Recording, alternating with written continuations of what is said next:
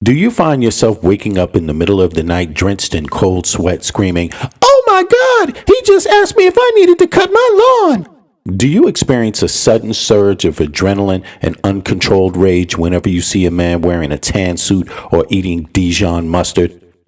Do you lie awake staring at the ceiling, convinced that the former president who left offices years ago is somehow still controlling the price of milk at your local grocery store? If the answer is yes to any of these questions, you and your loved ones may be suffering from Obama derangement syndrome. Yes, ODS. Obama derangement syndrome, or ODS, first emerged around November 2008. The unprecedented event of the first black man being elected president of the United States caused a seismic shock in the system. For millions of Americans, disenfranchised conservative Americans, this moment triggered a deep existential dread, a feeling that the country they knew was leaving them behind. Unable to process this cultural shift, the political brain copes by channeling this panic into permanent chronic obsession. According to the satirical psychiatric medical classifications, ODS falls under the broader category of the woke derangement syndromes, a class of conditions where completely logical, rational behavior is deeply feared and condemned. Over time, ODS has mutated into several documented variants, including Biden derangement syndrome and Kamala Harris derangement syndrome. Yes, KHDS. The symptoms of these variants include involuntary gasping at the sight of a bicycle, an overwhelming, irresistible urge to scream, "But what about the birth certificate?" or "What about the laptop?" at family dinners. The sudden belief basic civil rights, empathy, and renewable energy are the direct personal attacks of your lifestyle. You might have Obama derangement syndrome.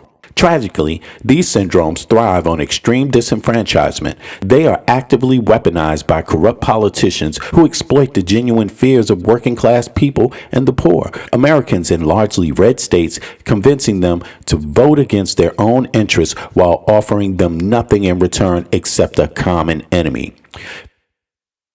There is no known cure for woke derangement syndrome, but exposing the absurdities is the first step. The Obama derangement syndrome, where we unpack the hysteria, dissect the culture wars, and look at how fear broke the brain of modern American politics. Grab your coffee, hold the Dijon, and let's get into it.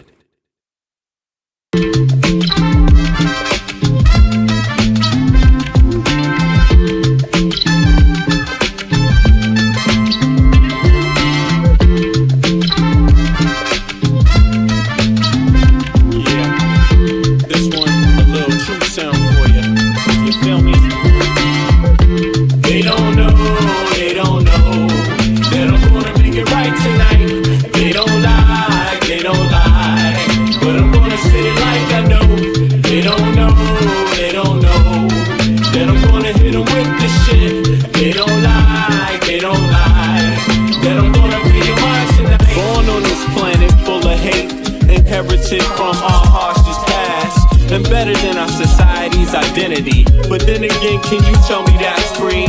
They explain to you what your mind should perceive, suggest things they want you to believe, like your skin color dictates your race. They're calling you an idiot to your face, like life is much more simple than that. We're all slaves and the cards are stacked, while we fight over problems we can fix. Industrialists turn our kids to addicts. The television does a job, introduce you. The radio's right there to seduce you, keep you locked on the wrong damn track. Cigarettes is just legalized crack. They want you to catch a damn heart attack. They want you to catch a damn heart attack. What? Stop believing in the flag, it's a trap. Cause men rule this world, that's a fact. They don't know, but I'm gonna make it right tonight. They don't lie, but I'm gonna say it like I know. They don't know, that I'm gonna hit them with the shit. They don't lie, that you're gonna feel mine tonight. That you're gonna feel mine tonight. That you're gonna feel mine tonight. That you're gonna feel mine tonight. If you see a man that needs help, then help a brother. If you see a sister on her own, still love her. Cause life is about how you choose to see it. But you gotta teach people how to learn to see it. The planet's been through suffering many times. We propagate many wars many times. The people need to wake up and stop accepting deceit from their own government's deception. You can't blame the people for needing protection from the government's bad reputation. We need to sing a song called Free the Nation. Cause we done had a whole lot of separation. Racism, classism, nationalism, based on keeping people out on the plantation. That's the plan, no doubt. Cause rich people got a plan, no doubt. If you still don't understand and believe that we are all one from the same mother, and respect each woman and man with the same consideration you would like to be given on a daily, then you need to retire so the new generation can take over and show you how to live and govern this place we call Earth home.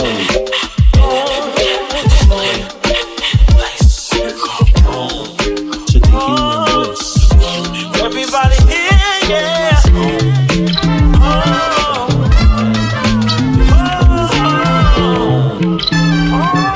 Check it out. They don't know, kid. They don't know. They don't know. But I'm gonna make it right tonight. They don't lie. They don't lie. But I'm gonna say it like I know. They don't know. They don't know. That I'm gonna hit them with this shit. They don't lie. They don't lie. That I'm gonna feel mine tonight. They don't know. They don't know. That I'm gonna make it right tonight. They don't lie. They don't lie. But I'm gonna say it like I know. They don't know. They don't know. That I'm gonna hit them with this shit. They don't lie. They don't lie. That I'm gonna feel mine tonight.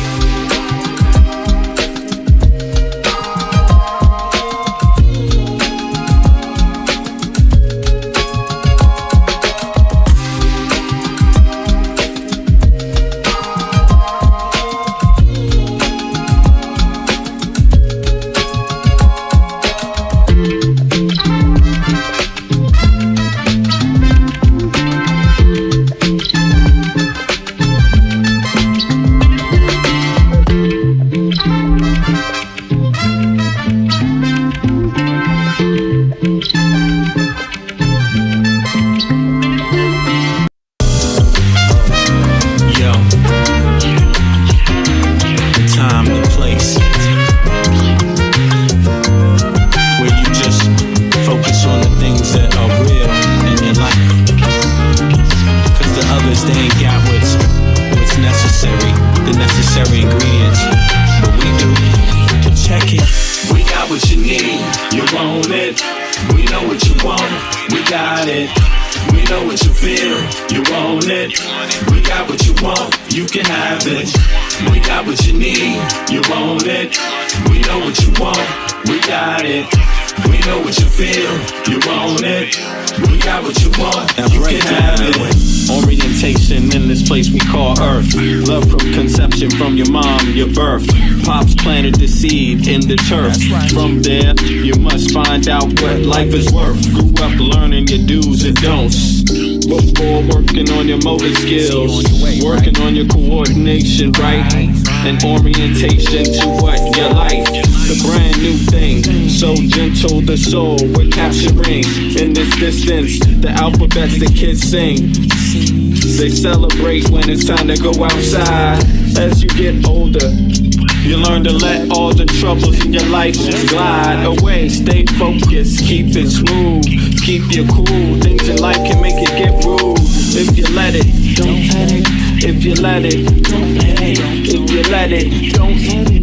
If you let it, don't let it. If you let it, let it, let it, what? If you let it, don't let it, let it. If you let it, what? Don't let it. If you let it, don't let it, let it. Don't let it.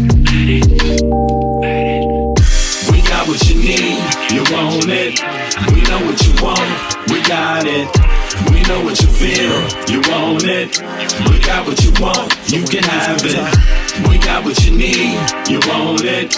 We know what you want, we got it. We know what you feel, you want it. We got what you want, you you can have Check it. it. We embark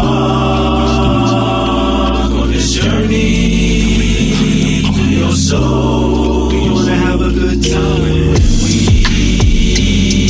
embark on this journey to your soul. We wanna have a good time. We do something that you know you can't deny.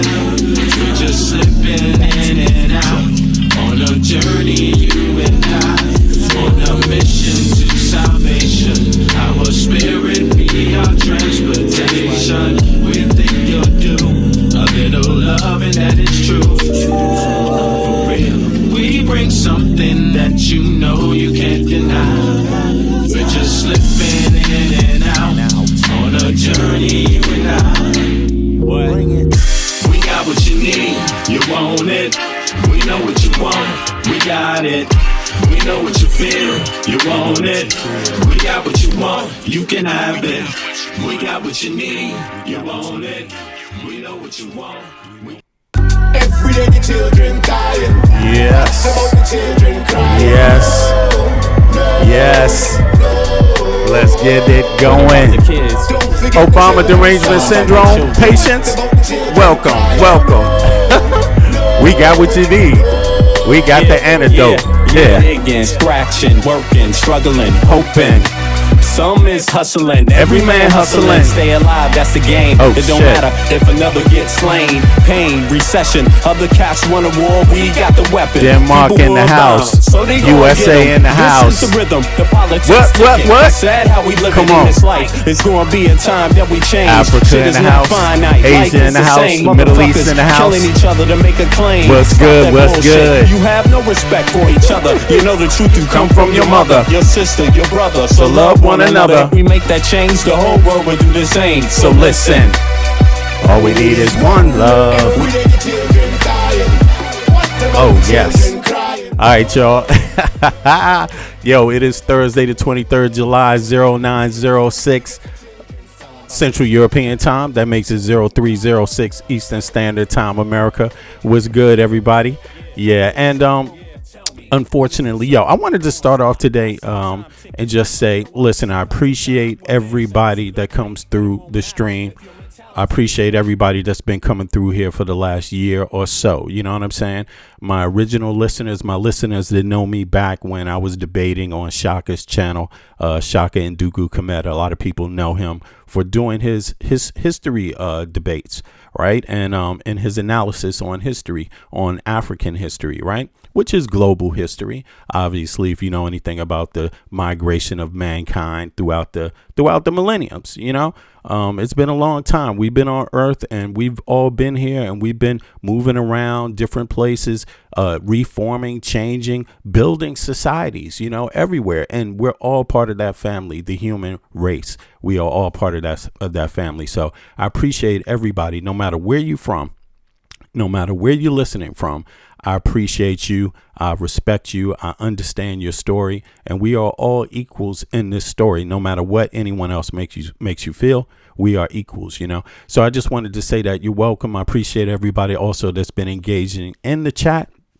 You know, I know sometimes it doesn't always work out perfectly, right? As we all hope individually. And it's also like that for me too. I just want to say sometimes I might actually engage people also in some of my posts and things like that. But listen, don't take it so deeply. You know what I'm saying? I try to give the same energy back that people give me on my post. You know what I'm saying? And I'm not perfect, but I am here doing my thing, and you're joining me. So keep that in mind. You're over here joining me. So that's part of how it goes, you know. And if I discover that maybe I made some error, then I'm willing to speak up on it, and I do that all the time. But I don't play games with people. You see what I'm saying?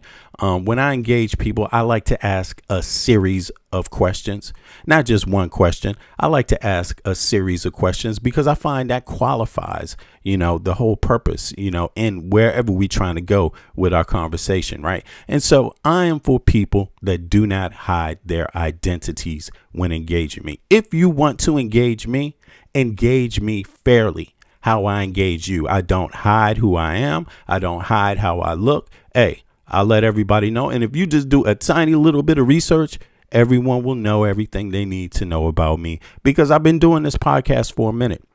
So do your research. You're not special either. I'm not special, but do your research. And by the way, please do hop up on the panel. Please do hop up on the panel. Let me put the panel link there in case people have not seen it before. There it is. All it requires is the same tools that you have to engage YouTube. If you're on your mobile phone, I would suggest you do this at the bottom of the screen. Join the panel on Discord. Click add Discord on your mobile device, on your computer, or whatever you're using to watch YouTube. Add the Discord link. And then when you come back, or add Discord, the Discord app. And when you come back, just click the link in the chat.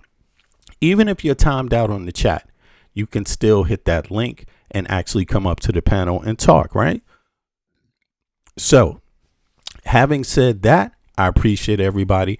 A couple of people got timed out. I said, actually a day ago or so, somebody came and said, I was a supporter of yours on one of my posts. And, because of blah, blah, blah, I think they were talking about Eric. They mentioned you, Eric.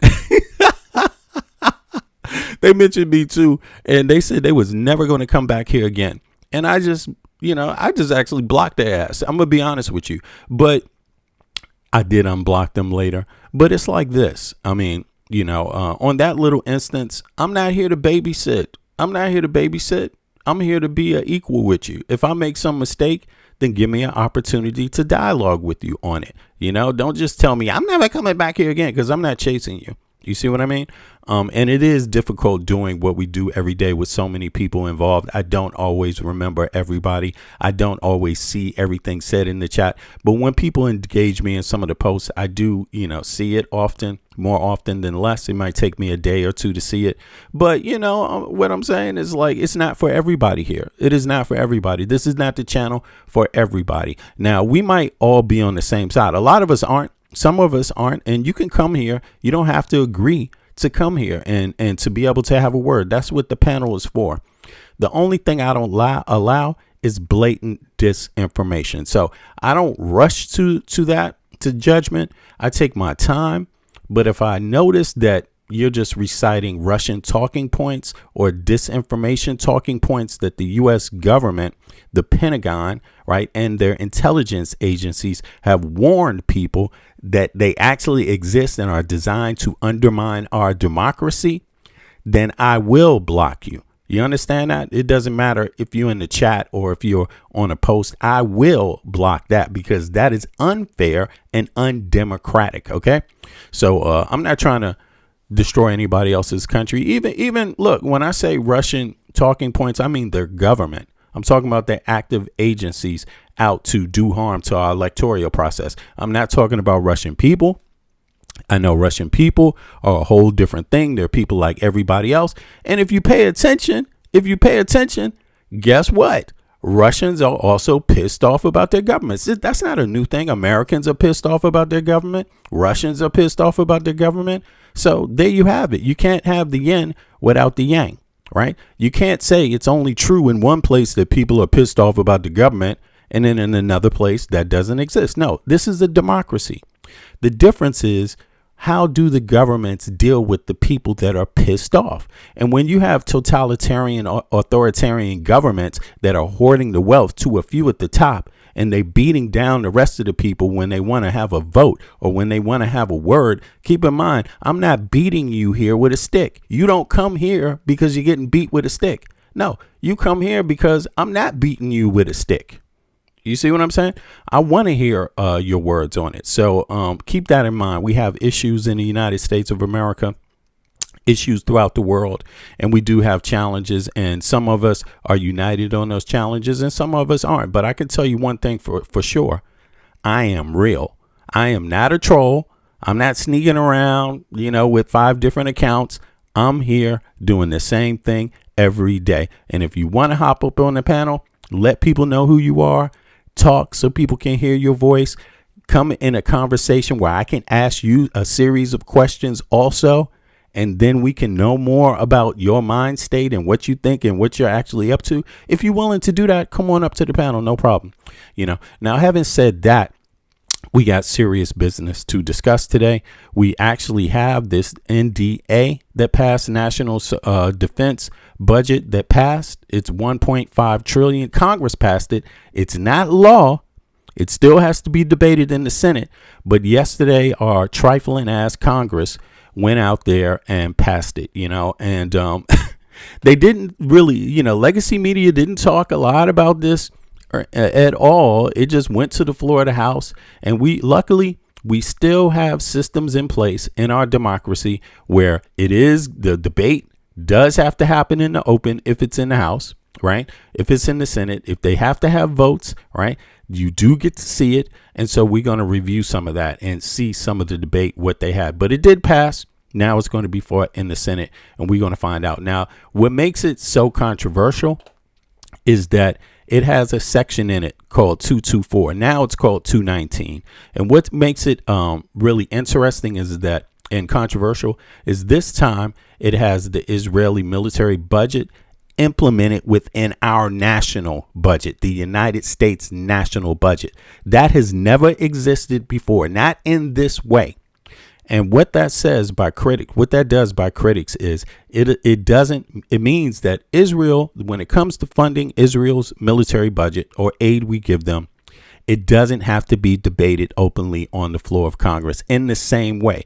Before, they would have to come every time and ask for more money, and then it would have to be debated. No, now it's more built into our own national defense budget, and it means it gets done automatically, not necessarily with the same level of scrutiny that it deserves. Keep in mind, the United States is a government for the people, by the people. So it is to be led by the people and what the consensus of the population believes is correct. Period. Full non-stop. That's why we vote. That's why we vote to have representatives. But keep this in mind. Everyone else out there in the Western world, if you're listening, what makes Americans very different in this NATO situation, in this NATO agreement, in this Western society, Western civilization, what makes us very different is we have the least amount of parliamentary representation of any other Western people. So it could be argued that our democracy barely exists, right? It's not one man, one vote. It's not the majority gets to rule in the United States of America. That's not how it works. It's a representative government, for the people, by the people, which means we have an electoral college, which means that the overall masses don't always get their way. It can be a minority which rules our government. That's how it works. It can actually work, especially the White House, the executive branch. That's how we choose specifically presidents in our country. So, and our presidents get to nominate Supreme Court justices that, unfortunately, because the Congress has made it this way, they sit for the rest of their lives and they get a paycheck from the American people, no matter the condition of the American people, no matter if they're poor and they go to work and pay taxes, no matter if they're middle class and they go to work and pay taxes, no matter if they're wealthy and they go, or rich or a little better off than others and they pay taxes. All of us together pay for people like Clarence Thomas's health care, even if you can't afford to get it at the end. Even if you can't afford to get it, all our 80% of our government workers have private insurance. They can afford it because we pay our government workers in the United States very well, but they get paid so well, they don't need Medicare and Medicaid, 80% of them, right? So they also get their health care subsidized through the taxpayer because we, the taxpayer, pay for our government workers. So there's a lot to be discussed here. And we do often try our best on this channel, but right now, today, we're going to give a little attention to this NDA that just passed. And so let's start off here. Anybody want to hop up? Feel free to hop up. First, I'm going to review some of the debate that happened on the floor, and then we take it from there. HR 8800, the keystone Appreciate of everybody. Congress's mandate. You there, Michael? You there? I'm here. Yeah. You wanted to say something, bro? Go ahead. Yeah, no, it's just, the irony of us obviously, ending our long stream yesterday only to have this get passed through. I mean, obviously it's not full, but still, even with bringing awareness to it, somehow it's still passed, right? Right. Um, and I do blame the Democrats, right? Because without the Democrats, they would not, whoever actually voted, I think it was about 14 of them, Right. who sided with these Republicans, all the Republicans in lockstep, right? And Again. that goes to show you. Yeah. Yep. Yeah. The Go ahead. Republicans in lockstep. It goes to show you who's really for their constituents and who's really for their people.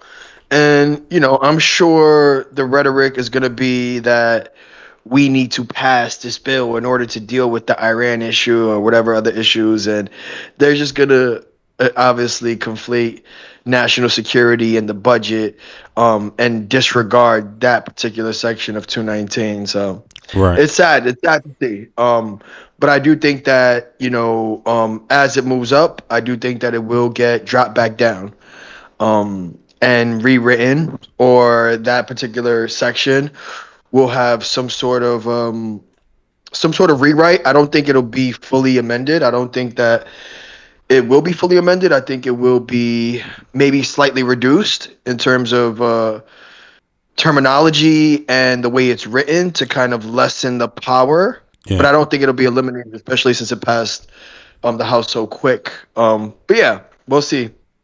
Yeah, we will see. And yeah, but again, what I hope is that American citizens become aware of what happened, pay attention, understand that this can be changed, but you have to come out and vote this midterm elections. Those of you that are not registered to vote, you have to register to vote to stop things like this from happening. That is the only way. The only way. There is no other way to stop this. You see, and you got to vote, and you got to elect politicians that actually want your money to be spent, at least having you be the beginning of the conversation. Your health care be the beginning of the conversation. Your on at any time. Your education, your housing rights be a part of the conversation anytime you elect any public official. Because as you see, they're going to get better health care than you.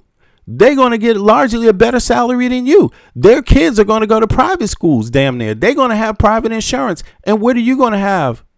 What's guaranteed for you? Why are you guaranteeing these people all of this stuff and they don't even vote for you to have it, and it's your money paying for them?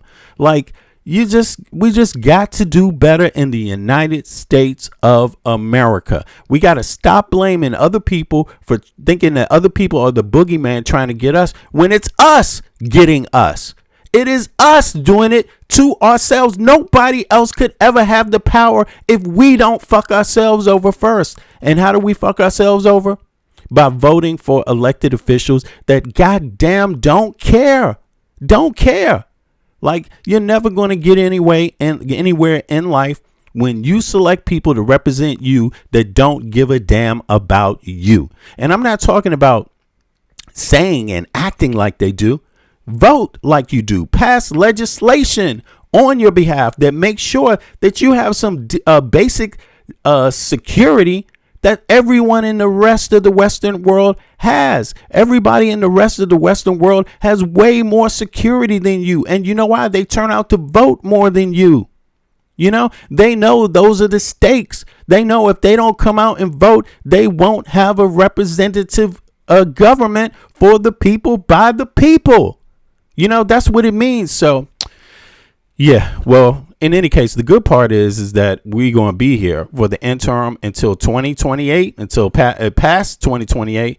I mean, we're going to be doing this podcast. And guess what people are going to have to think about? You know, you're going to have to come and get your education every day in this. Find yourself waking up in the middle of the night, drenched in cold sweat, screaming, "Oh my God, he just asked me if I needed to cut my lawn."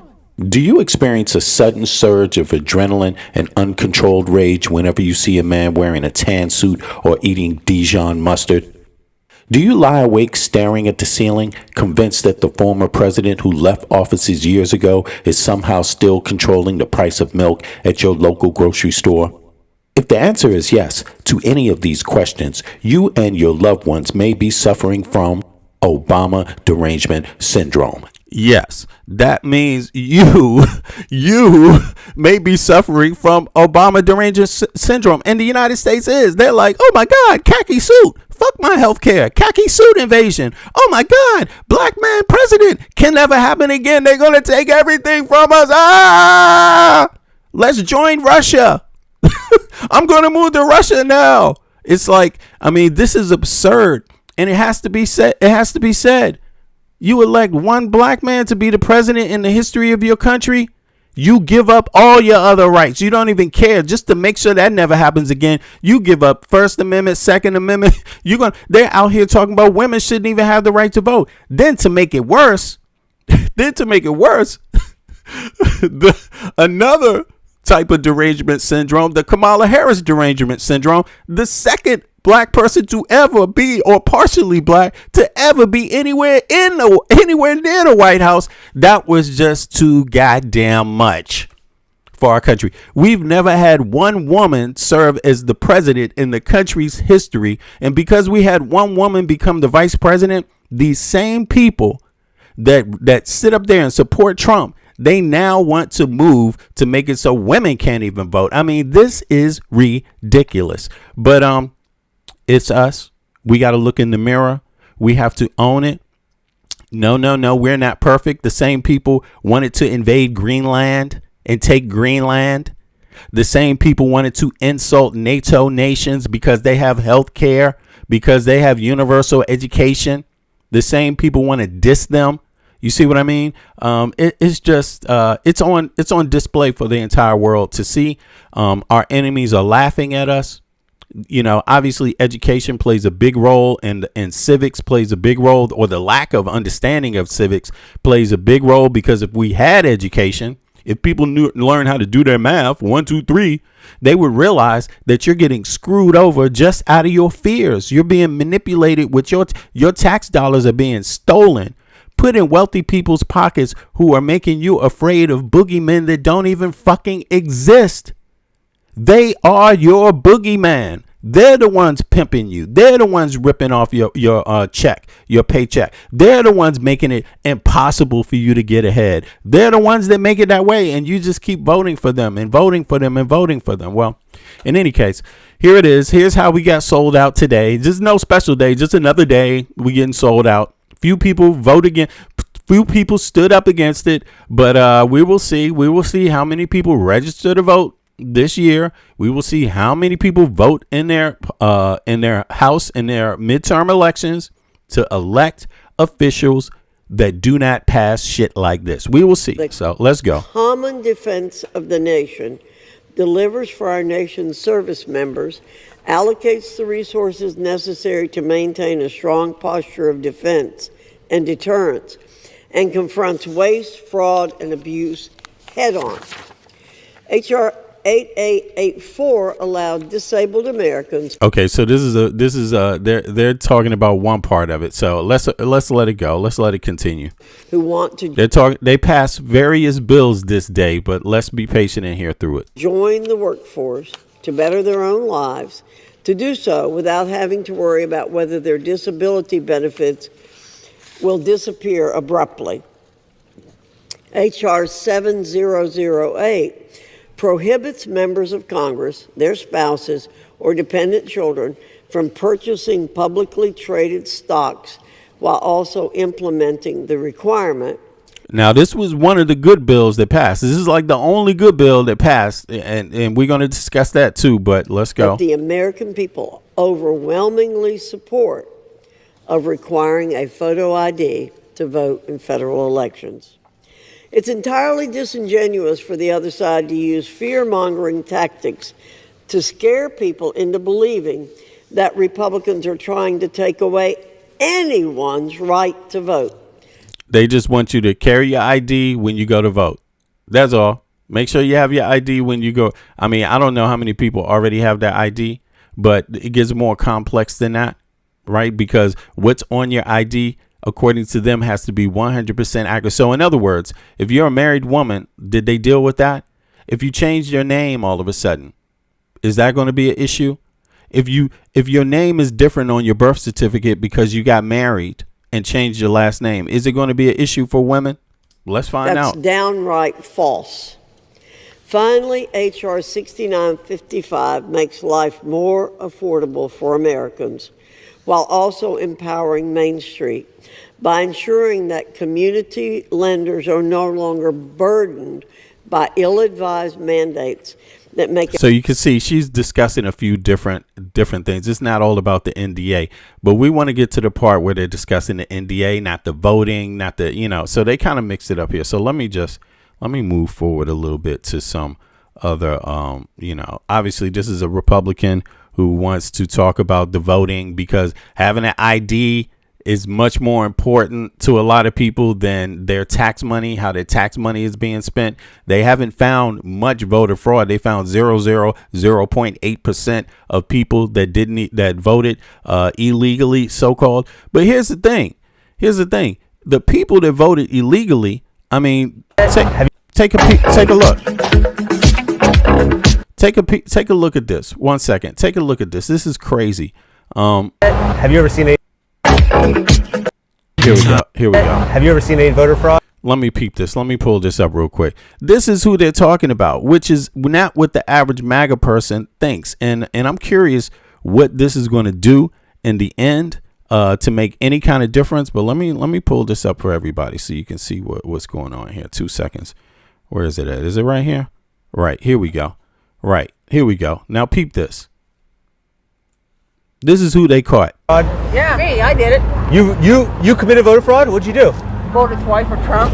Really? 4 years ago, yes. Did you get in trouble for that? Yeah, I'm still on probation for it. Really? Yeah. Now, if I voted for Hillary, I would have got a gold medal. But you voted for Trump twice. Yes, I did, yes. Yeah. I So, learned the hard way not to do it. But did you wear a mustache or anything? No, I walked was two in? different places. I went to a different place.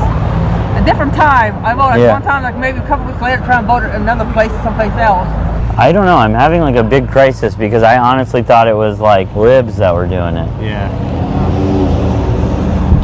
Have you ever seen a voter fraud? Yeah, me, I did it. You committed voter fraud? What'd you do? Voted twice for Trump. Really? 4 years ago, yes. Did you get in trouble for that? Yeah, I'm still on probation for it. Really? Yeah. Now, if I voted for Hillary, I would have got a gold medal.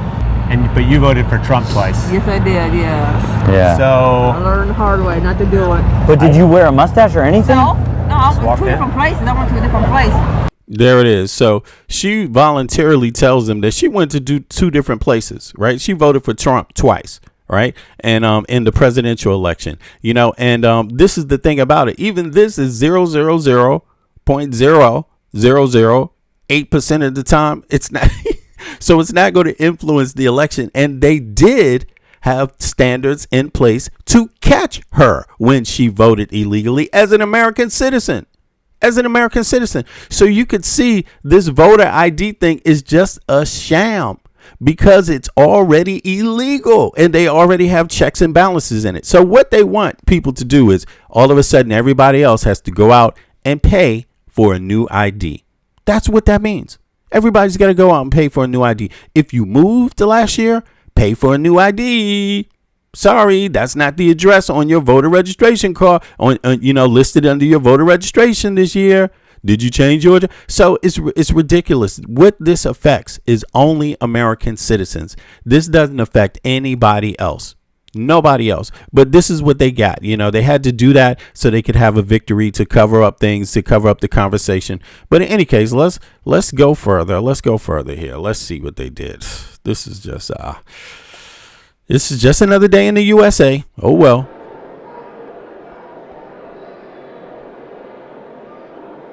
Republicans 191 voted yes. 6 said no. Okay, this isn't the total tally yet, so you could see it's coming in, but it will come in. And by the end of this damn thing, you will see the numbers change. They will go up. Okay, did they show it here? 5, yeah, 6. Right? More. But they don't need They do not need many Democrats to support it. All Republicans except one in the end basically supported it, or two, right?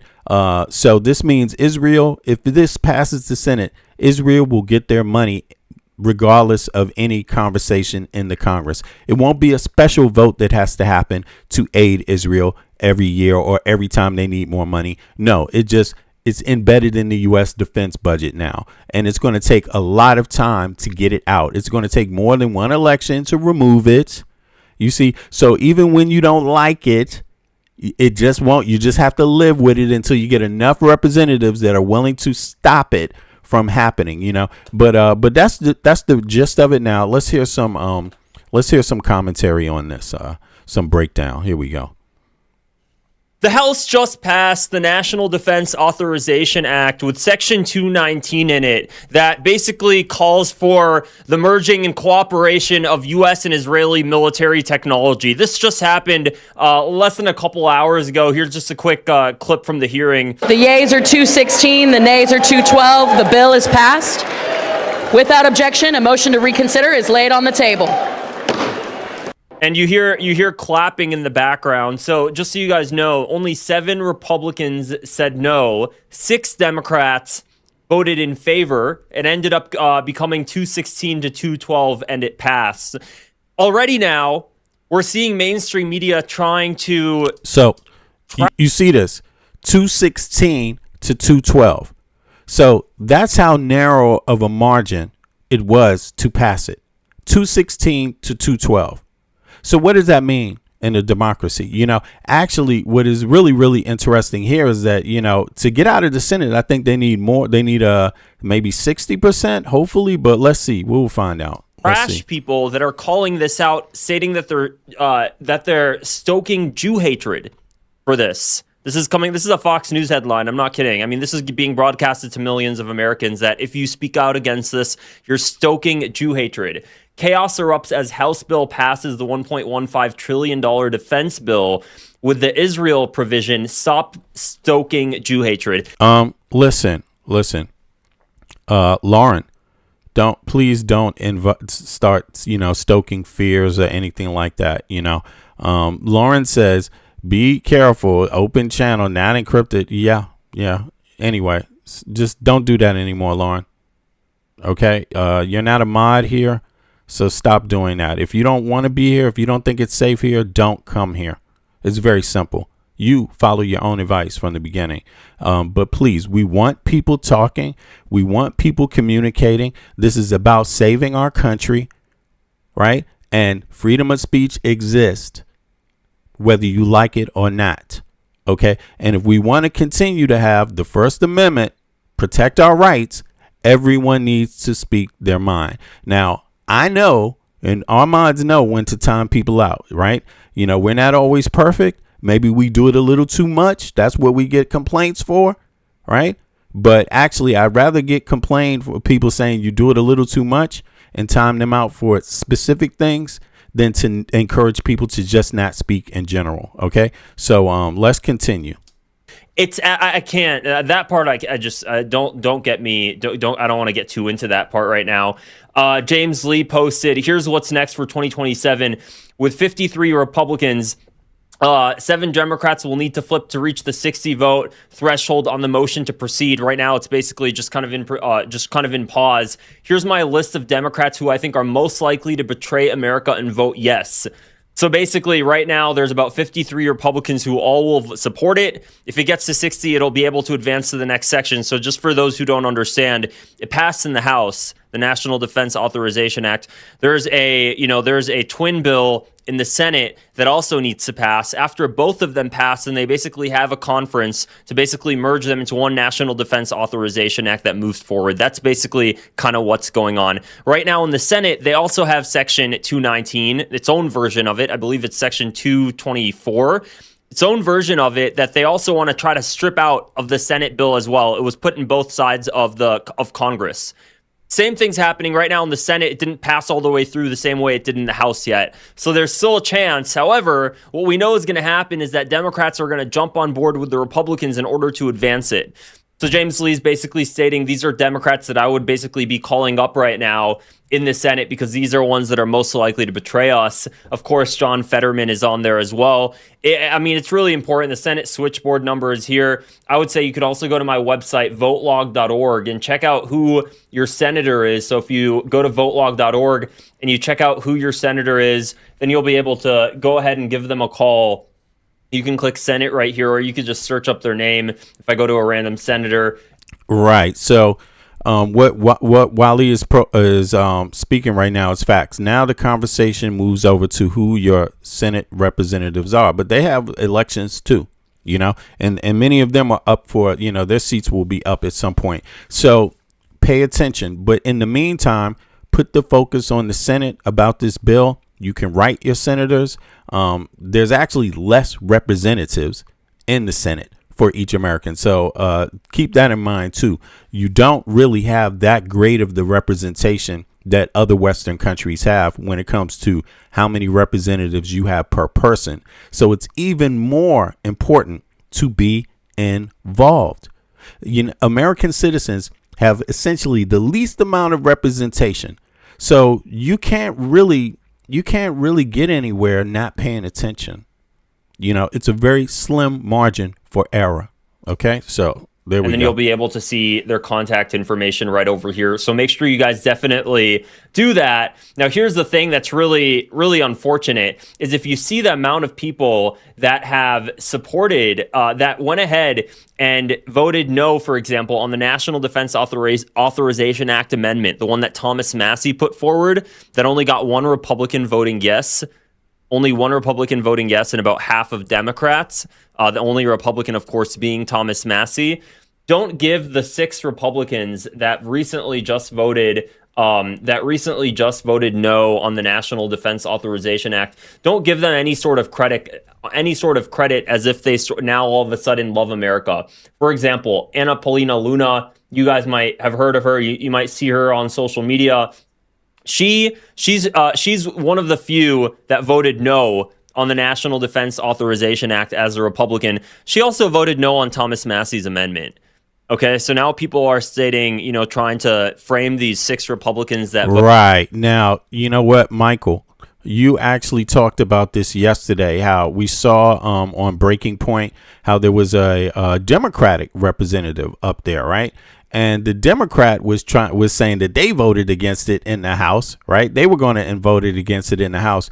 But you explained very eloquently what's the manipulation behind it. People know that there's elections coming, so they don't want to make it look like they're the ones doing this. But they do have a caucus, and the caucus is under Hakeem Jeffries, right? And so when they get in their little private members, they already know who's going to vote for what. If they have enough to make it, Hakeem talks to the Republican House Majority Leader, which is MAGA Mike Johnson. They know, so they get together and they share all this data. You see, so it makes it easier for the ones that speak publicly to manipulate. They can act like they're against it, but if you research the things that they voted prior to it, they may totally contradicted that in the past. You see, so Mike, you want to speak on that? Yeah, I remember a person like Hakeem Jeffries has openly said that he is for the NDAA as it currently is, without any provisions, right? So that's something you want to keep in mind when the minority House leader is saying that he's okay with that bill. That means behind the scene, publicly, that means behind the scenes, he's advocating to see who can he turn over. And what I would say to watch is the blue reps that, regardless of how they vote, that state would still have blue reps, right? We're most likely not going to see that difference. We're most likely not going to see that turnover in battle states, right? Where, your rep could be, a swing state, Pennsylvania, New Jersey, things of that nature, where you're jeopardizing your seat to a Republican or to a Democrat. Those are going to be the ones who vote against it. But the ones who know that regardless of where they are, that a Republican or a Democrat is going to be elected, they're the ones who you would have to watch, right? Because they don't really have anything to lose, Right. right? Because regardless, they're going to get a Republican or a Democrat in that seat. And so they have essentially nothing to lose. It's only the candidate who loses, right? Because now they won't vote for that particular candidate. But if it's slated to vote, to always be red or always be blue, then it doesn't matter who's there because they're always going to have that red or blue vote, right? That red or blue seat. And so those are the ones I would watch after, right? The really deep red, the Kentuckys of the world, the North and South Carolinas of the world, right? Where they'll always have red seats, right? Those are the ones who aren't in jeopardy, right? I would watch, even, some of the House reps from New York in certain spots of New York, right? Certain House representatives of New York, I would watch them as well. I would watch them, right? So I would watch them in order to see who, the Connecticuts of the world, right? The very blue and the very deep red states. Those are the representatives that you want to be able to watch as this bill progresses, or just as this bill gets voted on next, right? Because they don't have anything to lose, right? It's always going to have that House rep, whether that be a Republican or a Democrat. And that's why I say the very blue states and the very red states, it's those indecisive states that they're not going to jeopardize, right? And we'll see who and how both parties come together to try and pass it, right? And so I do think that, again, I don't have too much faith in our House and Senate. I do think that, a lot of money is being spent. There you go. To a lot of money. Israel is one of the largest. They have one of the largest PACs. It's not just a PAC, right? But together they're very influential. They're supporting a lot of candidates, and this is basically why you're seeing this be passed. These officials feel like they can't win if they don't have money to campaign on. And and as long as you're paying them, filling their pockets, they find it really, really, really hard to resist voting against these huge PACs that spend money. Yeah, and the money is what makes it easier to run. Right? Money makes it easier to run, right? You don't have to be as visible. And even if you are, that visibility is paid for, right? It's not coming out of your pocket. Right. And if it is, you're getting reimbursed, right? Campaigns are a lot easier to run, right? It's less of you as the individual candidate being visible, boots on ground, where you can just pay people to campaign for you, right? That door-to-door knocking, right? You can pay a group of individuals the more your campaign is funded, right? You can pay for your YouTube ads, you can pay for your Instagram ads, your Facebook ads, right? So you just become visible on a whole different level the more money is backed and the less work you personally have to do when you do have that money backing you. So that's why they're so adamant on passing the bill as is, and they understand that the support for Israel is at an all-time low when it comes to the public's perception and the public advocacy for Israel in particular, not Jewish, not the Jewish community, but Israel as a country, right? And so that's essentially why they've placed it in another in the NDAA, in an act that has to pass, right? Like, this has to pass, right? We won't have a budget for defense if this doesn't pass. And remember, Congress holds the purse, right? Congress holds the purse. Congress decides what gets allocated to what and how that money gets allocated to what. And so our defense bill every year, Congress controls how much money something gets, if it gets money or not. Basically. Yes. Yeah. Okay. Right? Just for people that may not understand what that means. Yeah. Go ahead. Yeah. Right. Congress controls the money. It controls the purse. It controls the bag that we decide to allocate to whatever causes we see fit as Americans. Right.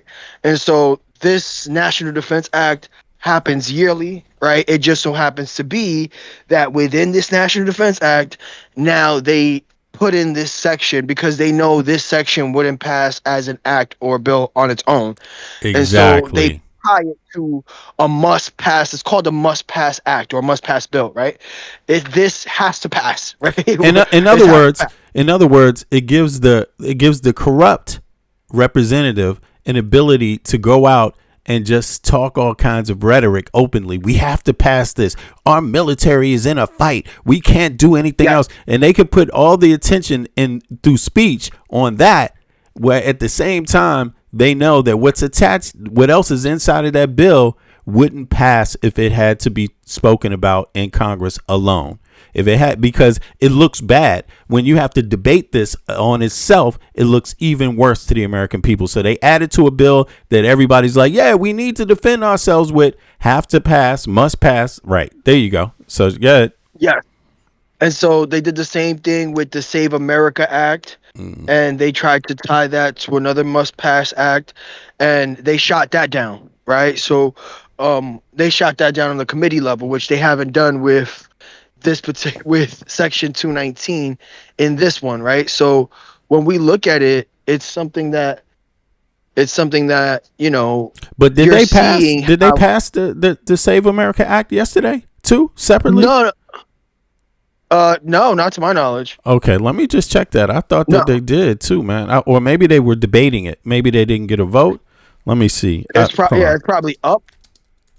Let me But see. I know they tried to tie it to a previous act that they wanted to pass, right? Or that it was another must pass act.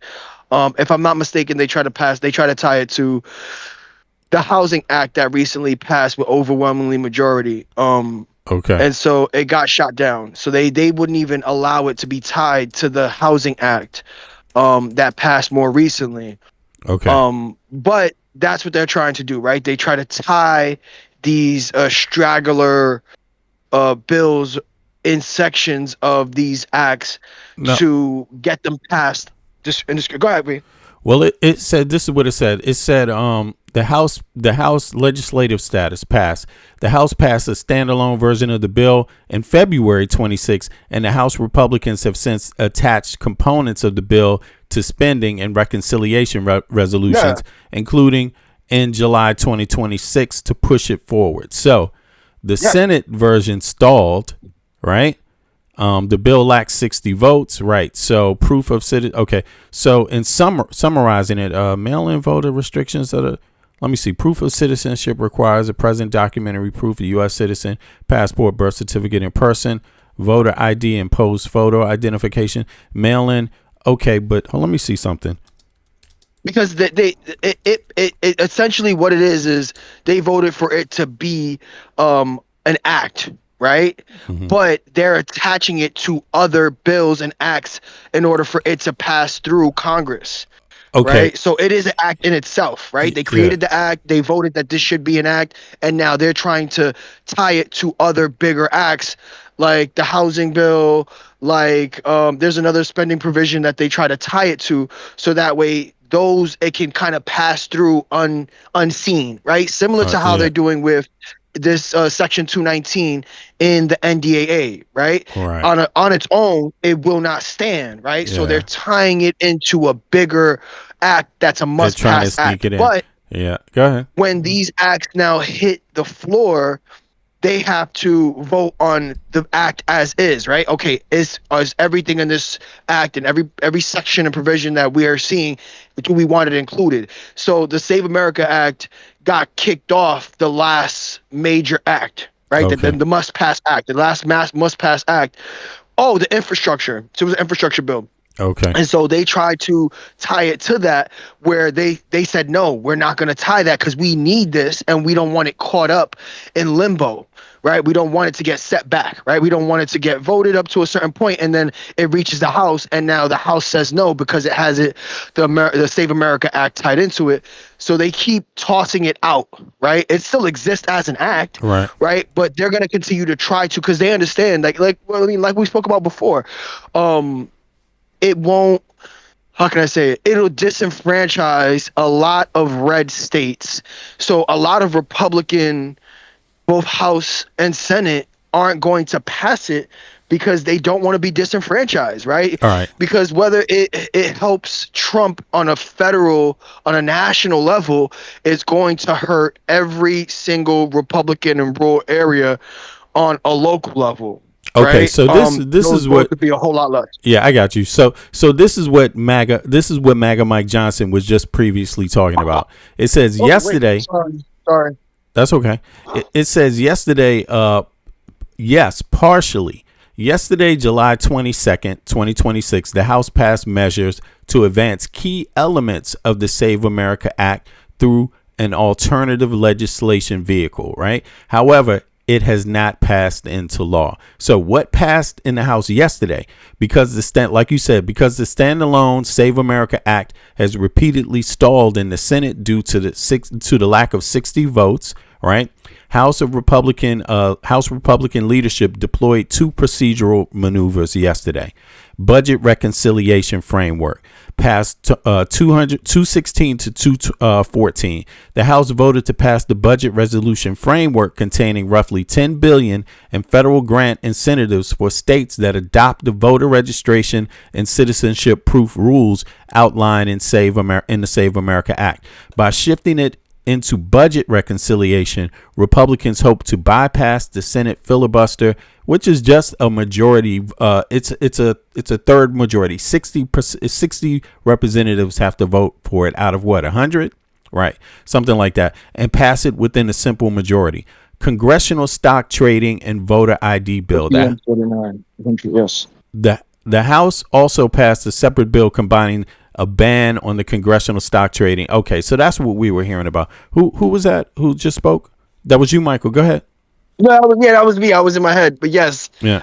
So it's it is 100, right? It's 100 in total, and that gets split up, right? Either way, so it's still got to pass the Senate. Either way, it's still got some examination in the Senate. So and even in the House, right? So right, it's not going to even reach there because alone it won't. Oh, you cut alone out. It won't.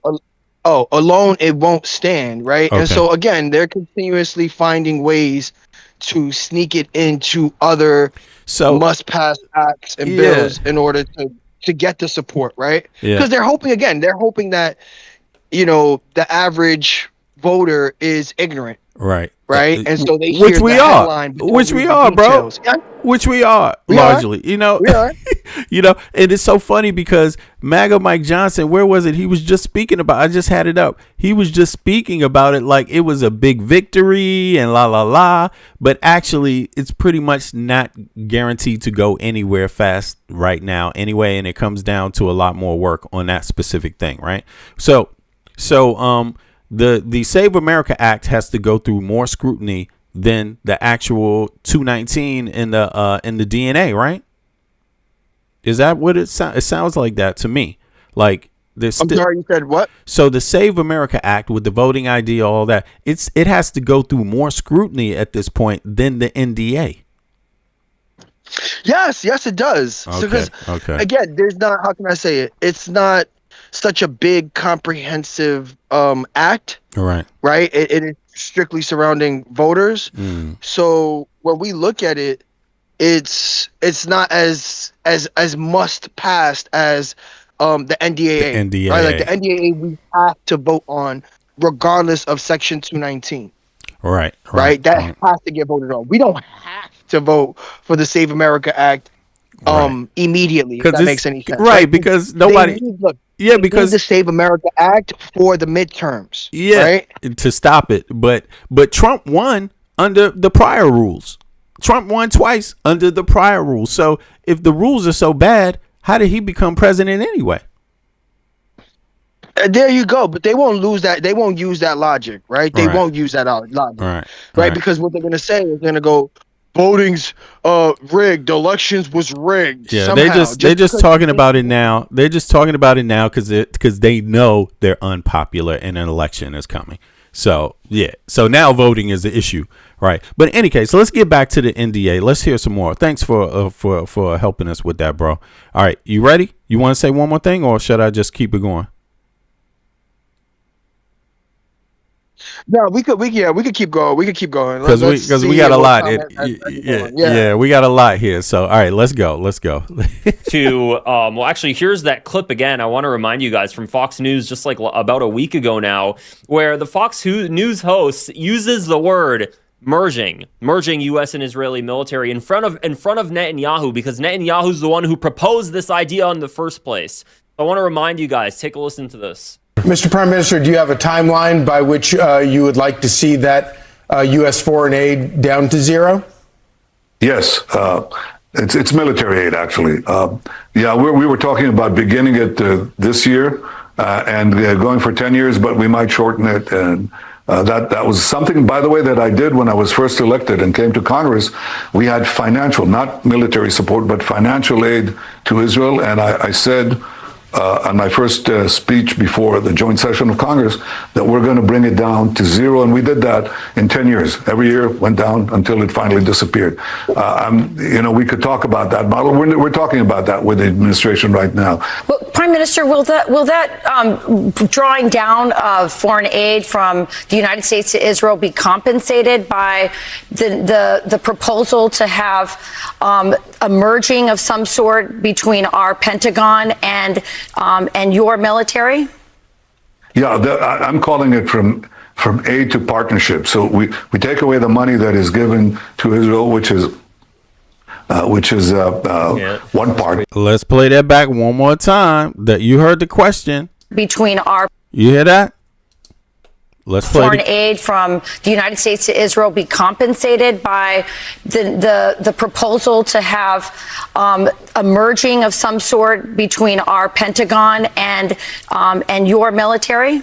There it is. Yeah, I'm calling it from aid to partnership. So you see, using the word merger is what Netanyahu said yeah to. He said yeah to that language. Fox News speaks about it as a merger. So how are the American people supposed to take it? If you're a Republican voter, if you live in a red state, how are you supposed to take that? Are you supposed to take it as it's not a merger? Is that what you're supposed to do? It's a merger. To some degree, it is a merger. And experts have said already that if this passes, you see how it only takes one vote to pass, right? It just passing the Congress and passing the Senate, right? You see that, right? Just takes normal voting. But to remove it, it is much more difficult because it creates it creates a dynamic of insecurity, right? If you just remove it, right, the structure, once it's in place, just like any other infrastructure, if you remove it, it could create a hazard for our own military once it is implemented. You see, and that's not even the worst part of it. The worst part of it is it being implemented, but removing it is not as easy as getting it installed or implemented. You see what I mean? Removing it is much harder. So voters need to think about this. And again, this is not a matter of whether you're a Republican or a Democrat. This is a matter of, is this what you want your tax dollars going to as an American citizen? Because you will pay for it. It's you who's paying for it, right? It's you who's paying for it. This is what's going on right now. This is what your congressional members have decided they want for you and your life and your kids' lives. Remember Trump said no more foreign wars? Screw that. Because Israel can use that money to do any goddamn thing they want. Not only that, you will be, no matter if they're doing what you want or not, you will be buying shit from them now in this bill. So let's play some more. We take away the money that is given to Israel, which is... and your military? Yeah, I'm calling it from aid. A merging of some sort between our Pentagon and your military? Stated by the proposal to have a merging of some sort between our Pentagon and your military? Yeah, I'm calling it from aid to partnership. So we take away the money that is given to Israel, which is which is one part. But the other part is we co-invest in equal measures in the new technologies that are needed to give our military and your military the advantage. The host said merging the Pentagon with the Israeli military. I can't believe she just says that as if this is like normal conversation. This is the biggest form of damn treason, And he agreed. that's normal conversation on Fox News. Fox News, the only real news network most red state voters listen to, and they believe it verbatim, day by day by day by day. And if they're not on Fox News, they on Reddit or some, they're on Putin's little right wing, social media app or some shit, or Trump's, really like that, seriously. And keep in mind, the same people that are voting for this largely, we're talking about largely, because it only took 12 Democrats to pass this, only 12 out of hundreds and hundreds of people that had to vote on it. Something like 400 people had to vote on this shit. Over 400 people had to vote, congressional members, to pass this, and only 12, something like 12 Democrats, they needed only 12 to get it passed. The rest of the Democrats didn't vote for it. Mike, am I right about that?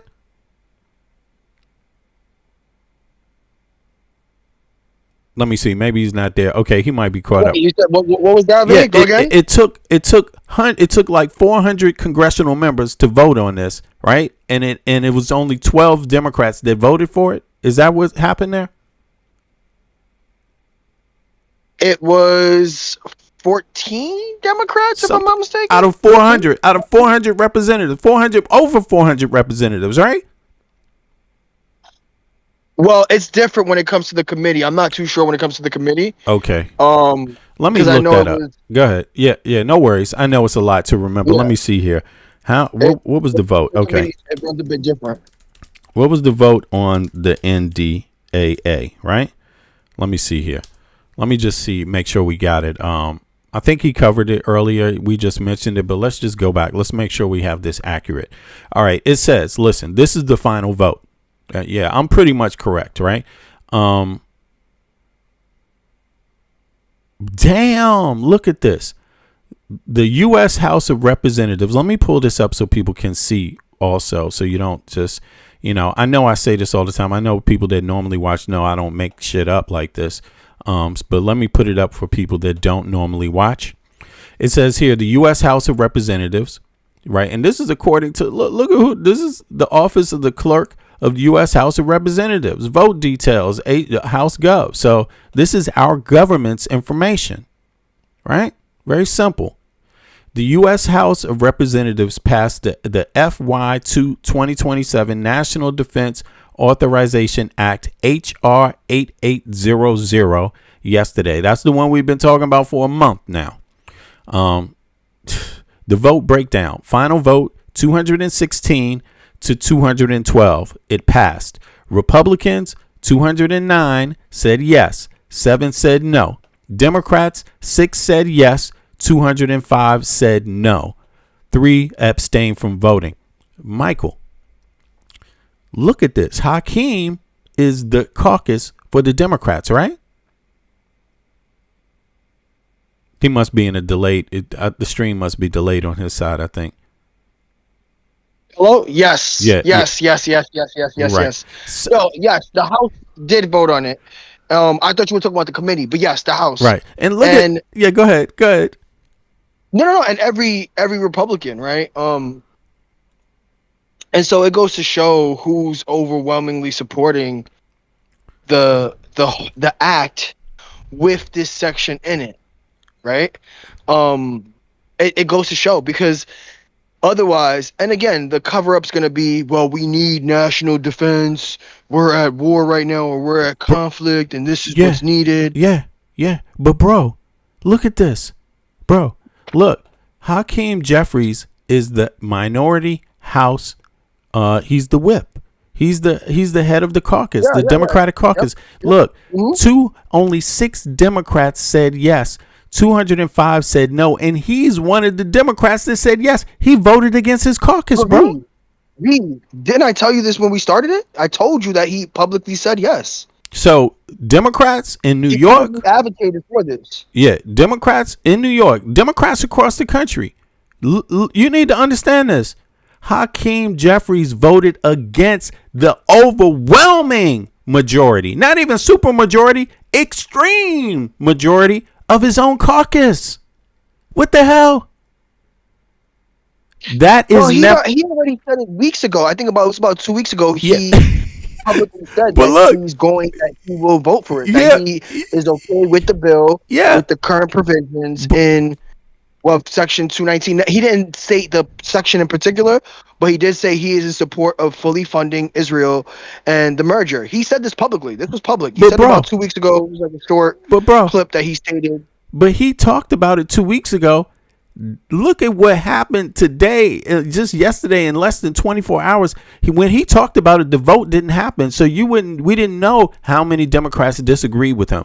But now that the vote has happened, damn near every Democrat except 6 voted against the bill. It's on he voted. He knew, bro. He voted, bro. He voted. Minority House leader. He knew where this was going. Right. He still does it because he receives overwhelming AIPAC money. He's one of the largest recipients of AIPAC money. So he was never going to jeopardize that. But he knew Democrats as a whole were going to vote against it. Even Chuck Schumer publicly, as a Jewish individual, Chuck Schumer came out and said he does not support the current NDAA Act with that section merging. Hakeem is done, bro. He's done. He's done. He's getting primary. They call him AIPAC Jeffries. Yeah, he played himself this time, bro. And it's not that there's a lot of people that been disagreeing with Hakeem for a minute, but this is unheard of. This is extraordinary, man. This is extraordinary. What did I just say about overwhelmingly deep blue states? What did I just say? Overwhelmingly deep blue states are going to vote regardless. They're going to vote for it because they know that if they get replaced, they are going to get replaced with an equal individual of the same party. Deep red, deep blue. They're going to support it because they know they're not in jeopardy of being replaced by the other opposing party, right? Jeffries is in New York. He's not going to get, even if he were to get replaced, he's going to get replaced by another Democrat, right? Who's taking AIPAC money? Of course, right? I would reckon. And so he knows, okay, first of all, when it comes to strategy, right now, the Democratic strategy is to use the NDA Act as leverage to make Republicans look bad and Democrats look better as we go into the primaries. Obviously, if that weren't the case, they would overwhelmingly vote this into without any discrepancies, right? So that's the playbook. Right now, Democrats are using this as leverage. I think they covered it in the breaking points situation yesterday. It's a part of the strategy, right? It's a part of the strategy for the Democrats to utilize this as a stop and stare for them against the Republicans going forward into the midterms. And so they're going to use this. Hakeem Jeffries knew that, right? Hakeem Jeffries knew that this was going to happen because he's the minority leader, right? He knew obviously where that vote was going to go and how that vote was going to turn out before they even vote. They confirm with Jeffries. Let's make this very clear. Before they go to the floor and vote. Yeah, he knew. Hakeem Jeffries, he knew. He knew the numbers. His caucus was totally against him. Yeah. That's crazy. And he still voted for it. That is insane. I would reckon they have to vote him out, bro. The other Democrats who voted alongside with him are in deep blue cities, blue states. Yeah. All right, but listen, the caucus itself, they have grounds to replace Hakeem Jeffries within the caucus right now. This is serious. Well, I think that's what they were waiting for, right? I think especially when it comes to Hakeem Jeffries, I mean, they had the statistics on what it would look like to replace him. I just don't think that they have an individual who they can replace him with currently, right? Because let's just keep in mind, Hakeem Jeffries, at the end of the day, people vote with voter recognition. He is very recognizable, right? He filibusters all the time, right? Where he'll stand there 3, 4, 12 hours just talking, right? And so he's well known within the Democratic Party. You know, I don't think that the Democrat Party has even someone who's as visible who can go up against him. I think obviously he'll get the votes if they tried, if they put someone as popular, but I just don't see another Democrat who's as popular or has been in the House that long to have that appeal, if you must say. Because remember, at the end of the day, the House leader has to have appeal to all the Democrats. He or she has to be known on that level regardless. So that's something that right now it looks very, very strange, bro. It looks very, very strange. You know, just, and he's the not to stay on Hakeem here, but since he went against his own goddamn party on the vote, I mean, I have to ask, he's the representative for what? He's the representative for Harlem? Who is he representing in New York? Who is he representing? Is he the representative for Harlem, or who is he? What district does he represent again? I'm honestly, I forgot. I'm not sure. I know he represents one of the New York City areas when it comes to his congressional, where he is congressionally. Let me just peep that. All right, and let's go. I'm just curious about this. I can't understand this. This is he represents what does it say here? Hold on 2 seconds.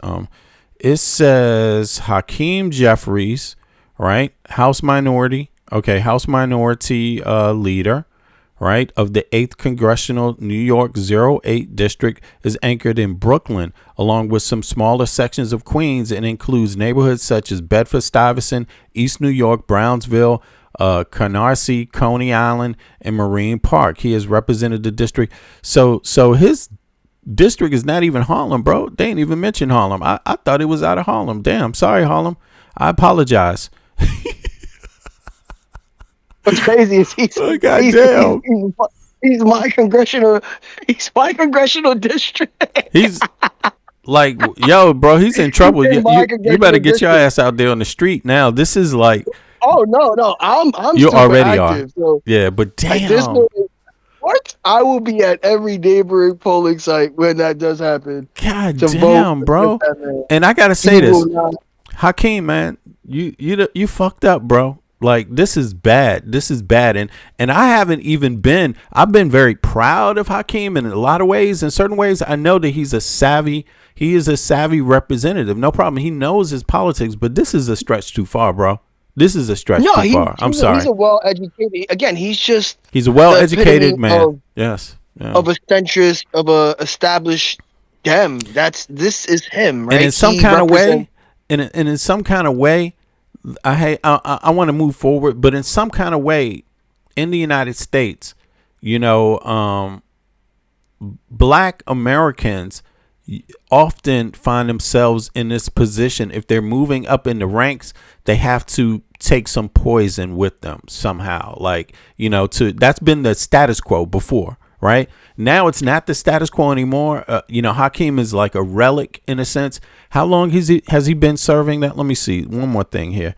How long? And, you know, to circle back to Hakeem, he overwhelmingly represents a minority district. Mm-hmm. This is a minority district. When we speak about Brownsville, East New York, East Flatbush, Bedford-Stuyvesant, these are all majority African-American communities. Overwhelmingly, not mildly. 13 years. Bedford-Stuyvesant. Yeah. Yeah, he's been a congressional district for a while. For over a decade. I think this is Okay. This is his second one. If I'm not mistaken. Let me see. Let me see. Yeah, it's true. I'm not trying. He's not a relic in that sense. He's not a relic like Mitch McConnell, right? So he's relatively young, right? Yeah, he's young. Yeah, but he's kind of segued. He's segued from that older generation into the new. He's like a middle piece, kind of. Yes. Yeah. And that's how they utilize him, right? And so they utilize him as the token for these minority communities for his congressional district. And let's just play it flat out. The congressional district that he's in, they don't vote. We do not vote. overwhelmingly, when we look at, the voter rolls and registration, that though his congressional district in particular does not vote. If not, it is very, how can I say it? It's very concentrated to your homeowners, to more educated individuals, but that's not representative of his congressional district, right? So he's not going, how can I say it? His appeal is to middle class African American community, and there's not many of that within his congressional district, right? So voter turnout for him in particular is what saved him, for the most part. Low voter turnout. Right? Is it low vote? Let me see. Low voter turnout in his district. I'm just curious about that. Appreciate you, Mike, on this, because yeah, this is very detailed, and people need to understand where the detail is and what matters, right? It says here that his let me pull this up for people to see also. It says here that New York's 8th congressional district consistently experiences low voter turnout compared to national and state averages, particularly during midterm and primary elections. That's not a good thing. That means people generally aren't happy or feel hopeless. Key data trends: midterm elections 2022 midterms in District 8 had one of the lowest turnout rates in the nation, ranked 23rd lowest among 435 House districts. Total turnout hovered around 138,000 votes, well below the national average for congressional districts. Yeah, so yeah, it does kind of set Hakeem up for to be primaried. We're going to see how that goes. But just to even give further context, right? His district is 100% urban, right? The ethnic composition, like I stated before, 42% black, 27% white, 16% Hispanic, 8.8% Asian, with a household median of $63,000. So that essentially is his demographic. And again, it's that middle class, African American, white, college educated demographic. But that is, how can I say it? That's such a fraction of a percent for the congressional district that he represents. So he's essentially appealing to that that median household, first time homeowner or generational homeowner. By speech. Yes. And that's how he represents himself. Yeah. Right? That's how he represents himself. Yeah, because he could still do that without voting for this.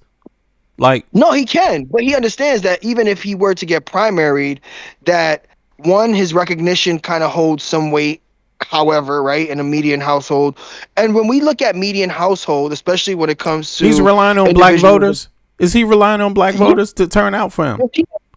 He is. Well, not even that. He's relying on the black voters who are your centrist Democrat, right? Who are your centrist Democrat, your indecisive Democrat, right? Who might have more conservative values, but believes in some of the basic values of the Democratic Party, like, pro-choice, right? Like women's rights to votes, right? Very important. Those are very important things. Yeah.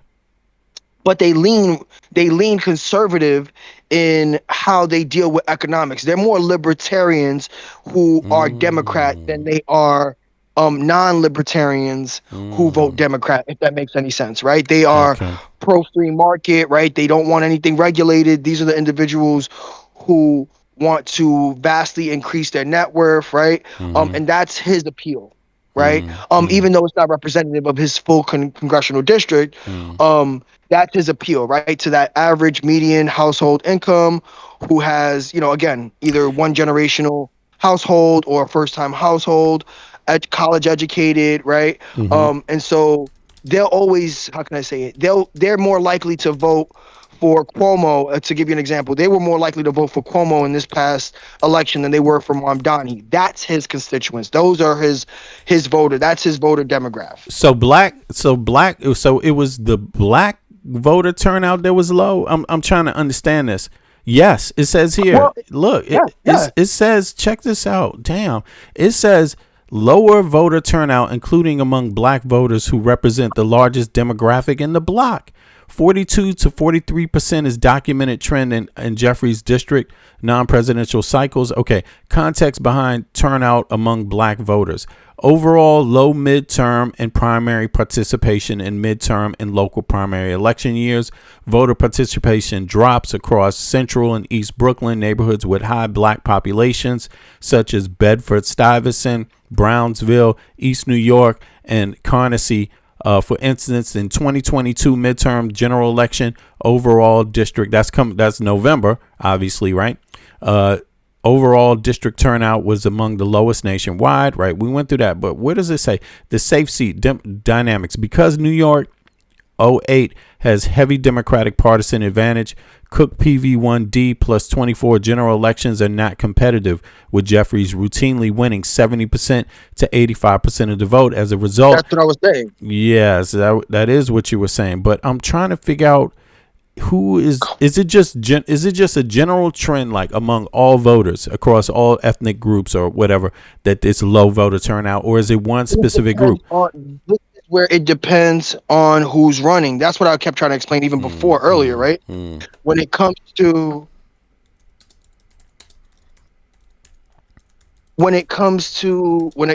who's running, like Zoran, he overwhelmingly had individuals vote for him.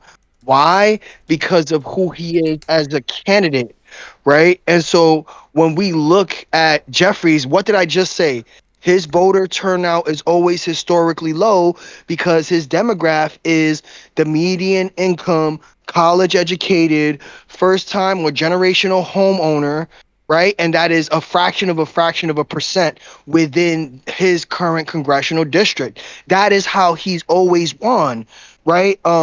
Because historically in urban areas, which 100% of his congressional district is urban, they don't tend to vote in elections other than national elections for the president and vice president. Historically, they don't tend to vote. Again, the outlier to that is mayoral candidacy, and it depends on who that mayoral candidate is, right? And exactly what I said. Whoever voted for this NDAA Act with these provisions in this Section 219 within it, they are overwhelmingly blue, right? They're gonna get replaced with an individual who is another Democrat, right? And this is where Hakeem Jeffries is banking on the fact that your average urban individual who he represents on a congressional level doesn't care about who their congressional representative is. Yo, bro. And that you broke this down very accurately. I was just looking at all of this shit. It says ages 65 plus homeowners, they're really backing them up, and that's across ethnic lines. It's really the poor or people that are unaware of the voting. Maybe people that speak different languages, certain immigrant populations. And it says the lower income people, which is not just black people. It's a different, it's very diverse, this lower income population. That's who is turning out to not vote. That's where the low voting is coming from.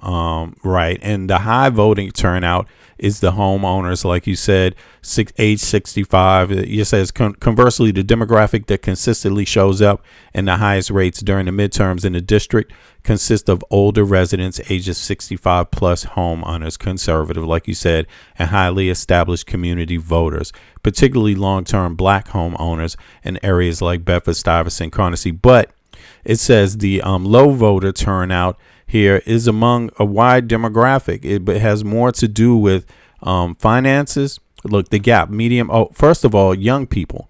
Look, it says young people between the 18 and 29. Young voters show the largest collapse between presidential election midterm. The youth turnout peaks during presidential elections, but the midterms is low.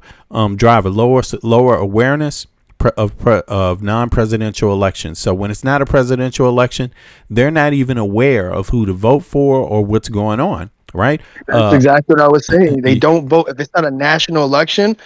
Most individuals of a lower income they don't vote. And the reason why, again, it's a whole lot more nuanced.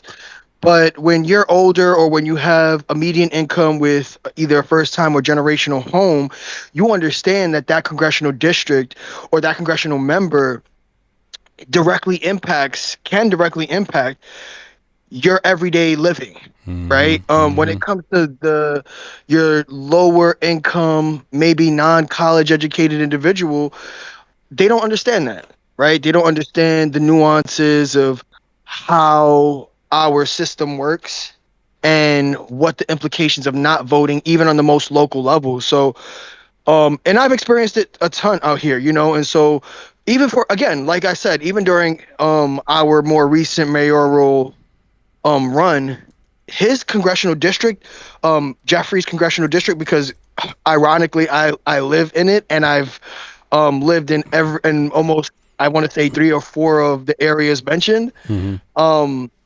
They voted for Cuomo. They voted for Yeah, Cuomo. you were telling me that. That's crazy. Yeah. And the reason why is name recognition, right? That median income appeal, right? That's where he wins, right? And he's banking on that. He's banking on the fact that his congressional members are the older individuals who are your centrist Democrats, right? Who are going to make it their duty to vote on a congressional level, who his appeal isn't to that lower income individual. It's just not. Right? Because they don't vote. And why would he continue to appeal to that lower economical demographic when they don't vote for him? Right? So at the same time, I don't blame him. I think it has to do with, political awareness. One of my good friends who runs campaigns, who was a campaign manager, he showed me the numbers, right? Like, when you reach his congressional district, Jeffries in particular, it's 2 things. It is economics, right? Home ownership. Well, a couple of things: economics, home ownership, and name recognition. Hakeem Jeffries has name recognition. But I'm hoping that will change in this upcoming this upcoming primary. But again, I don't even, they haven't even stated, or at least he hasn't been promoted, whoever's running against Jeffrey on that Democrat ticket, right? So it's by design, right? It's by design, because what they'll do is they'll find a candidate last minute to run against him, right? Who doesn't have the recognition, who doesn't have the wherewithal, right? Who doesn't have that power. He's able to win. He's able to win in that district with that APAC money. He's able to dominate the airways. You want to know another thing? Yeah, Do you know who overwhelmingly this is just a part of that white demographic? Those communities in his congressional district is a very heavy Jewish community. So it all makes sense. So it makes sense. Yeah.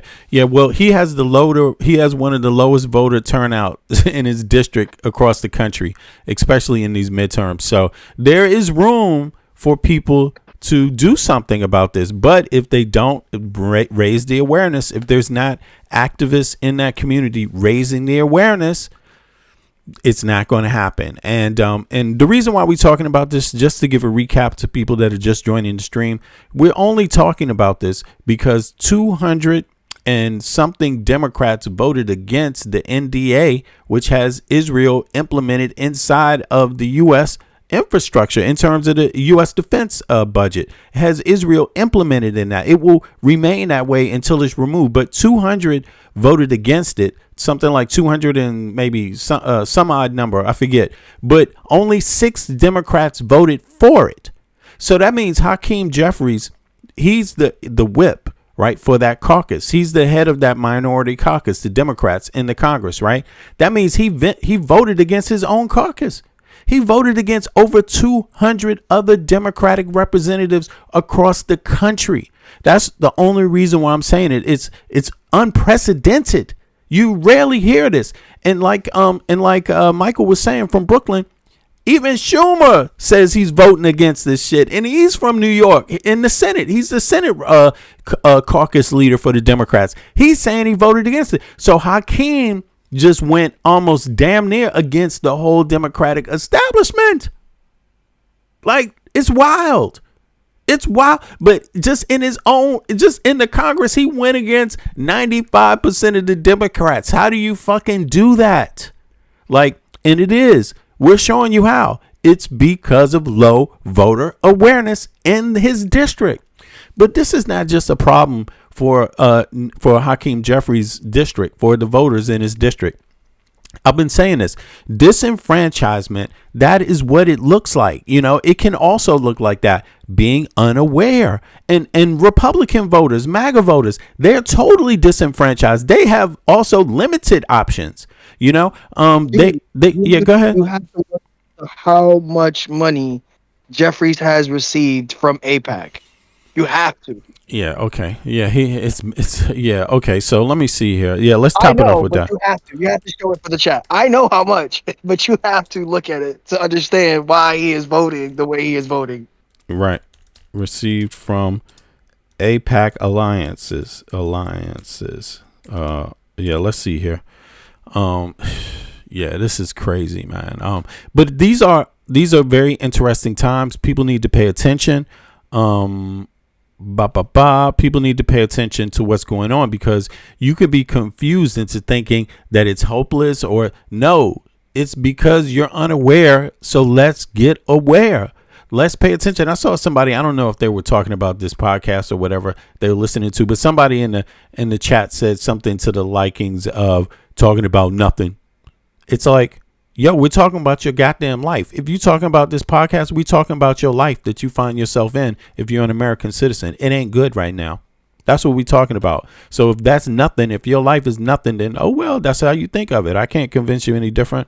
Not even trying to. I'm here to convince the people that care about their life, not the ones that have given up on it. You know, we're good at galvanizing people that are on the line, that feel like, yeah, they want to do something but don't know what to do. But the people that are just like, fuck it, I don't care about my life. Nah, you stay over there and you don't care about your life thing, and we'll work on people that do care. At least people who care may not know what to do. That's different from not caring at all. But it says here, House Democratic leader Hakeem Jeffries has received over $1 million in total AIPAC money and associated pro-Israel lobbies. But it's hard to know, because then they have money that they funneled through other ways, right? So AIPAC, yeah, AIPAC, secret PAC. Yeah. So this is they saying what is on record is over $1 million. That's what they saying on record. On record, yeah. Yeah. And just so we can address the viewers again, because like I saw Eric say Mom Donnie can change that. Unfortunately, Mom Donnie hasn't voted to have Hakeem Jeffries primaried, and in fact, he's voted against it. Mm-hmm. And that has to do with politics, because at the end of the day, again, Hakeem Jeffries' name recognition is very strong.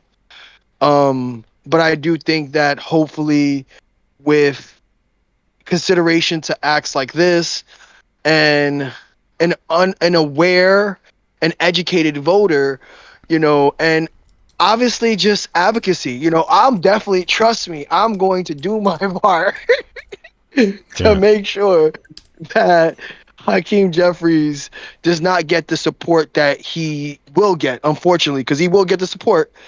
The numbers speak for themselves, and the Democratic Party hasn't done its own job from within, because they want to support Jeffries, right? They haven't put money behind or recognition behind opposition to have him primaried. And that's by design, right? Mm-hmm. If the Democratic Party wanted a true representation of progressiveness within the party, they would have found a candidate to primary against for Jeffries, and they haven't, and they won't. And so, unfortunately, I do think, obviously we have AOC also, who is a congressional district member. Hers is, I think, South Bronx and the Harlem area. So when we look at that, she also hasn't spoken out publicly to have Jeffries primaried. So when we look at, even our DSA candidates within New York to obviously advocate having someone or promoting someone who could and should be able to primary Jeffries in these upcoming elections, they haven't. And that's by design, because again, that means that the establishment Dems absolutely don't want that, and they want Hakeem Jeffries to stay in place and to not jeopardize their own future within the Democratic Party. They have voted or not voted, they haven't publicly endorsed someone to primary against Jeffries, both Mamdani and AOC, regardless of their their deeper party affiliation as DSA members. They've chosen their broader party affiliation in the Democrat Party, right? And the established Dems just don't want it, so it won't happen. But yeah, go ahead, V. Well, it says that the estimates for dark money total when you're talking about not dark money, but the money that he admits to, and then what people estimate is coming through other ways, is 2.5 million. It's not 1 million. So that means that through a lot of other ways, which there are legal loopholes, he's getting more than that. But I just wanted to hear one thing that he said when he was asked about AIPAC money and Democrats receiving some. Obviously, basically all Republicans receive AIPAC money, 99.9%, but Democrats, this is the issue within the Democratic Party because there is a split. So let's hear what he says here real quick. 4 of your members have now said that they will not be taking AIPAC donations for their campaigns. I'm just wondering if you agree with that position. I'm going to continue to raise money in the way that I've been raising money since my arrival in the United States Congress. I'm proud of the fact that the average contribution to my reelection campaign is $28 a person. That's the average contribution. If you want to write about anything, write about that. Because okay, so people heard that, but it's estimated, through through these other channels that many politicians do take, Republicans, others, right? Because it's a loophole in the system. So when you have this money race, people are rarely saying no. It's estimated that it's 2.5. So obviously 2.5 is that people donating $28 a share. Is that 1.5 on top of the 1 million that he does say he gets? And so the 1 million would be from people that pay $28 per donation or something like that, most of his money. But what about the other 1.5? Where's that coming from? But in any case, let's just hear some more here about this dynamic here with the NDA. I'm sorry, and what is being said about it. Now, for those that are just joining, the House passed the NDA with Section 219, or people also call it 224, with Israel funding embedded in the national budget now. So that means from now on, they won't have to keep coming back asking specifically for funding for Israel. It will just be a part of the larger U.S. defense budget. That's what was passed by the House. It is not law. It still has to make it through the Senate. There's fierce competition against it from many. But we stopped right here because Hakeem Jeffries voted against his own caucus. 6 Democrats voted against over 200 and something Democrats. Without those votes from the Democrats, it likely would not have passed and moved on to the Senate. But Senate people are vowing to not pass it. So we will see. It can still be removed in the Senate. So that's why we stopped there. But let's continue here, y'all. This is the biggest form of damn treason, and he agrees to that. Then, this is the thing, guys. They gaslight you so much, and it just infuriates me. The AIPAC account, stop anti-Semitism. They're even going after AOC right now for simply stating this is a threat. They're basically, we're losing our sovereignty because of this, and they're stating, oh, it's actually not a merger.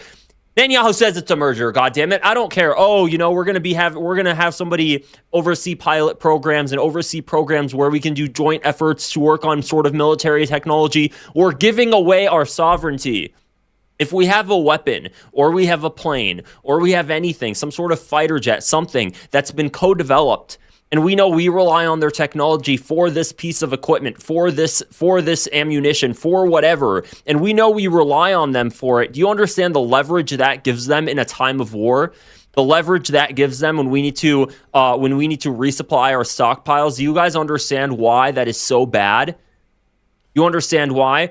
When Israel runs out of those munitions, when it keeps starting wars and we have to keep supplying, do you guys understand how merging our technology? Not only that, this is the thing that gets so bad. It's not just physical, it's also softwares, it's also AI. Do you really want to fuse our military technology with the Israeli surveillance state that intercepts 3 million Palestinian phone calls in the occupied West Bank a day? Do you really want to fuse U.S. military tech with that sort of technology? What's going to happen here in the United States? You really want to trust that against Americans, that sort of technology being implemented against us? The sky's the limit. The sky's the limit. We don't know what's happening on the back end. It's all happening very quickly. They're trying to push this through because they recognize the American public law support for Israel, and our Congress is corrupt, and they're passing this. So Lawrence Wilkerson, he was recently interviewed on Sabby Sabs, it looks like today. I want you guys to take a listen to what he had to say regarding this. Taking the visibility such that it was under Biden, it hardly was any visibility. He violated the law every time he shipped some arms to Israel, basically. But at least it was exposed. At least it had the State Department looking at it. At least it had people with a conscience saying things like Josh Paul did. Josh Paul, you may recall, from Political Military Affairs at State, who monitored this as a rule in his job, resigned because of it, and now has a PAC up trying to combat AIPAC and its influence, and is doing a pretty good job. But it's going to take time to get this going. Likewise, it's going to take time for I think 60 to 70% of America now that is under 50 years old that thinks this relationship with Israel is poisonous, which is the pure truth, and wants to do something about it. So it'll take time, and I'm afraid that in that time, a lot of bad things are going to happen. And Mike Johnson and Mitch McConnell and John Thune and others like them are going to have to bear the burden of history in terms of what they've done. They are, in effect, traitors. They are, in effect, traitors. Let me emphasize that word, traitors, because they have betrayed the United States. And Section 224 goes even deeper into it. And I'm quite sure that one's going to make it through, too. So we're looking at a Congress that is betraying the United States of America in a significant way with regard to national security, and I think with regard to domestic tranquility, because we are going to have at least close to, if not an actual civil war over this, if we don't do something about it. You know what? What? Oh, wow. That is interesting. Let me go back. Damn, I didn't expect that. Word, traitors, because they have betrayed the United States. And I'm afraid that in that time, a lot of bad things are going to happen. And Mike Johnson and Mitch McConnell and John Thune and others like them are going to have to bear the burden of history in terms of what they've done. They are, in effect, traitors. They are, in effect, traitors. Let me emphasize. He is speaking facts. That gentleman there is speaking facts right there. They are traitors, and we're not talking about Republicans or Democrats or any political party. We're talking about their specific actions as members of the United States Congress. See, we don't give a shit what your party is. We care about what the fuck you're actually doing, and you can't hide under that little party banner. Even Hakeem Jeffries can't hide under the party banner. I mean, what the hell? But look, it has to be said that all Republicans outside of one or two basically supported this bill. A significant amount of Democrats are fighting back against it. But still, let's drop the labels after we get that data and just say, listen, if you're a member of the House if you're a member of the House of what is it? If you're a member of the Congress or a member of the Senate and you are voting for this kind of shit, you're a traitor. You're a traitor. Maybe. Yo, Eric, you there? I just wanted to point out that Hakeem didn't vote for the bill. He didn't vote for the bill? No, sir. It was 6 other Democrats. Wait a second. Where'd you get that from? I just thought I looked that up. Let me see here. Okay, thank you. I appreciate that. Let me see here. That's on the House page or what? Where am I finding this? It's on the Hill. You talking about the? Let me see here. I was about to NDAA say. vote? Yeah, exactly. The one 216 to 212. Yo, was Henry Cuellar, Don Davis, Jared Golden, Okay. Vincent Gonzalez, okay. You know Adam what? Gray, and Anne Marie Perez. Okay, you know what? We have to apologize to Hakeem Jeffries then. You're right. You know what? For some reason I thought I misread that. And but no problem. No problem, because I'm not perfect. Hakeem Jeffries actually said he was going to support the bill. So I thought he supported it. I mean, this is less than a week ago. Yeah, it's confusing. D. I'm gonna time that out. But good looking out on that. Yeah. So Michael, you hear that? You hear that? Hakeem didn't vote for the bill, and I'm looking. He didn't vote against his caucus. So that's great. That's great, man. Let me see here. It says Hakeem joined the vast majority of Democrat caucus, 205 out of 211, in voting against the final passage. Roll call. So there you go. So Hakeem Jeffries, I apologize to you. Well, that means obviously he's following lock and step, because now he understands that his constituents know and will act if he were to vote in his favor. He has publicly said that he is in favor of it and that he wouldn't vote against any defunding for Israel. So it's interesting to know that he's voted lockstep. And now I'm more interested in who did vote for it and what congressional districts they hold. Right? Yeah, that's different. Exactly. But let's see who that is. Let's see who that is. Let's see here. Why? Yeah, you know what it is? I think Hakeem Jeffries in general has been supporting issues about this funding for Israel in general. So when it came to this bill, a lot of his comments were kind of used against him, I guess. He made a comment this week, and I guess that was for some other what is, let me just look that up, man. That's but listen, in any case, so now we know. Thank you very much, Hakeem Jeffries, for not supporting HR 8800. Thank you very much. And all the Democrats, all the Democrats that actually opposed it, thank you very much. Even though it passed, 6 Democrats voted for it. But go ahead. See, I don't even, how can I say it? I don't even want to say thank you to those Dems. It has to do with the data. The data overwhelmingly shows that they will not get approved, and they would take a downturn in these midterm elections if we had a Democratic president with this provision in the same act. Democrats would vote for it overwhelmingly, right? If we had a majority in House and Senate and we weren't expected to lose in the midterms, Democrats would have voted for it, right? Because they, how can I say it? Establishment Dems do support, they're using this as brownie points for their constituents going into the midterms. This is an election midterm tool, right? Obviously, us as individual Americans don't agree with it, don't want it.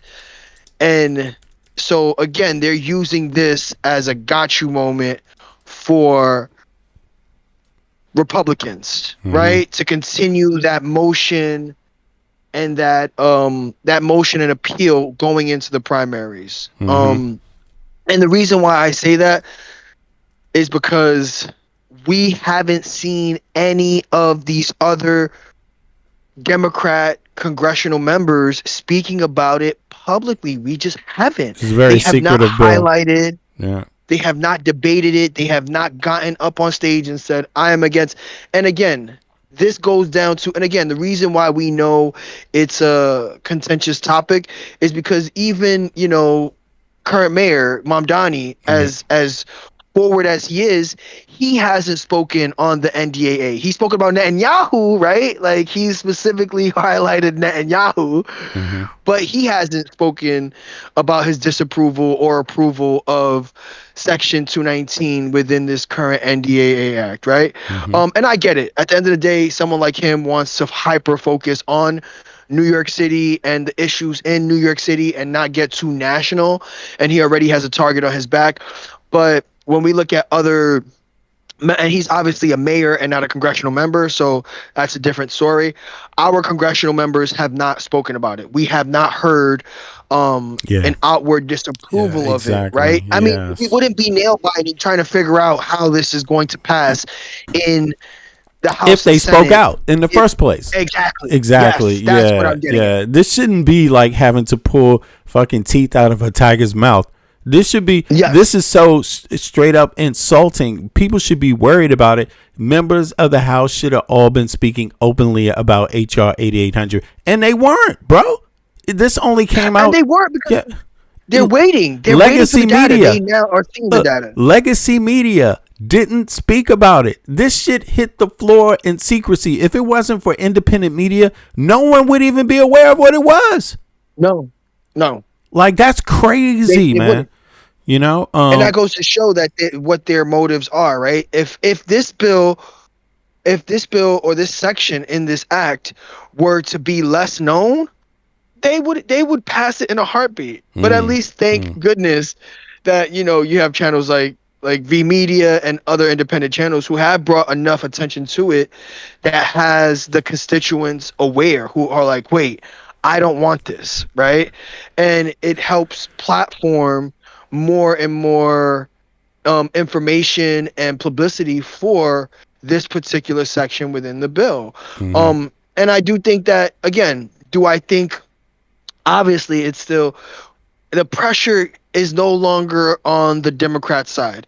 It is completely on the Republican side. Right? At this point, right. And when we look at things like Fox News just literally had Netanyahu on there talking about it. And they were talking about it in a very positive, light manner. How do you like the merger? Pushback. How do you like the merger? Exactly. How do you like the marriage between the Israeli military and the United States military? Do you like it?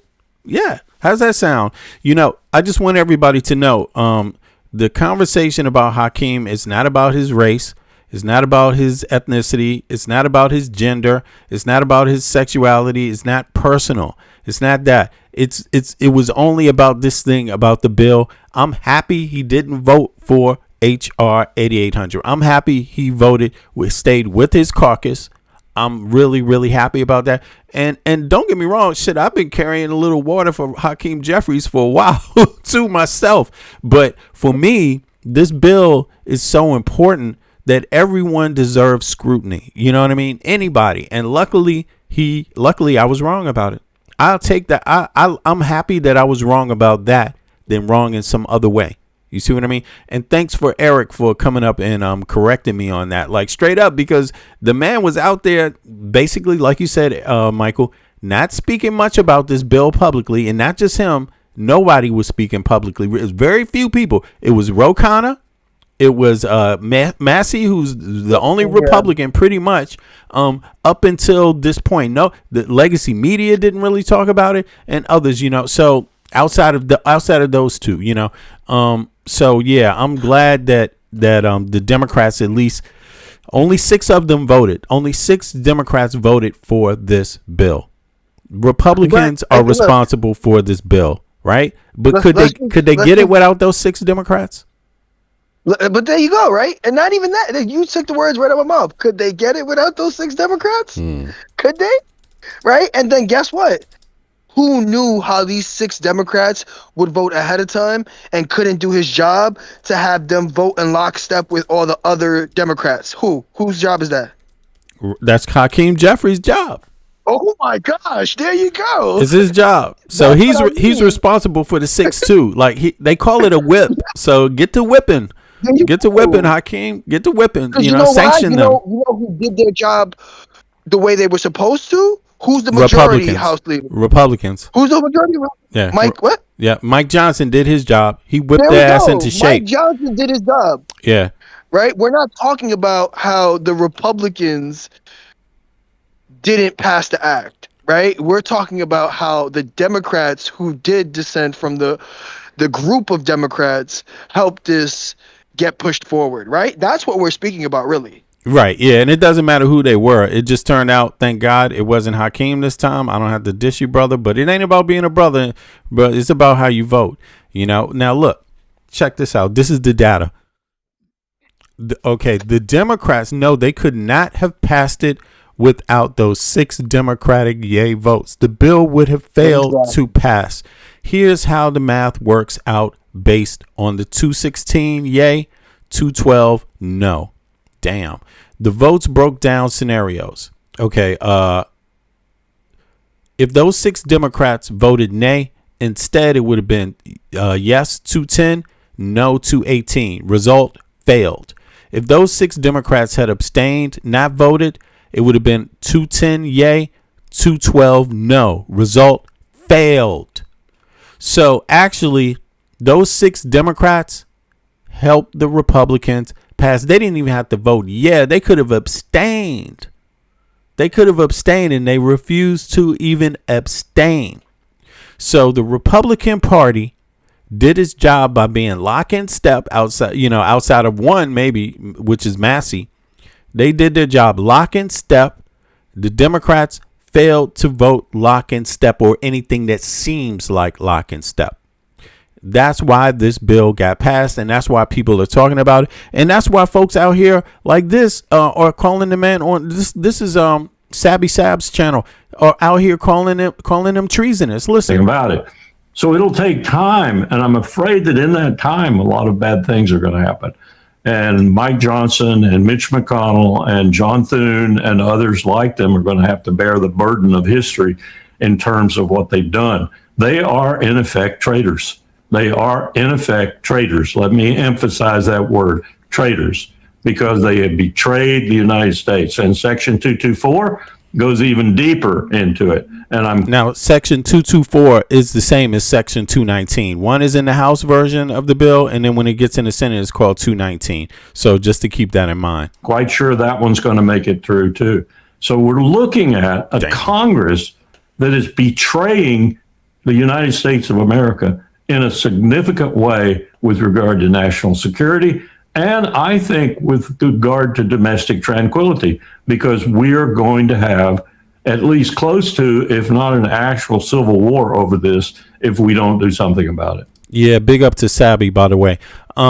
This is not good news. This is not good news, and I really hope Americans learn how to. It's okay that you have a party, and it's okay that you disagree on some things, but this kind of shit is un-American. You can't be a Republican. It doesn't matter if you're a Republican or you're a Democrat. No American is supposed to be for this.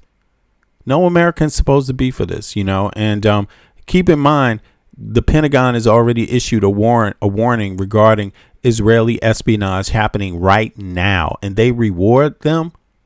They reward them. Is anybody listening to even the fucking Pentagon? What is going on with the Congress? Are you all taking these warnings seriously or not? Or are they is espionage being committed against the Congress? Are they also being blackmailed or something? Or are they also being eavesdropped on or spied on or threatened? What the hell is going on? I don't understand it. What's the point in being a country when you basically bow down to loads of people, and then you go and you fight a war against someone that did nothing to you? Really? I mean, the Iranians have done far less. You see what I'm saying? They're not swaying. They're not paying off people. It's like, what is this? Is there espionage happening against the White House by the Iranians right now? No. You see what I'm saying? I mean, come on. Jeffrey Epstein wasn't hanging out in Iran. I'm just saying. Jeffrey Epstein was hanging out with the ex-prime minister of Israel. I mean, it is what it is. It's crazy, but let's get on to the next one. This is crazy. This is by Young Turks. I want to see what their commentary is real quick. Big up to Sabby Sabdo for that one also. And let's take it further. Let's see what's going on here. Oh, let me turn the volume down a little bit. It's kind of high. Like Benjamin Netanyahu, the Prime Minister of Israel, might be getting what he wants in merging the Israeli Defense Forces with the United States military. Want to know why? Well, it's because of the fact that the House of Representatives has voted to pass the National Defense Authorization Act with Section 219 intact. Now, of course, that's the provision that allows for the merging of certain parts of the Israeli military with the U.S. military. Clearly, Americans are not in favor of it. It is not something that is even being covered deeply by legacy media outlets, likely because they know that it would be very unpopular with the American people. But I don't want people to give up hope, because while this has passed in the House, the National Defense Authorization Act needs to pass in the Senate for it to become law. And there is some good news because of the good work that you all have been doing in pressuring your elected Congress members and pressuring senators. The Senate did strip their version of Section 219. It has a different, provisional title, but they stripped their version of it from the Senate National Defense Authorization Act legislation. So obviously you can't pass a different version in the lower chamber. So they're going to have to go back and forth until they finally agree on a final version of the National Defense Authorization Act. But I don't want you to think that it's over. Netanyahu's getting what he wants. The Israeli military is now baked into the U.S. military. That is not true yet. So there is still a fight to be had, and it's really up to the Senate now, which is a little bit devastating because I don't really trust any member of Congress at this point. But the fact that we have seen some success in stripping the, provision from the Senate version does give me a little bit of hope. Now, with all of that in mind, we need to name names. Now, unfortunately, the vast majority of Republicans voted in favor of the NDAA with Section 219 intact. 7 Republicans, though, did defect, and they deserve credit. Now let's go over to the Democratic side, where the vast majority voted no. However, 6 Democrats voted in favor of the National Defense Authorization Act with the inclusion of that provision, which allows for the IDF to partly merge with our military. And I want to name their names. Congressman Don Davis, Jared Golden, Adam Gray, Vicente Gonzalez, Marie Glusenkamp Perez, and of course, Henry Cuellar. Henry Cuellar, the congressman who is incredibly conservative socially, but aside from that, he was the candidate that Nancy Pelosi, when she was House Speaker, pushed real hard to get elected in a Democratic primary where he had a progressive challenger. Fast forward to today, and you have Henry Cuellar voting in favor of a Pentagon funding bill, which, by the way, is budgeted to the tune of $1.1 trillion. $1.1 trillion. He votes in favor of that and agrees to the treasonous provision of merging a foreign country's military with our military. So when people ask me why it is that I see both parties as two sides of the exact same coin, this is what I'm talking about. And I know people like Destiny are going to have like a panic attack about it because he sees his legitimacy as a mouthpiece for a failing, corrupt Democratic Party. But I would like accountability from the people who signed up to represent us.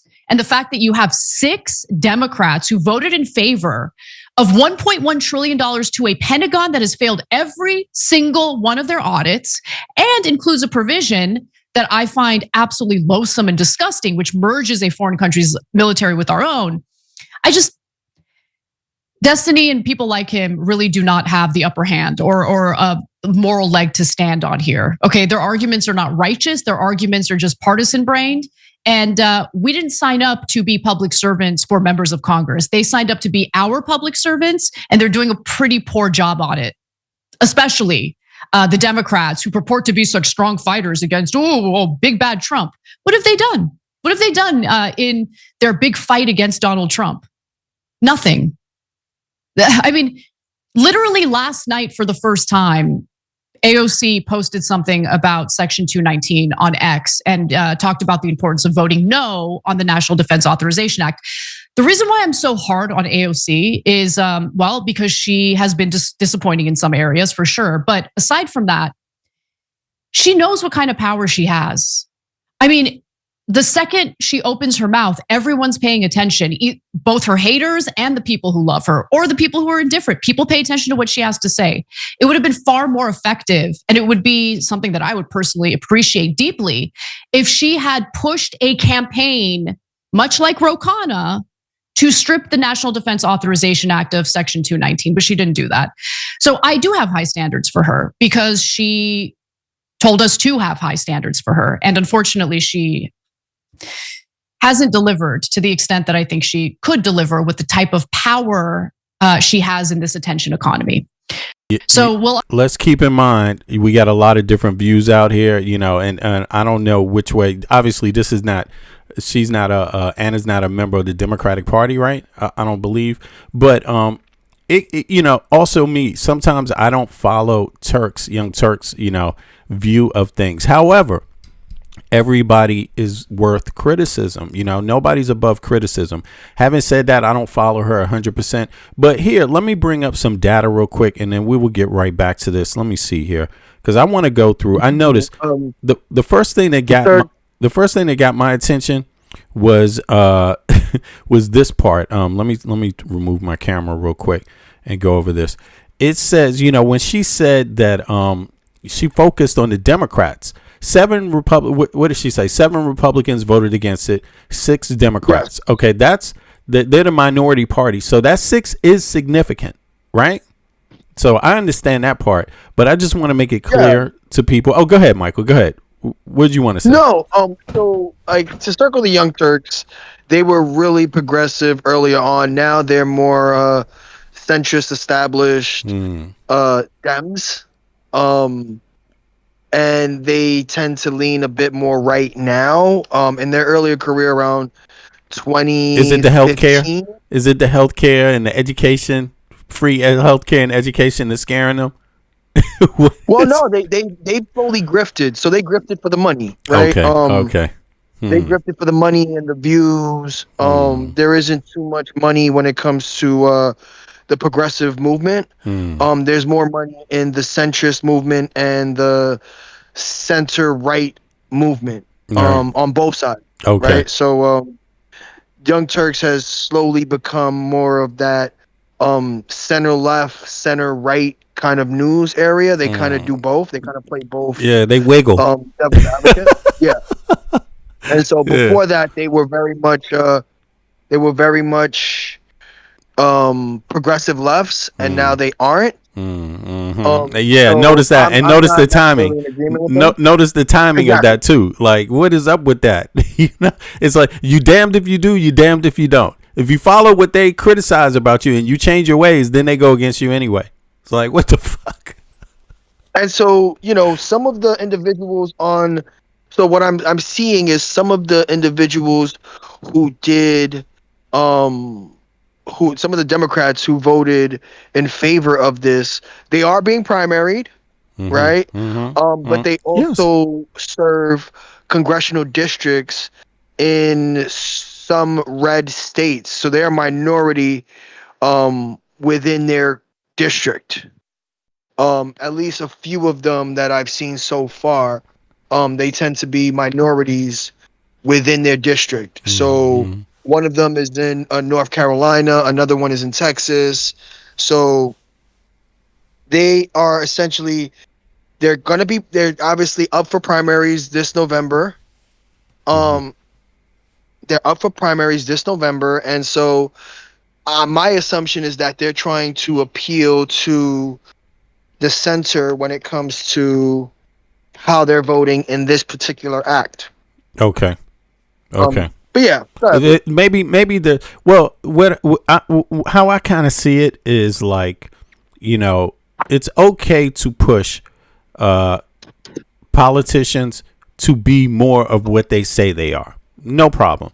And I think when it comes to a bill like this, the NDA that just was passed, I personally think every congressional member should have been talking about it openly a month. As soon as it came out of committee, boom, there should have been congressional members talking about that. And it's not just them. Maybe some of them talked about it and it didn't make it to legacy media. Legacy media should have been talking about this for the last 2 weeks, way before it hit the floor. So I do kind of get where she's coming from in terms of that, but I just sometimes I wonder myself, like, just where well, look at it from this way. AOC has been pushing back. She has been pushing back, and not only her. And at the same time, they're doing something that the established Democrats seem to be or being made to. I don't know if they really believe it or not, but they don't seem to like the Democratic Socialists. So I don't understand that part. I mean, if you want a new party or if you want party reform, you have to promote and stand behind and vote for people that are reforming the party. And what is that going to look like? What is that going to look like in the environment right now in the United States? What is it going to look like within the Democratic Party? Because look at the Republican Party. I mean, what are they doing? They're just totally out of step. They're totally out of step. Maybe the one thing, I mean, even this Voting Rights Act, man, what the hell are they? I mean, this ID thing, this is what the Republican Party is all about. They're all about patrolling all American citizens because 0.0008% voted illegally, and they can't even show you who that was. But they have a whole bill that passes. That's where the Republicans are at right now. They're always about patrolling American citizens. They talk like they're they're against immigrants. No, what they do to quote unquote be against immigrants is make shit harder on every American every single time. Every American citizen has to pay the price for a small group. It's like they're not making life easy on American citizens, the Republican Party, right? And this is an example, this NDA right now. It shows you that they're not locking step with American voters. It's not just Democrats, the voters. I don't know, the Republicans, they're really letting down their constituency here, but they don't give a damn. Obviously, there's something going on with them as a party. I wonder if they're American only in name, American acting, American this, only in name, and then everything else it's fuck healthcare, fuck education, fuck a living wage, fuck inflation. We'll just turn it up as high as we want in the name of the flag, But getting back to the Democrats, I'm not too sure here. Maybe they are grifting. If that's what it is, people are going to disagree. But listen, folks that listen to this channel, we're not always going to agree on some of these nuances here. That's okay. Me, I'm figuring it out because my reactions are literal reactions. They're not pre-planned. I'm just seeing this commentary from Anna the first time, like I'm doing on my program constantly. It's the first time, and I'm giving my honest reaction for it. It is what it is. So let's continue. You want to say anything else about the Turks before we drop some more of this real quick? There's more coming from others, but again, the Turks are more, they're look for that centrist, left right perspective. Yeah, right? they're trying to take over CNN. They do give commentary. They want to they want to break out. No, again, and in order to do that, they do have to give that less progressive, less left-leaning perspective. Yeah. So, but they earlier on in their run, they were very, very progressive. Now they're not. They do have, again, they've leaned so much right now that I haven't watched them in years. But it always is good to get more of a centrist perspective because that allows for us to speak about the nuances and kind of nitpick at their perspective. She is a bit right when it does come to AOC, but I think that has to do more with the politics of it. She's already a DSA member, right? Same thing with Mamdani, DSA member. They're already under scrutiny, right? They're already under scrutiny. And so to highlight themselves even more, when you have establishment, Dems who could easily speak out about it a whole lot more easier with less backlash. And I think that's mainly why they haven't spoken out about this section within this act, right? And just overviewing the 6 Democrats who did vote in favor for it. Some of them aren't running for re-election. I think only 2 aren't running for re-election. The other 4 are. 3 of those 4 are in primarily red states or heavily deep red states. So I guess they're kind of keeping that centrist alignment to appeal to their constituents for upcoming re-election in November. But this is also why it's so important during the midterms to vote, because of things just like this. This is literally why it is extremely important to vote in these midterm elections, because this is why the midterm election matters. These are the representatives who are going to the House and going to the Senate and voting for acts and bills just like this. Exactly. Right? Exactly. This is why it's important. And this is why we got to talk about it. We got to talk about it. We got to have a conversation about it. And some of the times we're going to be right. Sometimes we're going to be wrong. But at least we're willing to have a conversation. We didn't just start talking about the NDA yesterday, did we? No, we've been talking about it since June, since it first was introduced. Since it first left the committee. Exactly. Before it even hit the Congress. Exactly. So that's our job as media, to be able to start a conversation, to be a part of a conversation, and to make sure a conversation is happening when it's not even happening. I think we were even talking about this before even most independent podcasters were even bringing it up, bro. So so I give ourselves credit for that. But now let's look at some of these details. It says the final vote on HR 8800, right, that passed the House 216 to 212. A total of 13 lawmakers crossed party lines. 7 Republicans voted no, and 6 Democrats voted yes. Okay, so the 7 Republicans who voted no, they are, here we go, John Brecken, Republican of Oklahoma; Tim Burkett, Republican from Tennessee; Eli Crane, Republican from Arizona; Harriet Hagman, Republican from Wyoming; Anna Paulina Luna, Republican from Florida; Thomas Massey, Republican from Kentucky; Chip Roy, Republican from Texas. So I was wrong. Massey is not the only Republican that voted no here. That's great. That's good news. Now, let's see here. They're going to go into the reasoning, but this is the reasoning generally.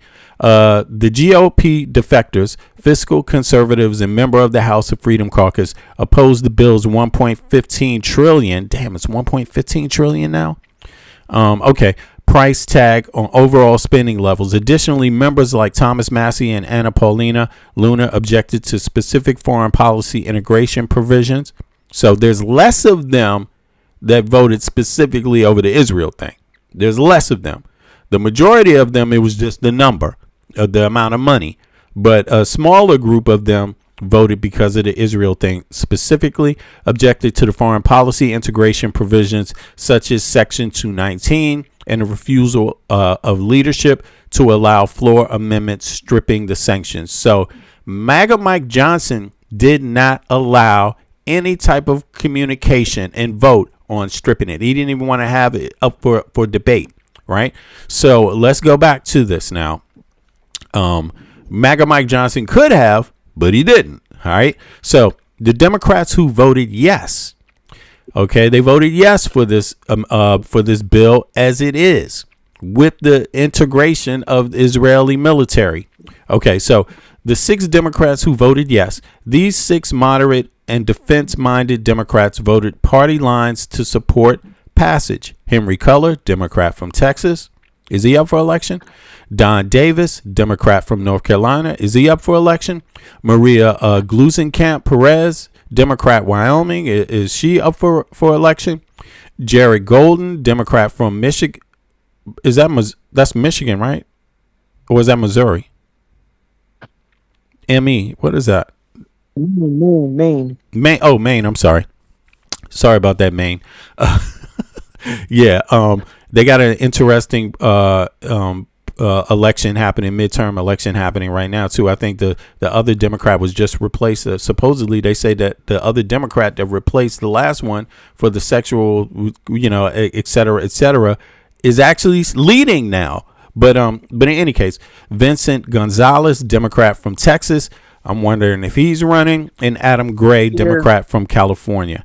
Okay, and they say the key reasons the Democrat has supported this, the members represent centrist or swing districts with strong defense, agricultural, or military presence, prioritizing military pay raises, local defense contractor provisions included in the bill. So it's funny how they juxtapose things in here. You got, do you want to support your military getting a raise? Yeah. Why not? If the average rank and files can get a raise, I'm okay with that. But why does it have to come at the expense of accepting the Israeli integration part?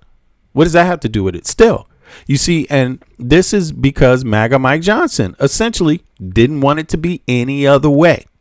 You have to either take it or you have to leave it. So in other words, you got to take your poison with your medicine, essentially, and us as Americans, Democrats, Republicans, Independents, we have to come together to make something politically different possible than just take your poison with your medicine. It can't be like that. It's got to stop.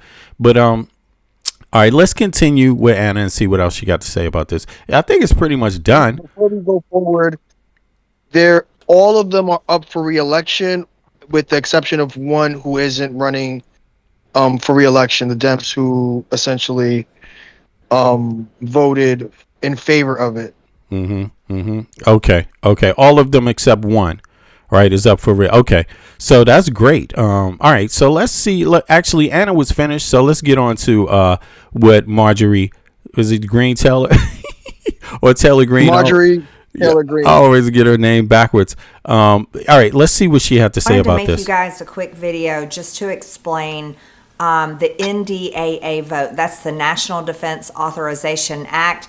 This is the bill that you've heard a lot about that contains Section 219, which is the actual merging of U.S. military intelligence and also our defense supply chain, which is incredibly important. That's all types of contracts that build all types of weapons and equipment for our military.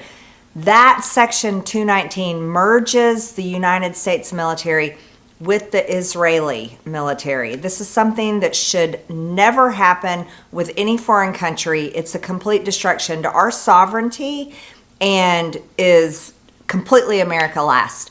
So I really want to explain this vote to you because I'm seeing all types of wrong information and misunderstandings on social media. Okay, so there was 2 votes for the NDAA that had Section 219 in it.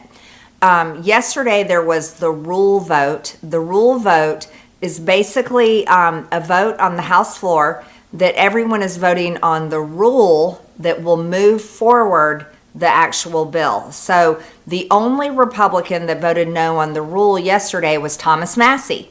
Then today, there was the final passage vote on the NDAA. That is the actual vote that passes the bill. Well, today, on the actual final passage of the NDAA that contains Section 219, there were 7 Republicans that voted no.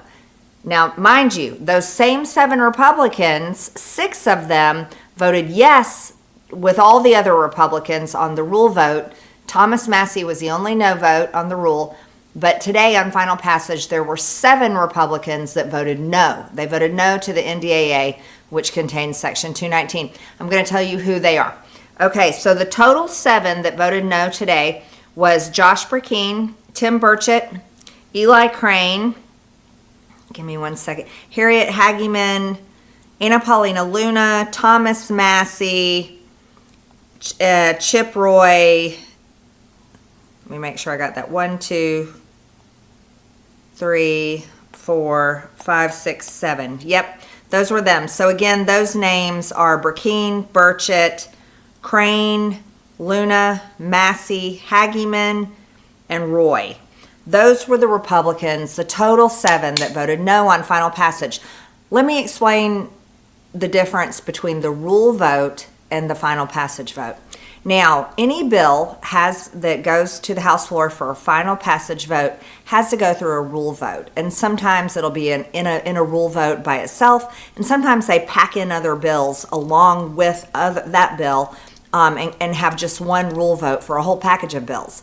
And that's a trick that they use to get Republicans to vote yes, because they may have a certain bill they really want to pass, even though they're against another one. They'll vote yes to that rule to move it forward.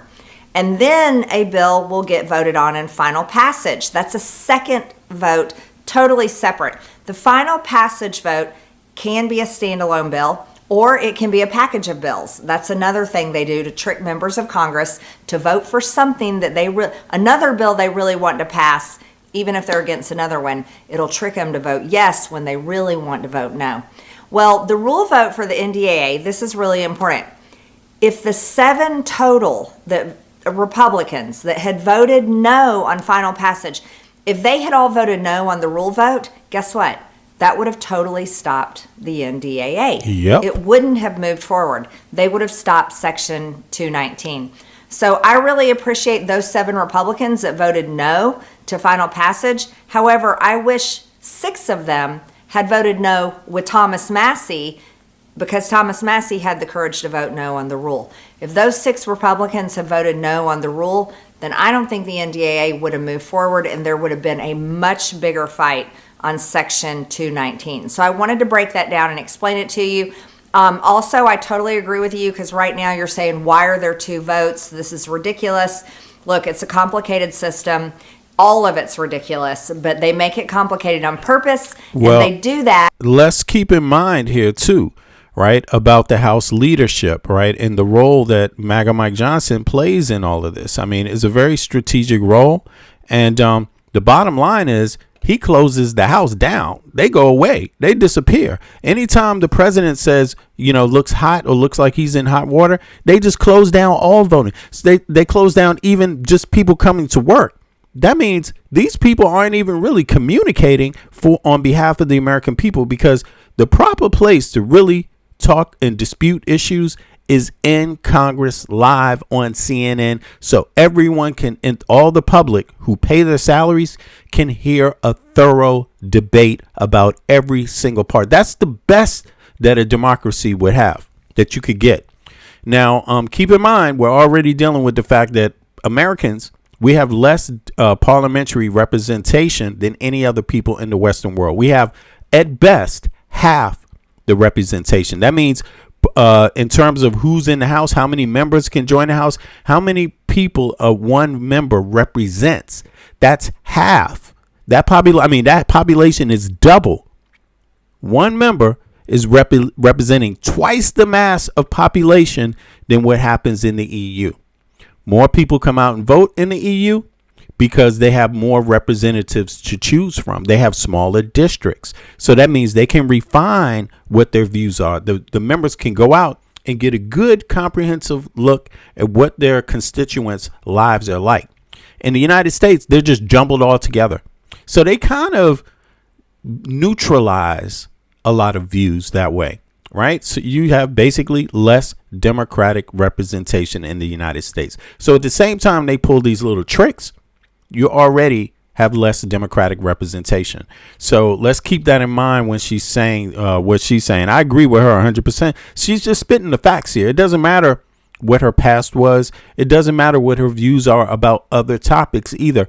We're talking about this one view, this one topic. That's all she's talking about. So we don't have to agree with her on anything else. We can just deal with what she's saying right here with the NDA. So let's continue. No to final passage. However, I wish 6 of them had voted no with Thomas Massey, because Thomas Massey had the courage to vote no on the rule. If those 6 Republicans had voted no on the rule, then I don't think the NDAA would have moved forward, and there would have been a much bigger fight on Section 219. So I wanted to break that down and explain it to you. Also, I totally agree with you because right now you're saying, why are there 2 votes? This is ridiculous. Look, it's a complicated system. All of it's ridiculous, but they make it complicated on purpose, and they do that so they can get garbage passed and horrible things put into law, and it makes it really hard for members of Congress to stand up and stop it. A second thing I want to explain to you. Now that the NDAA has passed the House, it passed the House today with 216 yes votes, 212 no votes. It is the next stage is this bill moves on to the Senate. So bills have to pass the House, the Senate, before they go to the president's desk. Now that the NDAA will go to the Senate, there's one person that I'm calling on that could really make a difference here, and that is the president of the Senate, who happens to be the vice president, J.D. Vance. Now, the vice president, J.D. Vance, he is the go-between and the major communicator between the White House, which is the admin, and the Senate. And J.D. Vance, who I have strongly supported in the past, is also served as a senator. So he has good connections there in the Senate. This is where we really need someone that's on the team of America First to step up in a big, big way. And this is where Vice President J.D. Vance can come in and he can put a stop to Section 219.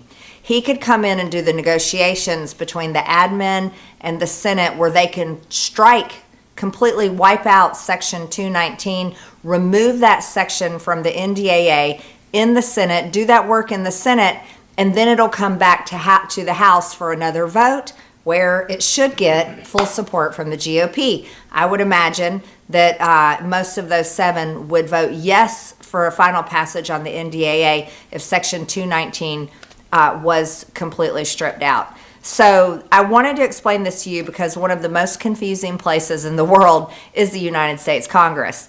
And it's also one of the most deceptive, corrupt, and failing institutions in the world, as they have now got all Americans in $40 trillion in debt. Social Security and Medicare will completely fail in 2032, and we're now fighting another foreign war when we were supposed to end all foreign wars.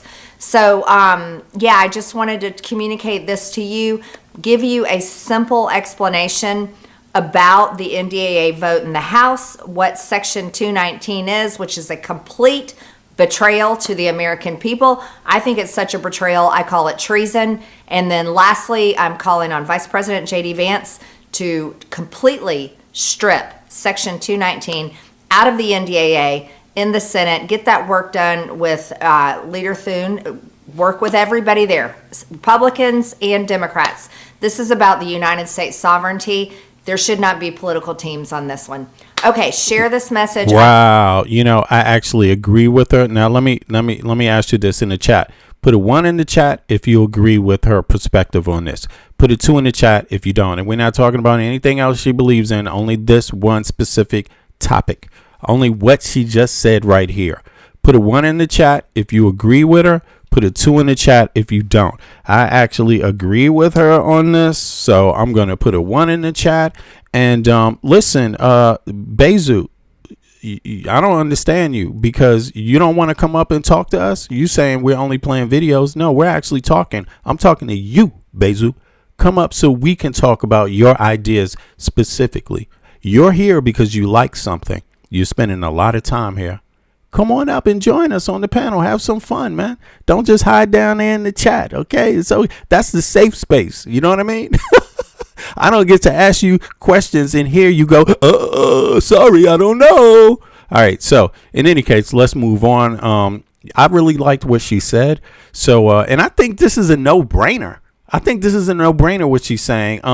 But then again, look at how many representatives voted for this bill to pass. Look at how many Americans vote for those representatives that passed that bill.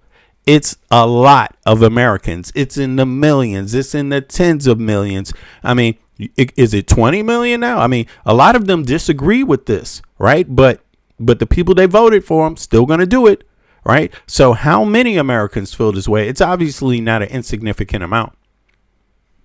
It's obviously not. You're obviously yeah. Go ahead, Mike. Yep. A good one is I want to see who's gonna question Mike Johnson. That's what I want to see. I want to see who's going to question the House Majority Leader who allowed for the majority of the Republicans to pass this act forward with this section still being active, because that's the larger conversation, right? Because if he wanted to, he would have persuaded or essentially forced, more Republicans to have this bill fail, which only means that if Mike Johnson didn't advocate against it, he's for it. Why? Because Trump is also for it, right? He doesn't go against what Trump wants. And so this section within it, and notice, and his son is going to get Gaza. Trump's son is going to get Gaza, right? Oh yeah, I mean his son-in-law. His son-in-law is going to get Gaza. He's going to build high rises and vacation homes, and it's going to be a resort. So there's something in it for his son. Kushner, he's of Jewish descent, so he does, he has ties to Israel, heavy ties with Israel. But notice how no one's asked President Trump. No one. We asked President Trump about anything and wherever he's platformed, but we have not asked him about this NDAA Section 219. Who we haven't asked Mike Johnson about this particular provision and why he is for it. This is the hypocrisy of a lot of legacy media and a lot of constituents, right?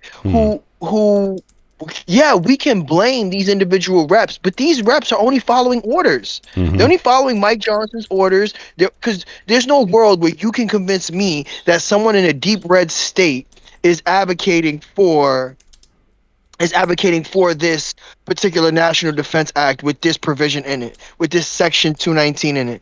Right. I don't believe that they're independently going, you know what? Yeah, I'm for Section 219. Absolutely not. Right. Right. I agree. It's a larger message, right? It is a larger message coming down from Trump, going to Mike Johnson going to his constituents and voting in lock and step, with the exception of the handful of Republicans who didn't vote for it for their own reasons. Also remember, if I'm not mistaken, Thomas Massey and a few other of those 6 who didn't vote for it. They're also not running for re-election. So let's keep that in mind as well. They don't have much to lose, right? Right. And so that's what the larger, for me in particular, the larger picture is, right?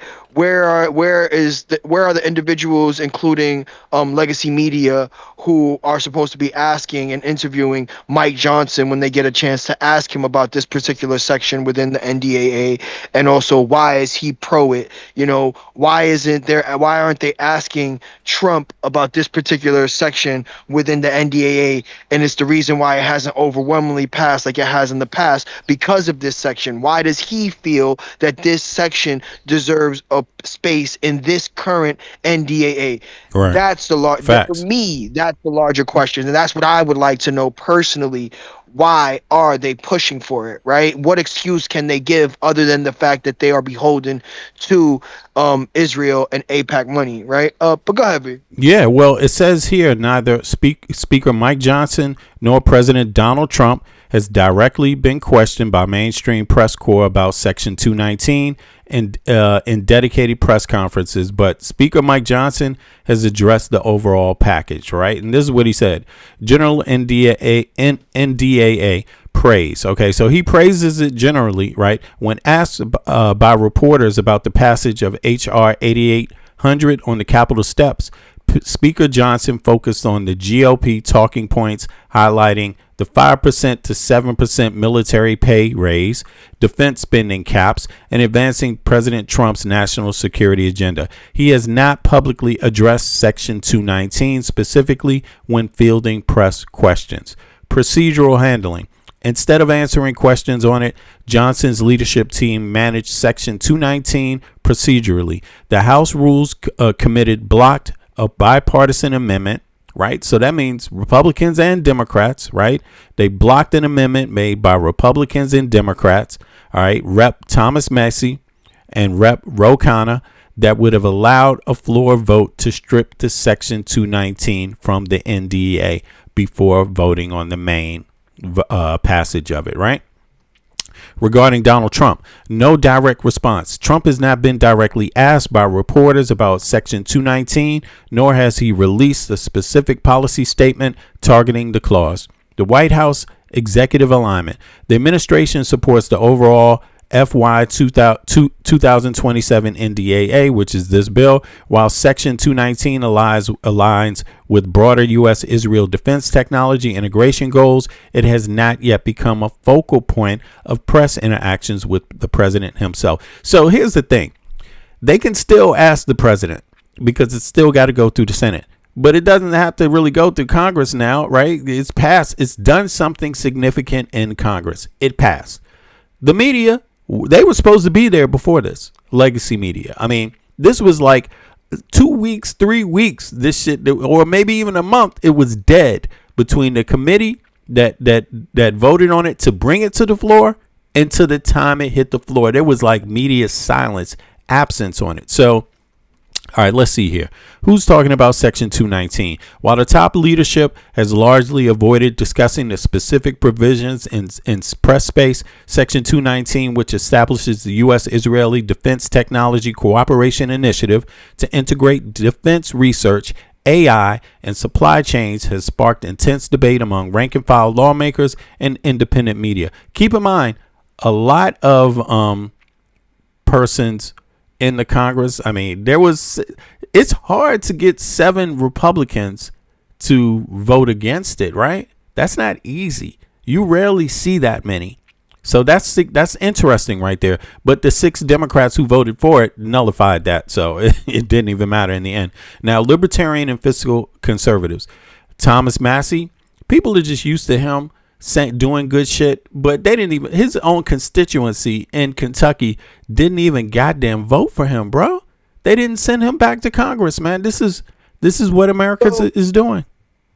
With spending, so with this more recent change that allowed, obviously the Supreme Court allowed additional spending, his opponent outspent him by millions of dollars, and that's what happens. Even if, how can I say it? Even if your base or your constituents do want you in, now the additional hurdle of populism, information, and visibility, right? Television, time, now space. You're up against that. Yeah, people knocking on doors, informing voters, and he's out of Kentucky, right? Is it it's North Dakota. It's North Dakota, right? Yeah, North Dakota. Yeah. Okay. I was about to say, is he down with Kentucky Fried Chicken Mitch? All right. No. Here we go. Yeah, Kentucky's Mitch. Yeah. Disappearing act Mitch. All right. You know, Mr. of Proof of Life, doing push-ups and shit. I'm alive, y'all. Look, AI. Now, all right. So yeah. So outside now. So there's been 2 main people talking about this, Ro Khanna and Massey. Okay. Now, outside press and independent press, journalists on independent platforms and foreign policy outlets such as blah, blah, blah. We talked about them, Young Turks, Human Rights Watch, defense publications. Well, I'm just going to say we was talking about this shit before all of them. So I'm sure there's more. Yeah. You know, so kudos to us. Yes. Once again. Now let's go. And you even called some representatives live, bro. This is a month ago. Called 3 representatives live. Yes. Listen. Before this even was a thing. Like, yeah. But yeah, go ahead. People ain't ready for that. People aren't ready to support podcasts like this, bro. They're not ready. They're not used to it. We're not typical. We're not typical. You see what I mean? And Americans aren't used to supporting progressive shit, bro. Everyone who every independent media who actually covered it, I guarantee you, none of them called the reps. None of them, not one. All right, so let's move on, because now we can break down. We can hear some commentary breaking down the tech in this bill. What is actually going to happen, and we get to hear from Massey, who actually has been, standing up from the Republican side. So. Let's see what that sounds like here. 2 seconds. Let me let it roll. Many Americans out national parks visiting. It's the last hurrah of summer. And quietly buried inside this enormous bill is Section 219, which, well, I'll give you the floor on what is about to happen in Washington. Well, first of all, the NDAA stands for the National Defense Authorization Act. And it's one of the few bills that passes every year. I've been here 14 years. There have been 14 NDAAs. So you can set your clock on the fact that this bill will pass. So anything that gets in it is dangerous as a cocked gun. It's going to become law. Well, this bill is hundreds of pages long. And in one of those hundreds of pages, it's actually 5 pages long, is Section 219. And it was Section 224, but it's now Section 219. And it calls for the integration of our military technology and the supply chains that produce our high-tech military equipment to be integrated with Israel's. Now, we don't have this bilateral agreement with any other country in the world, and I would argue that we shouldn't in order to protect our sovereignty and to protect our national secrets. If you wanted to share one thing at a time, let's say we wanted to collaborate on missile defense systems, I think that's fine. The president can do that just by virtue of controlling the military. But what they're doing here is legislatively, they are appointing a person. I joke that this person will eventually be a cabinet member, but right now it's a lower level position, who will be in charge of the integration. And that means that this project will have a lifespan that outlasts the commander-in-chief. Regardless of who the next president is, this provision lasts forever. And it's in the National Defense Authorization Act. It's coming to a vote. A lot of people have saw this. I saw this back in June and offered an amendment. By the way, there are 1,400 amendments that have been offered to the National Defense Authorization Act here in the House. My amendment was amendment number 2.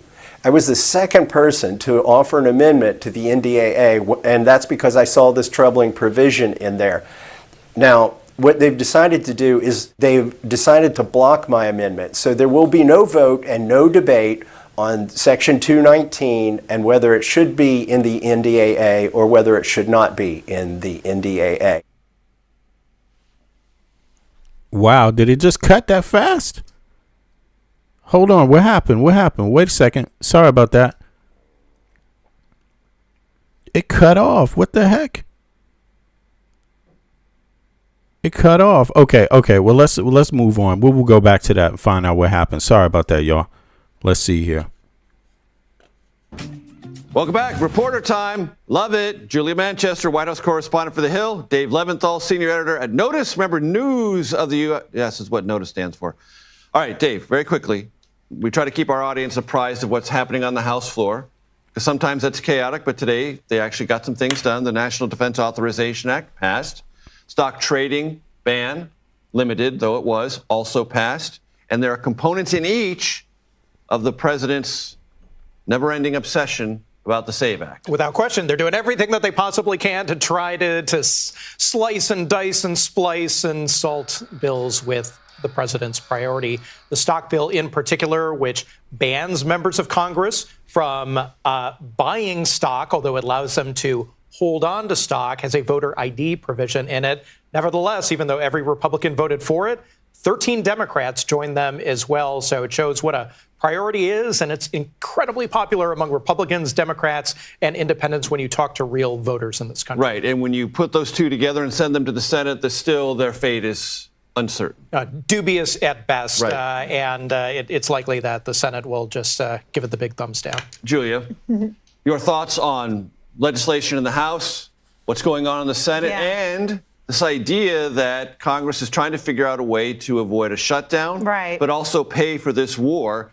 No resolution there either. No resolution there either. I've been watching the president today, who is on his way back from Marietta, Georgia. He was campaigning there, touting his affordability agenda, no tax on tips. But I thought it was very interesting. He once again re-upped his calls for the Save America Act to be passed, despite Senate Republicans saying over and over again they don't have the votes. He called on it's very scripted. He called on them to nix the filibuster, said the Senate is where things go to die. So this is something that President Trump Trump is very focused on. I think it's interesting, though, when we look at two states that are sort of in the limelight right now. You had Arizona last night, those primaries, and Georgia today, two states that were very much the epicenter of his 2020 unfounded election fraud claims. He didn't mention those in his speech today, but it is very clear that he is very much pushing the Save America. And Julia, to your point, in the Arizona primary results, you could look at those and say those on the MAGA hard right who denied the 2020 election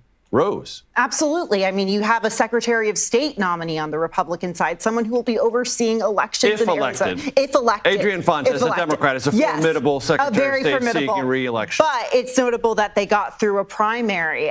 The gubernatorial candidates, the list goes on. What I did think, though, from the Democratic side, because we've talked a lot about Republicans today, I thought it was notable. Congressman Greg Stanton, a moderate Democrat, actually beat his Democratic Socialist opponent, something that I think has gone a little running under counter the radar. narrative. Absolutely. I'm so glad you brought that up. Yes, in a swing state like Dave, Arizona. you have a penchant in this town. Now, keep in mind, the Democratic Socialist opponent would have voted this bill down. And what? For what reasons? Number one, they don't want to fund war. That's something Trump ran on. Trump himself ran on no foreign wars.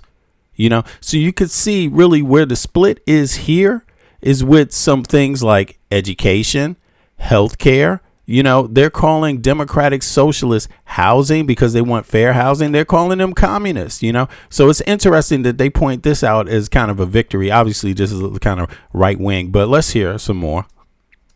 Recently, of finding a amazing trove of nuggets, news nuggets inside financial disclosure forms. And you have a headline, top DHS official mimicking congressional Democrats' investments. What's going on? There is a fund. It's a fund that literally mirrors the stock trades that Democrats in Congress make. So if Nancy Pelosi's husband makes a stock trade, Paul Pelosi, Paul Pelosi, the fund will automatically go ahead and invest in what Paul Pelosi is doing, and everyone else who's in Congress who's a Democrat. Bottom line, an undersecretary in the Trump administration in DHS, he invested up to $50,000 in this particular fund. He didn't want to talk about it when we reached DHS, but the manager of that fund basically said, that's crazy, and it's a conflict of interest. Why is it a conflict of interest? Well, it's a conflict of interest because this undersecretary oversees science and technology. And this DHS. At DHS.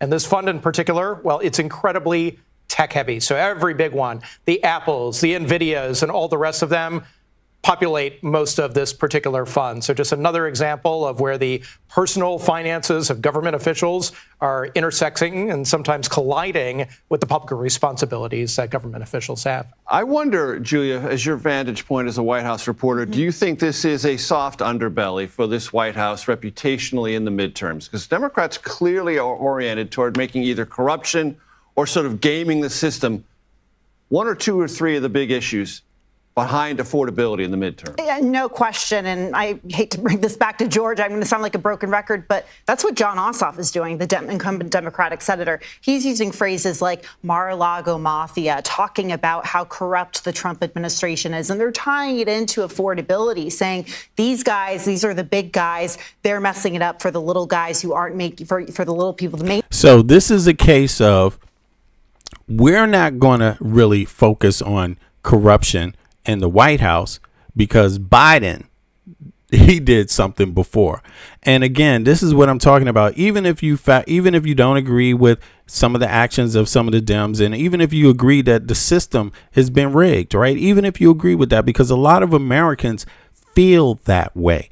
MAGA felt that way when they voted for Trump. They felt that the system was rigged against the little guy, right? They thought Trump was going to break that up. But now it's changed to we don't really care about the corruption that's going on because, hey, some Democrats do it too. So, what does that say overall? To me, it says it's disappointing because it means that you can't actually get to the bottom of this. Well, you can. You can get to the bottom of this. There's one way to get to the bottom of this. If people really want to know and if people are really excited to do something about it. But sadly enough, you got to be willing to do this. You got to be willing to register to vote, regardless of what you don't like. 1/3 of the American population did not vote in the U.S. presidential election. Even less vote in the midterm elections. This bill that was passed, all these bills that they're talking about, whether they love it or they hate it or they hate where other people in different parties stand on it, regardless of that, how you solve that problem is by voting in this midterm election. That's the only way. You don't solve this problem by voting in the presidential election. You solve this problem by registering to vote and voting this November or any special election coming up before that. That's on the federal level. That's how you deal with this problem specifically. Why? Because Congress controls the purse and Congress writes the laws. Period. No one else writes the laws. Only Congress. So this bill is headed to the Senate. If it passes the Senate, it becomes law. You pay for it.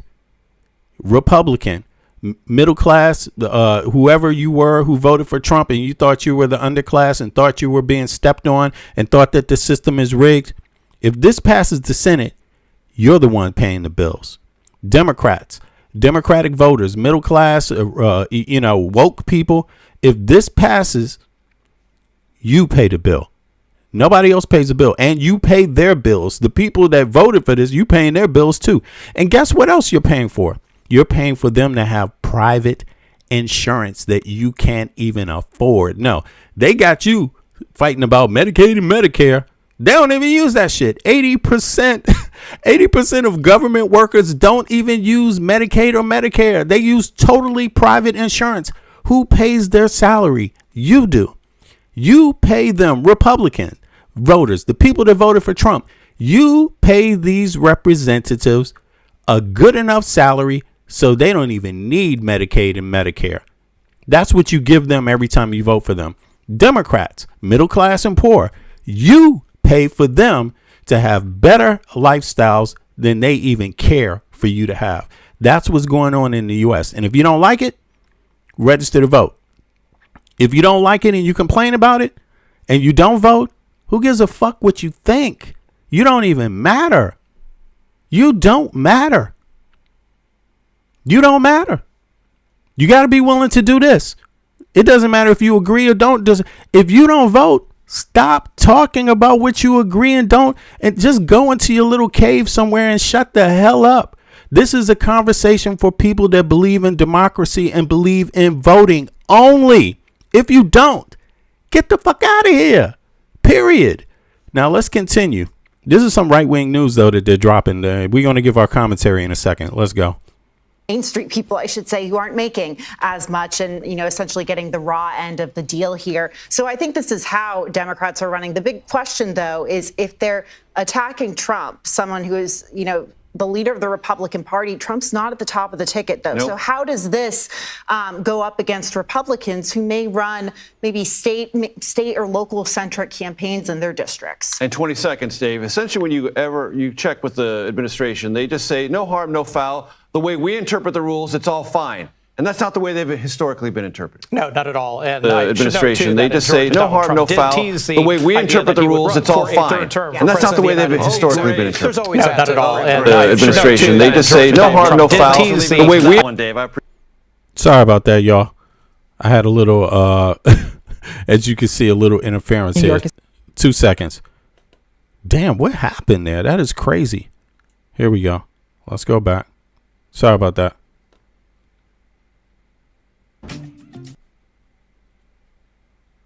But it is very clear that he is very much pushing the Save America. And Julia, to your point, in the Arizona Democrat is a formidable Secretary of State seeking re-election. But it's notable that they got through a primary.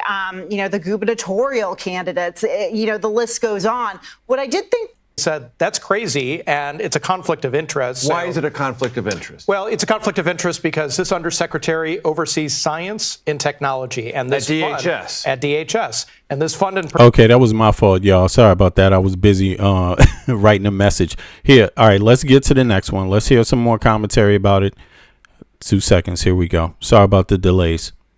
And New York is recognized. And by the way, thank you. If you haven't clicked the like button, please click the like button. If you've been here for 10 minutes in the chat, click the like button, please. I kindly ask you to do that too. There's obviously something you enjoy. If you've been watching for more than 10 minutes, click the like button. Why not? I mean, you know, this is something you're engaged in right now, obviously. So click the like button. Let's get the likes up. I appreciate it. By the way, that's how YouTube decides who to send this video out to, who to recommend the video out to. If you don't click like, that means people that might have like minds like you don't even know we exist. You see what I'm saying? And if you agree or disagree, you might want more people to come and say what they disagree about or agree about. So that's how you do it, by clicking like. Thank you, all right, Madam let's continue. Speaker, and thank you to our esteemed ranking member for his leadership. I'm here to speak in strong opposition to the entire bill, but I do have to say, to see folks that have never worn the uniform on this House floor try to fight culture war BS when we're in the middle of an actual war is a grave, grave disservice to those in uniform. My opposition to this bill is deeply personal. It's personal to me, having served 27 months in combat in Iraq, watching us double down on a losing strategy year after year while my friends and fellow soldiers, many of whom's name are on this memorial bracelet I wear, fought and died. It's personal to the now 18 families who lost their loved ones in this reckless war in Iran. Sons, daughters, husbands, wives, somebody's whole world. It's personal to the hundreds more wounded, many carrying injuries that will last their entire lives from this war. And it's personal to the American people, people who are working hard, doing everything that they are asked, watching the cost of their gas, their groceries, their utility bills skyrocket, watching the president, watching Hegseth spend over $100 billion of their hard-earned taxpayer dollars while they continue to flail and fail. And now they're trying to ask for another $1.5 trillion of my constituents, our constituents' taxpayer dollars to double down on this reckless, ill-conceived war. This is a straight-up betrayal from a president, by the way, who promised to end wars, not start wars. A president who's never spent a single day in uniform, but is more than willing to send other people's kids to fight in his wars. A president who is now blatantly disregarding the widely held will of the American people and the bipartisan view of this Congress, as recognized in the successful passage of a war powers resolution, by escalating this war rather than winding it down. We can't let that happen. On behalf of all of our constituents, on behalf of the American people, we have to stop throwing good money after bad. We have to stop repeating the mistakes of the forever wars that my generation fought and served in. That's why I've been fighting to include my No Funds for Iran War Act in this NDAA, to make sure we don't spend a single penny more on this reckless forever war in the Middle East. To make sure we're investing here at home to lower housing costs, lower grocery costs, lower utility costs, lower healthcare costs. That's what the American people want. That is what I'm fighting for, and that is what my colleagues here are fighting for. Unfortunately, Mr. Speaker, since the majority has refused to include my provision in this bill, I do plan to offer a motion to commit this bill. I plan to offer a motion to recommit this bill back to committee, and I urge my colleagues to support it.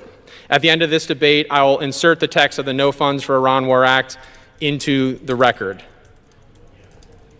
Truly, especially to my colleagues of both parties who have worn the uniform of this country, it is foundational and enshrined in our Constitution that is this body that has say, not a single unitary executive to send us to war. This legislation is common sense and bipartisan. I urge my colleagues to support it. Thank you, and I yield back.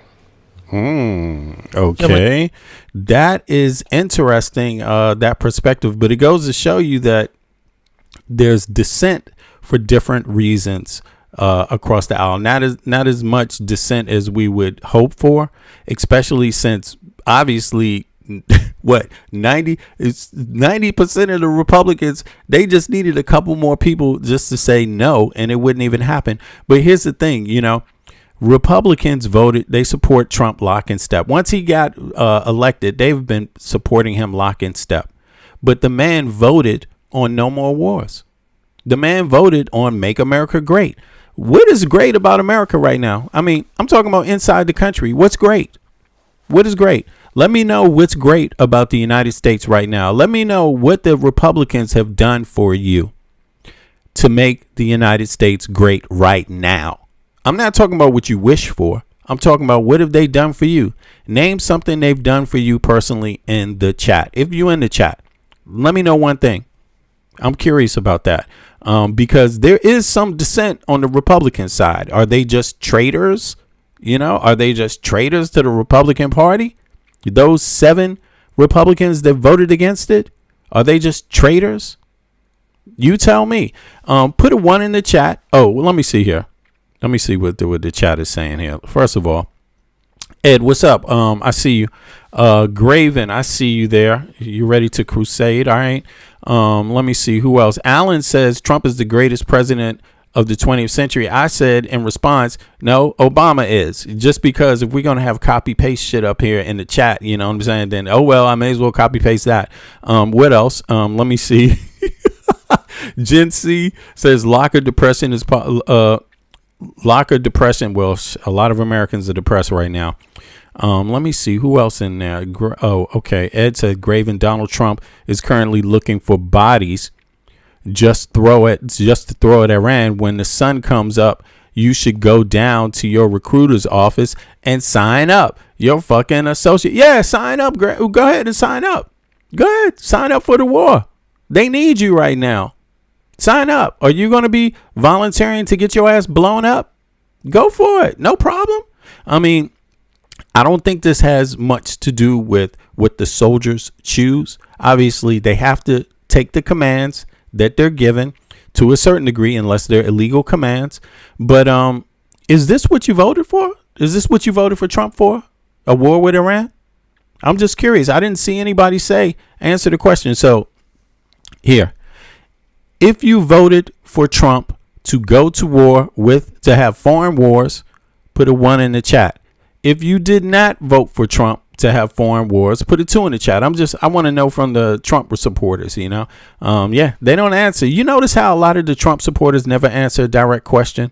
I think it's just, ridiculous. But in any case, they just go along with Trump. They go along with Trump. I don't just go along with Democrats. I'm a Democrat. I don't just go along.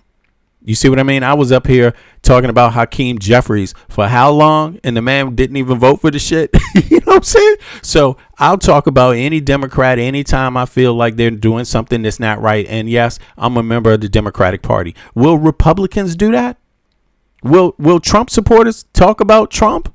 Online? Can we get any? Apparently, there's not many online that talk about him. A lot of them do offline. But in any case, let's see here. Yeah, fuck Jennings. I'm not even trying to hear what Jennings got to say about this. Let's move on. All right, so folks, that's it for this NDA. Mike, you want to say something to wrap this NDA part up? This national defense budget is going to the Senate. The Senate already, it has a lot of pushback in the Senate. But listen, AIPAC has a lot of power in the Senate. Israel has a lot of power in the Senate. Even more. So, we could expect it's going to get passed. Unfortunately, I do think that it is. I think that, we have to look forward to holding, or at least the party holding, the minority leaders in in contention, right? They're the ones who have to hold them accountable, right? Because at the end of the day, they're the ones who persuade or dissuade any of their constituents to not vote for something or to vote for something, right? So when we're looking at this, for it passing the House, that's Jeffrey's fault. That is Jeffrey's fault, right? Those 6 that descended, what would be the consequences? And obviously that would look like them getting primaried, right? That is how you punish. In a 2-party system, during the midterms, that is how you punish individuals who go against what your party stands for, especially with an act like this. Right. What you do is now you prop up a individual who is meant to primary against the individuals who voted against something that is for the betterment of your party. That is how you run in a constitutional republic. That is how you punish the individuals who voted in lockstep with Republicans, right? And so that's what I'm looking for. I'm looking to see how Hakeem Jeffries is now going to promote someone to primary against these Democrats who voted in lockstep for this act to move forward, essentially. Right. But and same thing for Chuck Schumer, right? That's the next step, right? He has the majority when it comes. He's the leader when it comes to the Senate. He says he's going to vote against it, but can he make the Democrats vote against it lock and step? Hakeem voted against it in the Congress, but he failed to make the Democrats all vote against it. We have to understand, he knew this, and this could have been something. And again, these are conversations that haven't happened in the back doors, right? He could have easily told a constituent, "Hey, look, vote for it in favor on my behalf, and I won't primary you." This is how it works. This is just how it works, right? Can I ask the chat something? Can I ask the chat? I'm not sure if the chat even understands that. So let me ask the chat. How many of you agree with what Michael Brooklyn Best, my co-host, actually said about how this works? Put a 1 in the chat if you agree with him. Put a 2 in the chat if you don't. Now, explain it again, Michael. How does this work? How does this work when it comes to the House whips? So the House whips essentially go around to all the reps, and even when you House and Senate, they go around to their constituents and essentially tell them how they should vote based on what the agenda is, the greater agenda for the party, right? And this in particular, NDAA, this leverage against Israel, right, is being used against the Republicans to be able to call them out on their overwhelming support, even if that means disenfranchising or putting in jeopardy our national security by having Section 219 in there. And so with Jeffrey's overwhelming support of AIPAC, with Jeffrey's vocalization of AIPAC overall, and just obviously supporting and not defunding Israel, in my personal beliefs, I do believe that him as the House whip said to whoever, certain Democratic constituents, "Hey, look, vote against it, and I won't have someone primary you," which means I won't have someone who's of equal value that we will support in terms of funding to run against you, right? Okay. That is my personal belief, right? That he allowed someone to take the vote that he would have casted had he not been such a public figure. Yeah.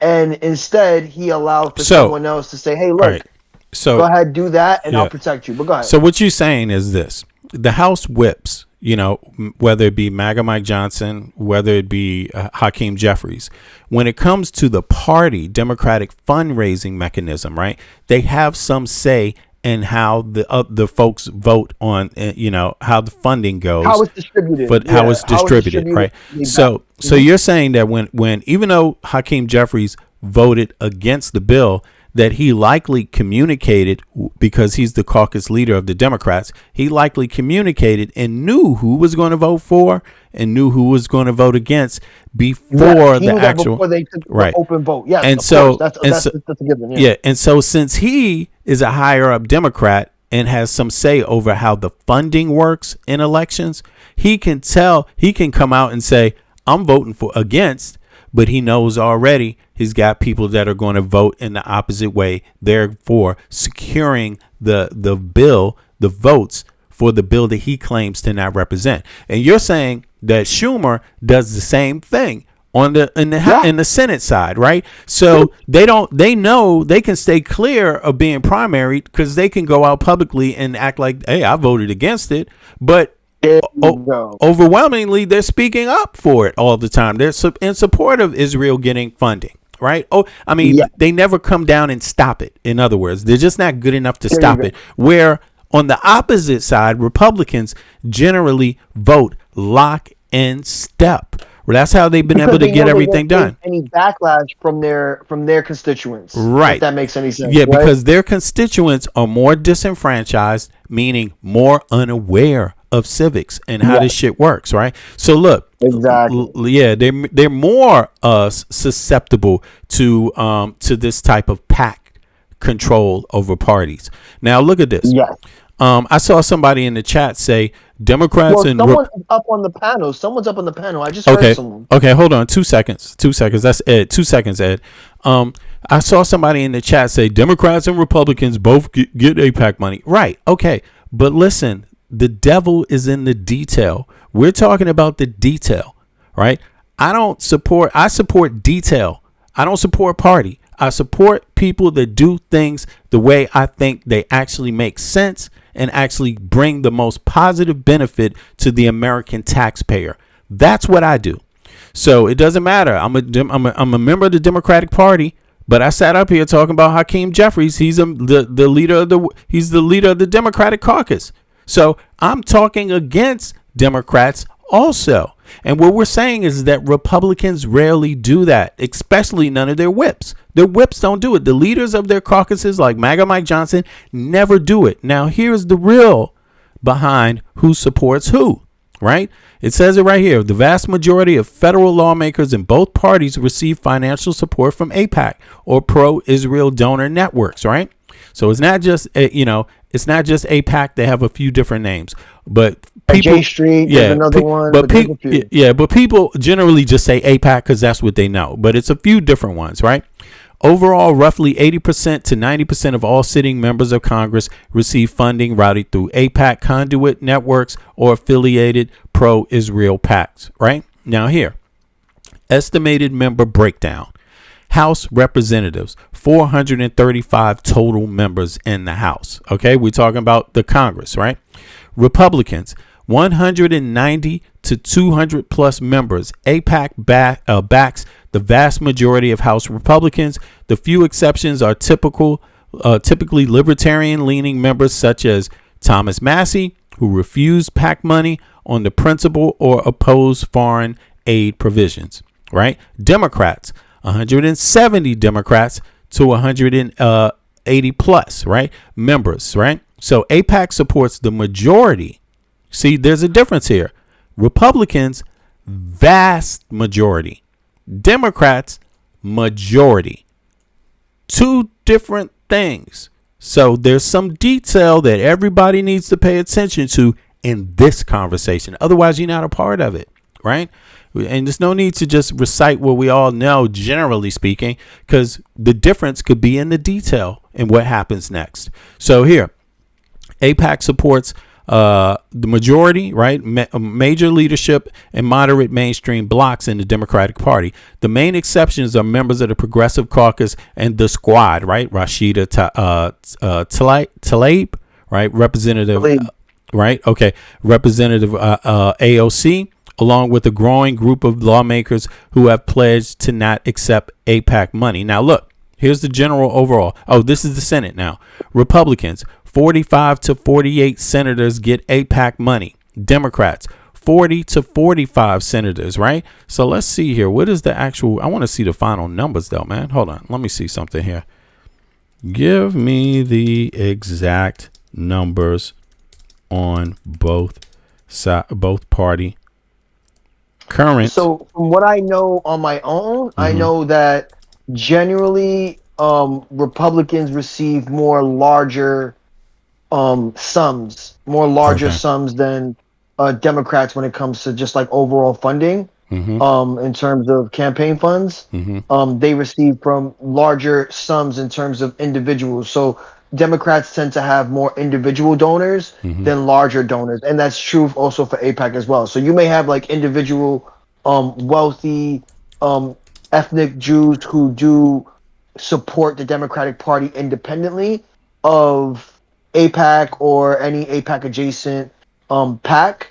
But Republicans overwhelmingly get the majority when it comes to larger donations in the form of corporations and larger sums. But yeah, go ahead. All right, so here we go.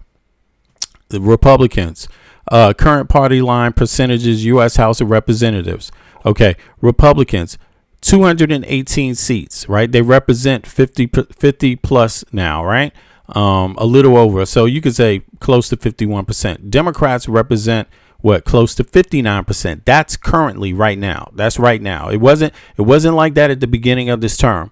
Remember, MAGA Mike Johnson refused to what do you call it? What do they call it? There's some special shit that they do to make swear in. He refused to swear in a few Democrats when they won their special elections, right? So now it's looking a little different. Now, independents, 1 seat. But that was to avoid the Epstein. Right. That was to avoid the Epstein thing, right? So U.S. Senate, 100 total seats, 43% of the seats. 53% of the seats are Republican. Democrats, 45 seats. Independent caucus with Dems, 2%, right? Effective Democratic caucus. Okay, so here we go. Now let's look at this. 87 Republicans, 87 to 92% out of 218 members are AIPAC recipients. 80 to 85% of the 212 Democrats are AIPAC recipients. That's in the House, right? Now, in the Senate, Republicans, 85 to 91%, right? 45 out of 48, 53 senators are AIPAC recipients. Democrats, 85 to 96. Damn, this is... So it's changed already, bro, in the Senate. It's changed already. Roughly 85 to 90% of the combined... Yo, actually... You got me on that one. Somebody in the chat, actually, who said that statement? Let me go back. Who was that who put that statement up now? It's actually even changed since the last election. It was actually not so, it wasn't that close. It was close, but it was even less before. Now it's higher before. And that's interesting. So kudos. Who was that who put that in the chat?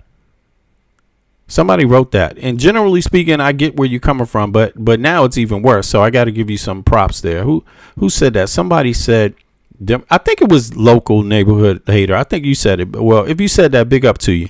Yeah. It's actually more close than it's ever been in this last year, right? So not even, no, it's close. Oh, on the local level, maybe not close at all. Yeah, you talking about like Mom Donnie for mayoral candidates and stuff like that. Yeah, that's true. That's true. Now let's go further. You know, I said I wasn't going to touch on this Voters Act thing because of Todd Jennings. But let's hear it anyway. I just found this might be interesting because that did happen. There was some movement on that, but let's just hear some of these damn arguments real quick. Here we go. The Democratic governor of New Jersey, Mikey Sherrill, revealing that a software glitch had added over 66,000 non-citizens to the state's voter rolls. In June of 2023, nearly 3 years before I became governor, a serious software error in New Jersey's motor vehicle system led to the improper voter registration of what we believe to be roughly 6,600 people in our state. In the case of this error, some individuals indicated that they Okay, so this is about the voter rolls, not the act. All right, so let's go. weren't citizens and weren't eligible to vote, but the software registered them anyway. The governor said that about 400 of those people cast ballots, but there's no evidence at this time that any elections were swayed.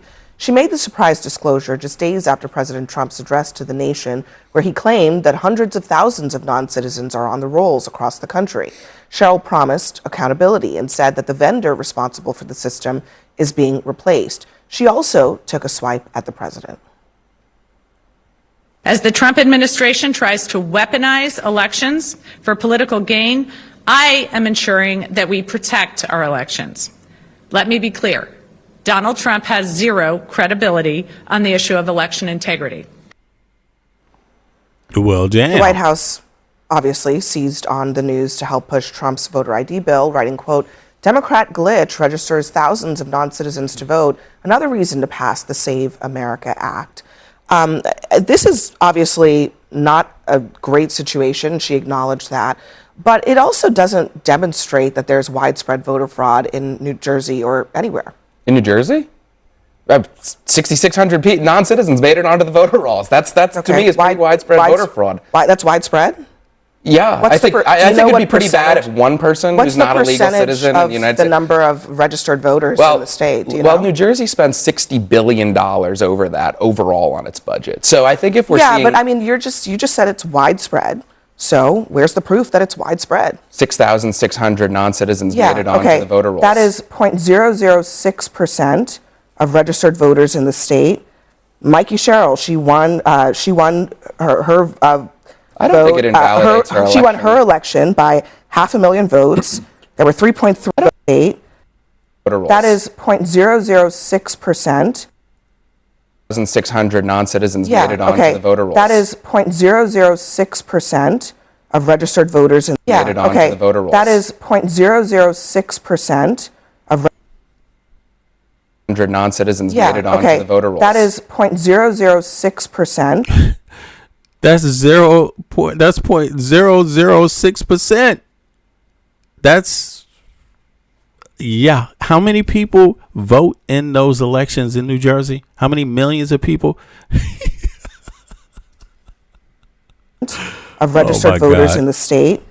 Mikey Sherrill, she won her I don't think it invalidates her election. She won her election by 500,000 votes.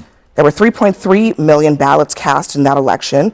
400 ineligible voters. Let's say, because we don't even know, let's say they all voted for her, which maybe they did. Yeah, it still wouldn't invalidate the election. That would be about 1/100% of all the votes cast. Hold on. Did he say he thinks that would still invalidate the election? We don't even know. Let's say they all voted for her, which maybe they did. Yeah, it still wouldn't invalidate the election. Okay, that wouldn't invalidate the election. Okay, that's what he's saying. All right, let's see. Ballots cast in that election. 400 ineligible voters. Let's say, because we don't even know, let's say they all voted for her, which maybe they did. Yeah, it still wouldn't invalidate the election. That would be about 1/100% of all the votes cast. Yeah. Widespread? Yeah, 6,600 non-citizens made it onto the voter rolls. That's pretty bad. I think. Hold on, widespread. Yeah. 6,600 people who were inadvertently registered to vote. The vast majority of them never cast a ballot, and you're calling 400 maybe ballots cast by people who were registered as Republicans, as Democrats, as Independents, as widespread in a state where there are 6.8 million registered voters? Yeah, I'm with the governor of New Jersey on this. I think it's a pretty big problem. That math doesn't math. Well, I didn't say it invalidated Mikey Sherrill's election result. I didn't say you said that, but I also dispute the idea that there's any proof that this is widespread. I think there are thousands of non-citizens on the voter rolls in New Jersey, and I'm pretty concerned about that. I would call it a widespread problem. I think the bigger problem here is that... What's your definition of widespread, by the way? Is it 1%? Is it 2%? I don't know, more than 100? I think it's a big problem. What's yours? Interesting. Me, I did it. You committed voter fraud? What'd you do? Voted twice for Trump. Really? 4 years ago, yes. Did you get in trouble for that? Yeah, I'm still on probation for it. Really? Yeah. Now, if I voted for Hillary, I would have got a gold medal. But you voted for Trump twice. Yes, I did. Yeah. Okay. So I'm curious. Did these people that he's talking about, did they get a gold medal? I'm curious about that. I mean, let's hear it A again. widespread problem. I think the bigger problem here is that What's your definition of widespread, by the way? Is it 1%? Is it 2%? I don't know, more than 100. I think it's a big problem. What's yours? What's your tolerance for this? Hold on. This is not about tolerance. This is about is No, it it is. widespread or is it something that is relatively rare? You're Scott? pounding him over the word widespread. I just Yeah. would ask you, Scott, what is your tolerance for any fraud at all? Is it widespread? Absolutely. Over 6,000 people. What is your bar for and widespread? She said, my bar is I want no tolerance. I have zero tolerance. So what is your for this. tolerance for American By the way, citizens? this isn't the only place this is What happening. is your tolerance for American citizens whose valid voter registrations are invalidated by incorrect databases? What's your tolerance for that? I don't have tolerance for any mistakes in the electoral system, including putting non-citizens on the rolls. So then why are we not keeping the same energy for that as we are for this? I do have energy. As you know, I've come out here and long argued that every time we don't clean up the voter rolls, that every time a non-citizen makes it onto the voter rolls, it invalidates some legal person's vote. What and I about when don't an like it. American is not allowed to vote when they are eligible to vote? I don't have any tolerance for that either. An Then American why- so then citizen should why be are allowed to you vote. okay with but the American administration- citizens are invalidated Why when are you illegal okay aliens then with the are glitched onto the administration system. using a system that a federal judge recently found was actively removing U.S. citizens from the voter rolls based on inaccurate information? Why are you comfortable with that system being used to check the voter rolls? Right. So what she just asked him is why, right? Is he okay with American citizens being kicked off the voter rolls due to invalid information? For example, let me give an example of what that means. Let's say you voted in the last election, and let's say you just moved. And then you went back in the midterms to vote. And then all of a sudden, your address is different.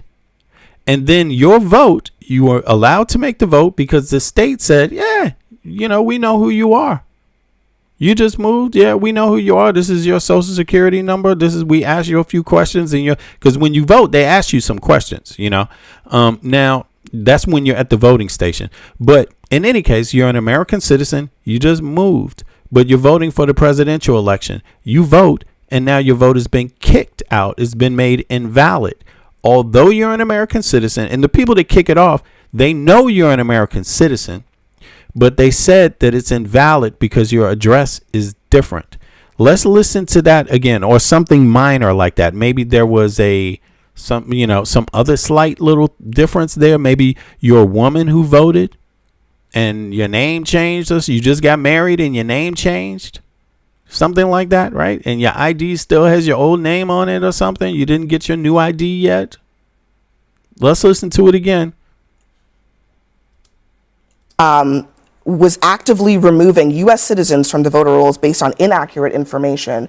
Why are you comfortable with that system being used to check the voter rolls? This is a convenient deflection for you. This is the worst possible story that could happen for Democrats right now regarding the debate over the SAVE Act. 6,600 illegal aliens on the roll in New Jersey. So he didn't answer the question.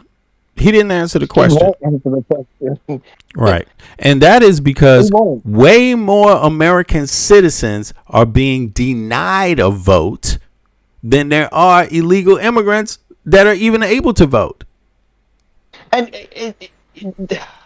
again, it's just percentage wise, right? When we look at the percentage, and the reason why we look at the percentage is because that validates how it affects the complete overall view, right, of an election, right? If it's 0.001, 100th of a percent, not even 1%, 100th of a percent.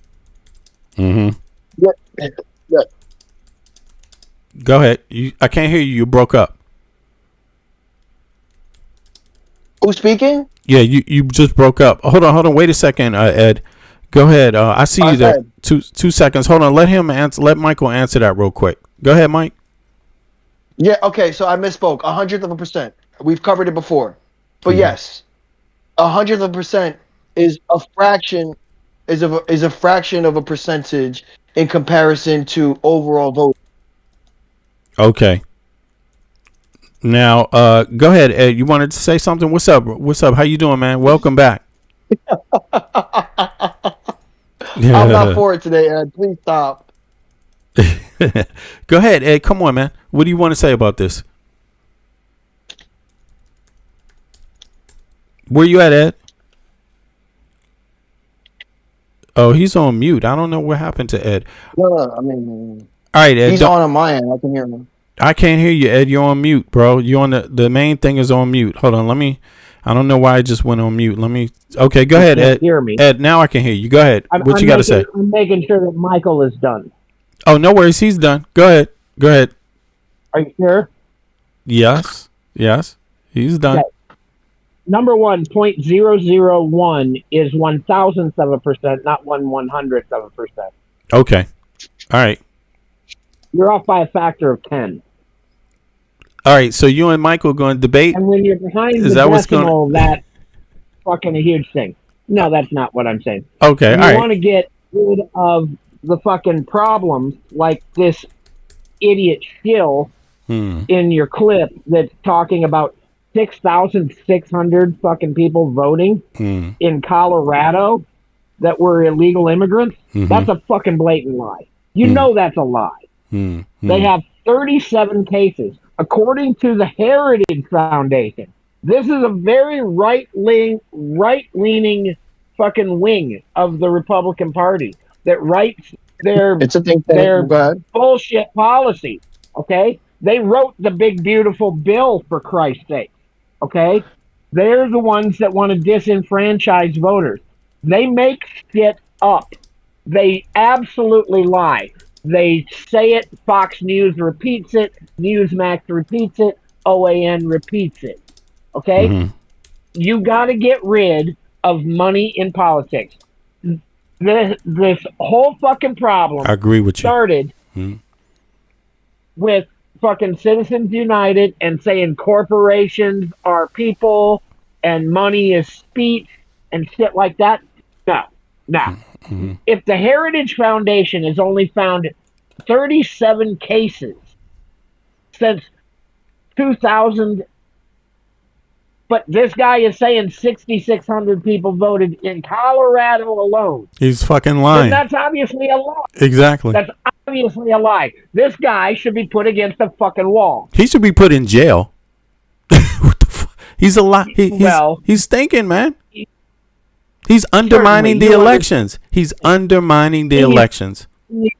A fucking Nazi spewing fucking rhetoric for people that want to overthrow the country.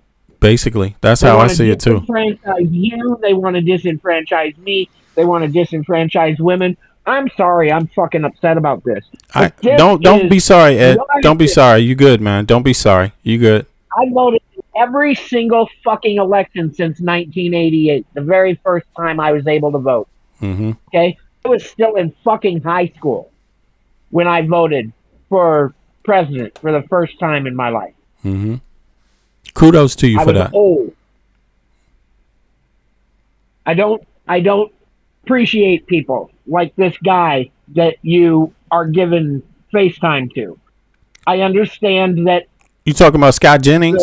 the nice lady was taking him apart with her questions, but giving even a platform to people like that lets other people hear it and go, oh, well, there is another side to this. No, there's not. There's not another side to this. Illegal aliens don't vote in elections.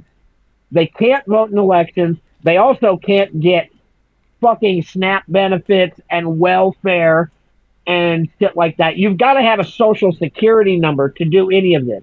The SAVE Act is going to take your fucking rights away. It's not going to save anything. You have to prove who you are in every single state in the United States. You have to prove who you are, that you're an American citizen, where you live, that you live in that state when you register to vote. She said. Donald Trump wants voter rolls so that he can figure out who is who and send his fucking Gestapo after you. Exactly. If you haven't figured out once the brown people are out, they're going to come after fucking Democrats, then you're not paying attention, man. Facts. Because they don't care who they shoot in the street. I feel you, bro. Hey, listen, Ed. But let me ask you. Let me say something here. She said inadvertently ended up on the voters' roll. She said actually the majority of those people, the vast majority, don't even end up voting. It's an accident. In other words, like it's not people that are voting that they even brought up. It was a voter roll thing. Here's my question. So hold on. So if they voted, hold on, Ed.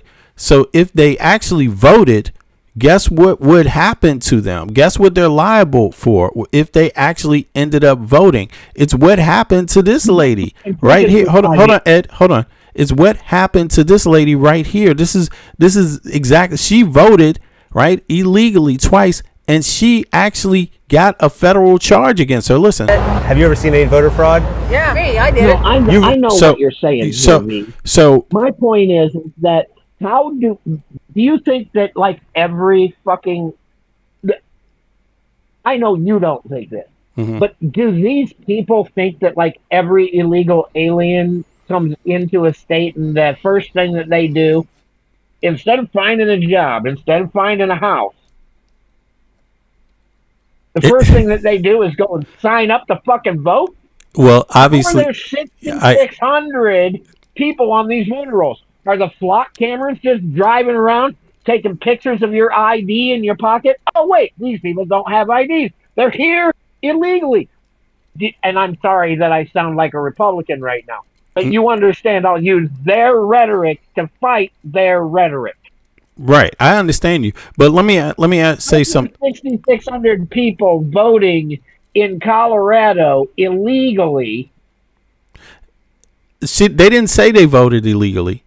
Made up shit. They didn't even say I watched your clip there, bro. The guy said there were 6,600 people in Colorado that voted illegally. Yeah, but I think she corrected Where him. did he get that number from? Yeah, because I've got an idea where he got Right. it from. Well, yeah, Just you're right stick about my that. finger right up my ass and pull out some shit too. Well, you know. well, hold on, Ed. Let's play that little interaction back because I think she corrected him and she said inadvertently ended up on the voters' rolls. She said this is not. They're not even talking about They people. end up there. They Well, got to sign up but- for something right. somewhere, and But- illegal aliens don't sign up for shit. But yeah, They stay under hold the on. fucking radar. Yeah, that's true. So how That's true. 6,600 But- of them end up Hold on. on the voter Hold on. list Ed, in Ed. Colorado? Right. Because it's a made up. Well, hold because on. it's not true.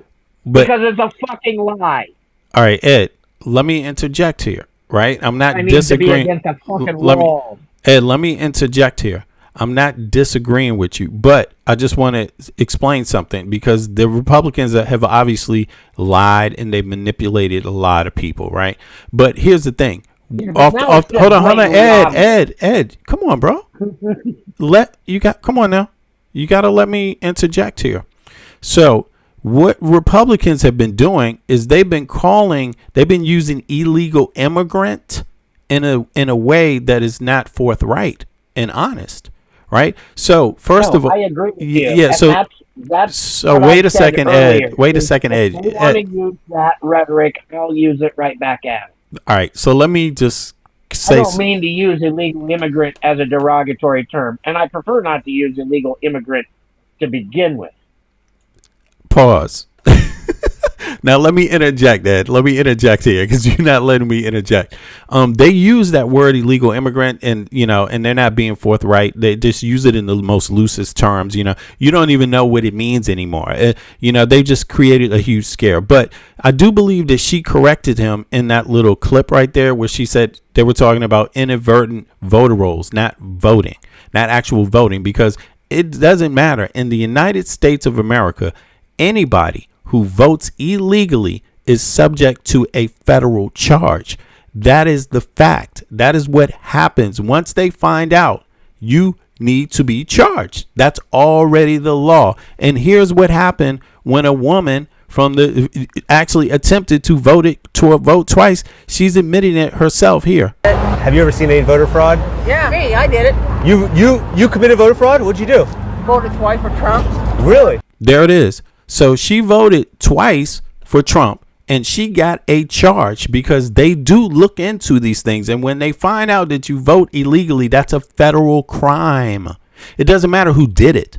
You could be a U.S. citizen and vote illegally, federal crime. You could be an immigrant and vote illegally, federal crime. You could be a person on asylum and somehow vote illegally, federal crime. If you cast a vote illegally, it is a federal crime. You get a penalty, a cash penalty. You can go to jail also, or you can be thrown out of the country if you just happen to be an illegal immigrant. That's what's actually the law is. But let's just look at these numbers too. Let's look at the numbers and what we're talking about to be really clear so people aren't confused. Yes, by a vast margin, significantly more illegal U.S. citizens are removed or purged from voter rolls either correctly or inadvertently than non-citizen or illegal immigrant votes. Comparison of the scale. Citizen voter roll removals, purges. States routinely clean voter lists to remove individuals who have moved, right, passed away, or become inactive, right? Inactive means you're alive. You just, inactive in voting, right? And that can happen just if you didn't vote for 1 year. They can remove you from the voter registration rolls. That's why we tell people every day here, if you moved, if you changed your address, if you changed your name, go where? Go here. Go quickly too. And do not hesitate.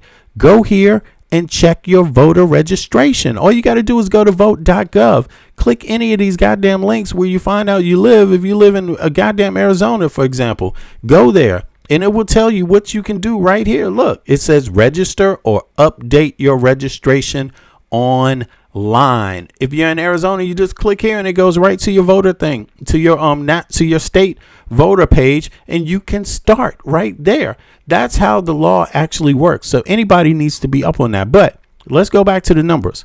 Here are the numbers. All right. Impact on eligible citizens. While most removals affect people who legitimately moved or died, routine list maintenance inevitably remove hundreds of thousands of eligible citizens, often due to clerical errors, matching name errors, or failure to return postcard mailers, for example. So this is what's happening to citizens. In the past state audits, such as Texas and Georgia, tens of thousands of naturalized U.S. citizens were erroneously flagged for removal because state database relied on outdated motor vehicle records created prior to their naturalization. That is a state error.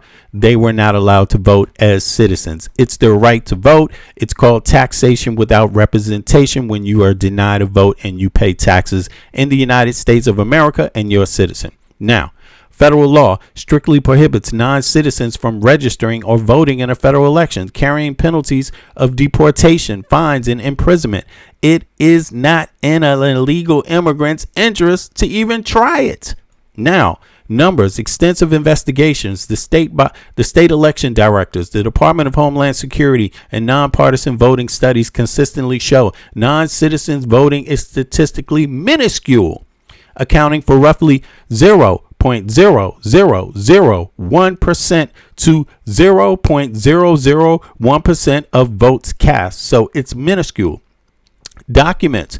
Comprehensive state audits covering millions of voters generally uncover between a few 100 instances statewide, usually stemming from administration agency DMV software errors during the automated voter registration rather than an intentional fraud, right? So if you commit an intentional fraud, you go into jail for it. So here, let me see here. How many? Let's get the core numbers here. And I think you can see them. So let me go back like it was. Category. Typical frequency, right? Yeah, that's what it is. Okay. Typical frequency. Names removed, voter rolls, 19 million to 25 million. Eligible citizens inadvertently purged, affected hundreds of thousands. Hundreds of thousands. That's not 6,000. That's not 60,000. That's in the hundreds, plural. Okay. Verified non-citizen votes cast nationwide. A few hundred total. A few hundred total. That's it. So this is all about a few hundred total. When they're talking about, they're worried about illegal immigrants voting, it's only because a few hundred total in the entire country that they could even find. Versus hundreds of thousands of American citizens whose families probably died in wars, some war, for the country and pay taxes, who are guaranteed a right to vote. Hundreds of thousands are being stopped already, even before this next little shenanigans that the Republicans are trying to do. There it is. That's the facts. Let me take Ed off of mute now. Ed, you got to let me interject sometime. Ed, where you at? Let's go. I'm here. There you go. Let's go. I just wanted to say that. So come on, go ahead. All right. Yeah. And I love the numbers that you were putting up there. And you were saying percentages. You said it was 0.0001%. Okay? 3 zeros and a 1 after it. That's 1/10,000th of a percent. And that's when you're talking about the illegals. That apparently that's when they're talking about. That's how. And then with the citizens, right, to cast votes, it's higher. It's way higher. It's way higher. Math is a good equalizer. No, but no worries. Yeah. But you're right. Go ahead. But what I'm saying is that when the Heritage Foundation, who writes these policies, who gives the Republicans their talking point, who literally wrote, excuse me, who literally wrote the big beautiful bill. There was no lawmakers making these laws. This was the Heritage Foundation. When the Heritage Foundation says that we found 37 cases of voter fraud since the year 2000, that's over 2 billion votes cast in the last 26 years. 37 cases of voter fraud. But this guy that you had on that last clip being interviewed by the black lady, he says 6,600 people voted illegally in Colorado alone. Yeah, he That lied. is a fucking lie. He lied. He lied outright. That is absolutely a fucking lie. Dude, like I said, I can stick my finger up my ass and pull out some shit too. You know, make up all sorts of things. The sky is fucking purple. I have giant lizards in my front yard. Well, I have lizards in my front yard. They're just not giant. See how that was still a lie? Right. Right. Yeah, facts. And for this guy should be, follow his money. he should never be allowed on network television. His name is, where he's getting his fucking money from, and exposing. Exactly. And second of all, get rid of fucking Citizens United. Corporations should have no say. When the government is being run by corporations, that's one of the tenets of fascism. It is. It should not be allowed. And It I should not. understand there's a whole lot of people that really love their First Amendment. I'm one of them. As you can tell, I like to say what's on my fucking mind. Facts. But you can't just be allowed to go out and blatantly lie. And this is there CNN. Are libel laws. There are laws. I mean, Fox News has been sued by all of the voting machine companies, and they've lost. And this is CNN, OAN bro. and Newsmax have. That's what I'm talking about. Yeah, they're bowing down to the power so that they don't get fucking shut off. You should stand up to the power and get shut off, and then people will be like, holy shit, what happened to CNN? Facts. Oh, were they too woke? Well, they too corrupt right now, bro, because they got somebody up there actively lying. CNN isn't owned by some left-leaning liberal. None of the news organizations are owned by left-leaning liberals or woke communists or whatever their fucking catchphrase is tomorrow. Yeah. They're all owned by Republican fucking billionaires. And the retort from well, damn, what's this the lady's name here whose show this is on CNN? what's her actual name? The retort just wasn't that strong because guess what? She's allowing people to talk over no her. one's fighting back. No one is saying, where did you get this number 6,600? Yeah, exactly. That's the first thing I would have said. Yeah.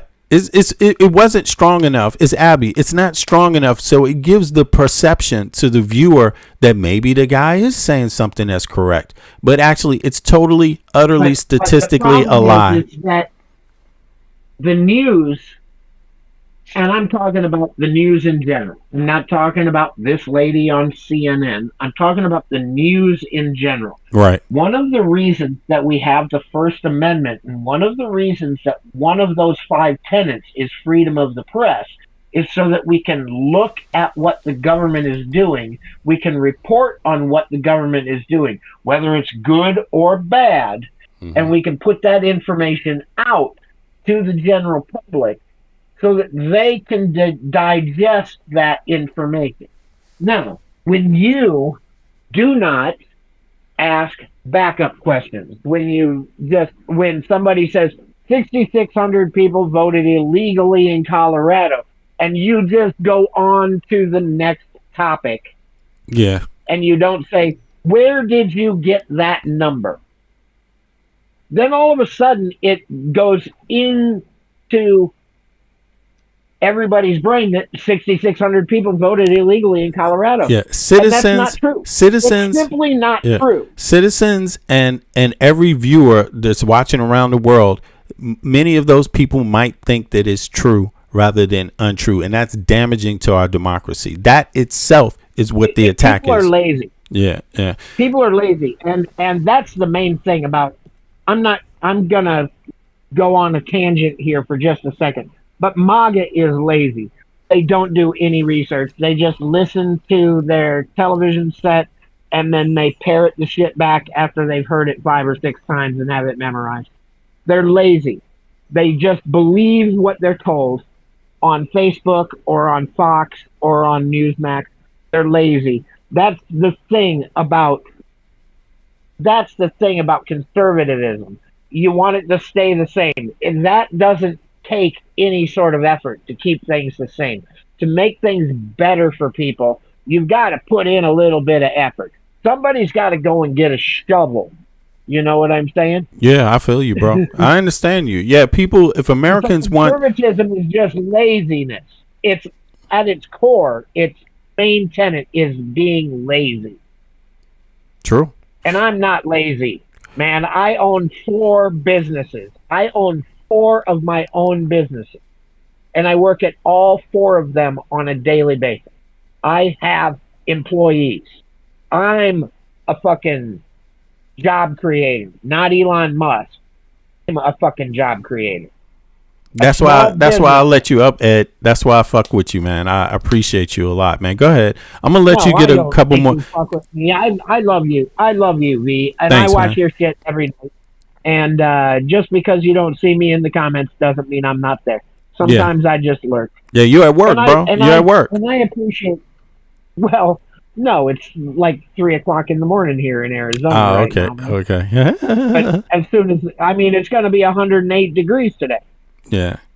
Yo, Ed, let me before we get to Ed, I'm going to be out there as soon as the sun comes up.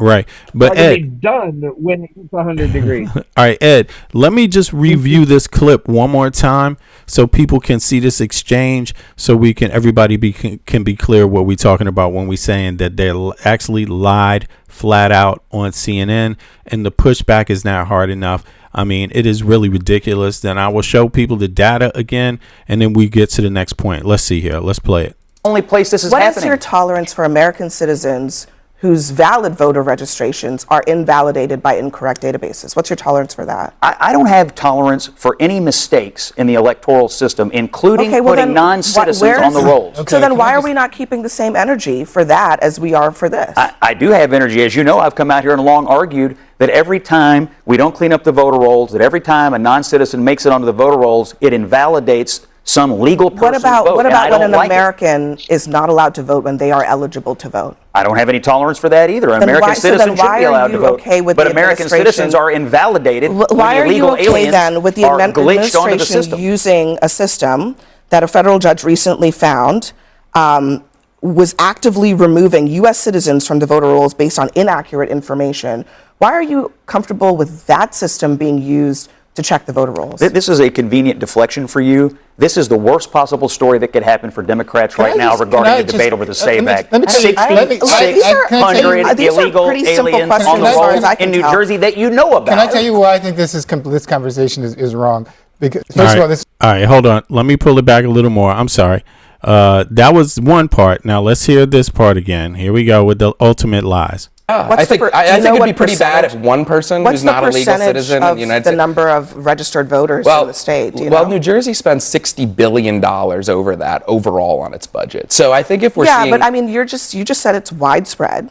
So where's the proof that it's widespread? 6,600 non-citizens made it onto the voter rolls. That is 0.006% of registered voters in the state. Mikey Sherrill, she won her I don't think it invalidates her She won election. her election by 500,000 votes. There were 3.3 million ballots cast in that election. 400 ineligible voters. Let's say, because we don't even know, let's say they all voted for her, which maybe they did. Yeah, it maybe still they wouldn't didn't. invalidate the election. That would be about 1/100% of all the votes cast. Widespread? Yeah, 6,600 non-citizens made it onto the voter rolls. That's pretty bad. I think. Hold on. Widespread. You hear that? So he's talking about what made it onto the voter rolls, and that's not widespread, because the fact of the matter is that that's minuscule compared to the amount of American citizens that are kicked off of voter rolls every election. And here are the numbers again, just so people are sure about what they're talking about. I mean, it's sad that we have to do this because, like, I agree with Ed. I mean, when you give people like this space, and he's talking about their program, people get confused by the numbers. American citizens literally get confused. Now here are the facts. The vast margin, significantly more eligible U.S. citizens are removed or purged from voter rolls either correctly or inadvertently.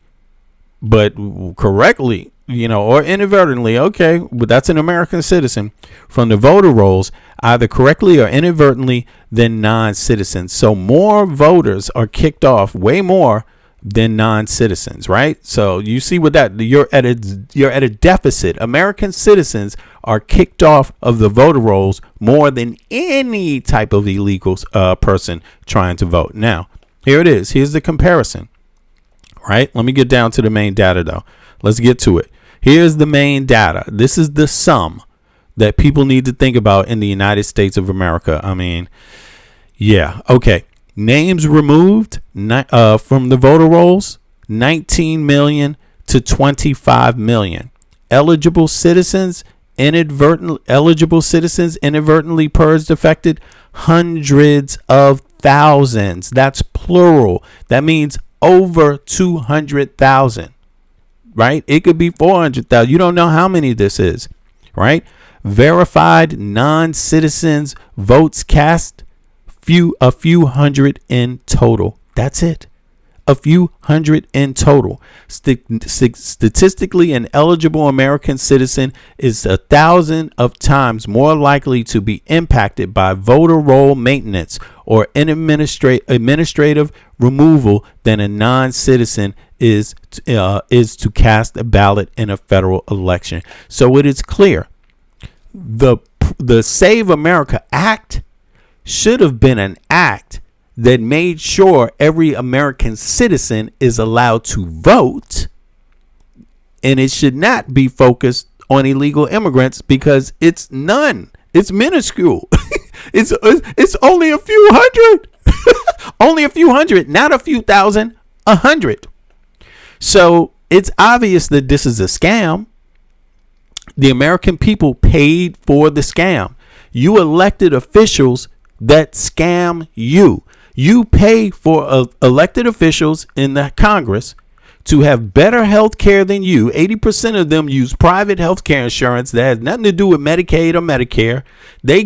You vote for them to have better health care than you. And they're actually up there lying to your ass. They're actually voting against American citizens' rights. They're actually voting against democracy. And why would you continue to vote for anyone who does that? Why would you vote for any congressional member that voted for that? Why would you, as an American citizen? What is the rational reason? What's the rational reason? The rational reason is you don't stand up for American citizens. That's why. That's the reason why. You are anti-American. You're anti-democracy. That can be the only rational reason why. Or you are too stupid to pay attention to who you vote for and really have no interest in the betterment of your own life when you cast a vote.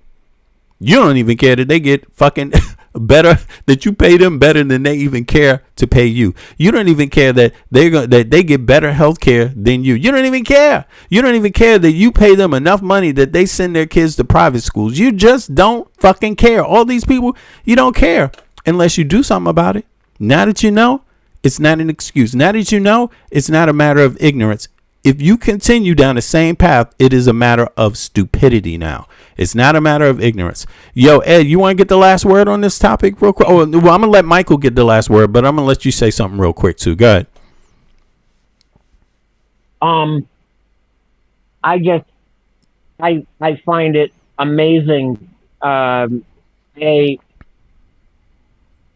entity that is ingrained in our First Amendment, the press, isn't pushing back on this anymore with the blatant lies, and that is an inherent problem. If I'm not saying that we need to fund the press better, they make plenty of goddamn money, and that's why they say the things that they do, because they're being told what to say by money coming from somewhere, you know. But you've got to push back against this. You need to watch, whether you prefer left or right, doesn't make any difference. You need to watch the small people that are doing it because of their love of saying the truth, exposing government corruption, getting the truth out there. There are journalists that still do this. Facts. You are one of them, V. Thank you, bro. I appreciate that. Yeah, definitely. And people like you need a bigger voice. CNN, Fox News, MS Now, or MSNBC, or whatever the fuck they call themselves now. These people are funded by billionaires. And every fucking cookie and soy milk fucking company on the fucking planet too. You know, they take money, and boy, you know, Big Corn isn't going to advertise on MSNBC if they say something bad about high fructose corn syrup. But we're not going to do high fructose corn syrup fucking news program. You know, sort of thing. Corporate news. When all of a sudden you throttle yourself back so that you can continue to get money, then you've lost your journalistic integrity and you're not a journalist anymore. You're a shill. Is it okay for me to speak, V? Can I speak now? Yeah. Okay, yes. Go for it. Thank you so much. Yeah, you're welcome. You're welcome, Ed. Thanks for hopping up too, bro. Appreciate it. I'm gonna go back to the chat. Okay, bro. Good to have you up, man. Appreciate that. Wow, that was something, man. Ed is always on fire. Yo, Mike, what's up with this? Do you concur? Yes, I do. I kept out of that because obviously Ed clearly has a bias towards me. But we'll save that. I don't know. Does he? I don't know. I didn't hear that, man. But go ahead. In any case. I said I want to sound intelligent. If my intelligence makes you feel inadequate, that's a you issue.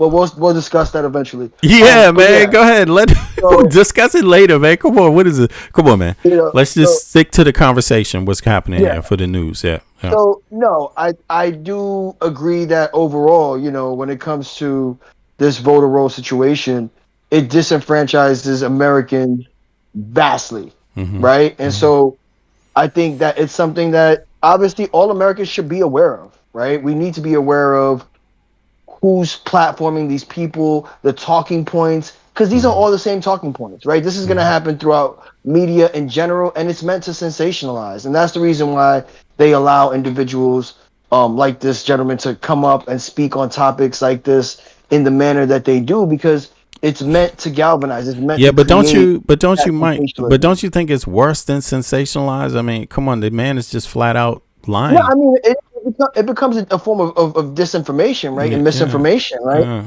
But I think the larger talking point that he's trying to hint at is the fact that it is a thing, whether it's significant or not, right? And we know that it's insignificant, but he's trying to say that he has a point because it's a thing and it happens, right? Which no one's denying that it doesn't happen, right? And even in this instance, out of that, 60,000 individuals who voted, or in New Jersey, only 400 of them actually casted votes. No, but that's right? what I'm saying. It's not 60,000 who voted in the first place. They registered. No, it's not they were voted. Yeah, they right. registered. Yeah, that's what I'm saying. Yeah. Out of the 60,000 who were registered, 400 of them got the opportunity to vote. Exactly. Right? And if they voted, it's a crime. They're going to be prosecuted. Well, obviously, if they voted, it is going to be a crime. But that's something that even the nuances of it. Do I know they will be arrested, because they didn't even necessarily, they weren't the ones who signed themselves up to be voted, but right? we don't know. We don't even know. Yeah, exactly. Like you said, there's they have to have their independent investigation, but it's still minuscule. It's still minuscule because it's minuscule in the whole aspect of it, of course. The bigger problem with voter rolls is that American citizens, by the vast number, are being purged from them. Way more than any. That's the bigger problem, and they're not even doing anything about it. They're it's by design. So it's a distraction. So what he's doing is a distraction to the real problem, basically. Of course, but what it is again, it's a part of an agenda, right? It is a part of the larger agenda to have voter rolls purged, to make it harder. Essentially, the goal is to make it harder to vote. Mm-hmm. The harder it is to vote, allows for less people to vote. Mm-hmm. The people who vote in person tend to lean more Republican than anything, right? Republicans tend to vote more in person. Mm-hmm. So, mail-in ballots are not, they still exist, obviously, but in red states, they tend to vote more in person, especially when they vote Republican. Mm-hmm. So it's meant to skew the advantage in the Republican favor, while also diminishing the overall amount of people who are allowed to vote, right? Which is obviously a disenfranchisement of your average U.S. citizen, right? And where else in the Western world is this happening like this? Where else in the Western world are hundreds of thousands of citizens being purged from voter rolls? I don't know of an equal comparison, right? And even if that were an issue in another country, like for me, that's where I get super patriotic. It's like, okay, that's that country's issue, right? Our country issues isn't vast voter fraud. It just doesn't exist, right? So it's like saying that, the building, one building in a major city has a pest issue, right? Does that mean the whole city is infested with pests? True. No, it doesn't. Right. So it's not a major issue, a vast issue. Is it something that obviously we can acknowledge? Yeah, we can acknowledge that 60,000 voters were placed, wrongfully and registered to vote. Yeah, that does exist. Did they vote? No, not all 60,000 voted.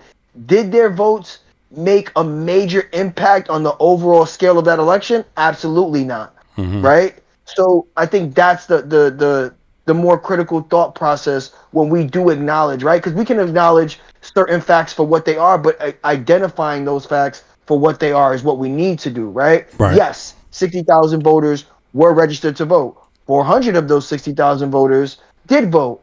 Right. Did that make a major issue with elections? Did that disproportionately affect who got elected? Absolutely not. No. Right. And that's just where it should end. Right. And I think that's where the pushback, when you are platforming these individuals, that's where some of these platforms have to be able to take that stance and have the final word in saying just that. Right. Because what we do when we don't acknowledge that 60,000 voters were registered, we give them a leg up, period. We give the individuals who want to claim voter fraud is mass a leg up when we don't acknowledge it and then explain it, right? If we just leave a blanket statement of 60,000 voters voted, right, or were registered to vote, when we say that, that implies that 60,000 voters voted, right? Just scaring people. There you go, right? The fear-mongering aspect of it. But we can acknowledge two things can be true at once, and one truth is greater than the other, right? Right. So far one greater. truth is the Far fact greater. that- exactly. And that's what has to be platformed. That's what has to be explained. That's what has to be acknowledged, right? Because they're looking for, and this is what I mean by sensationalize.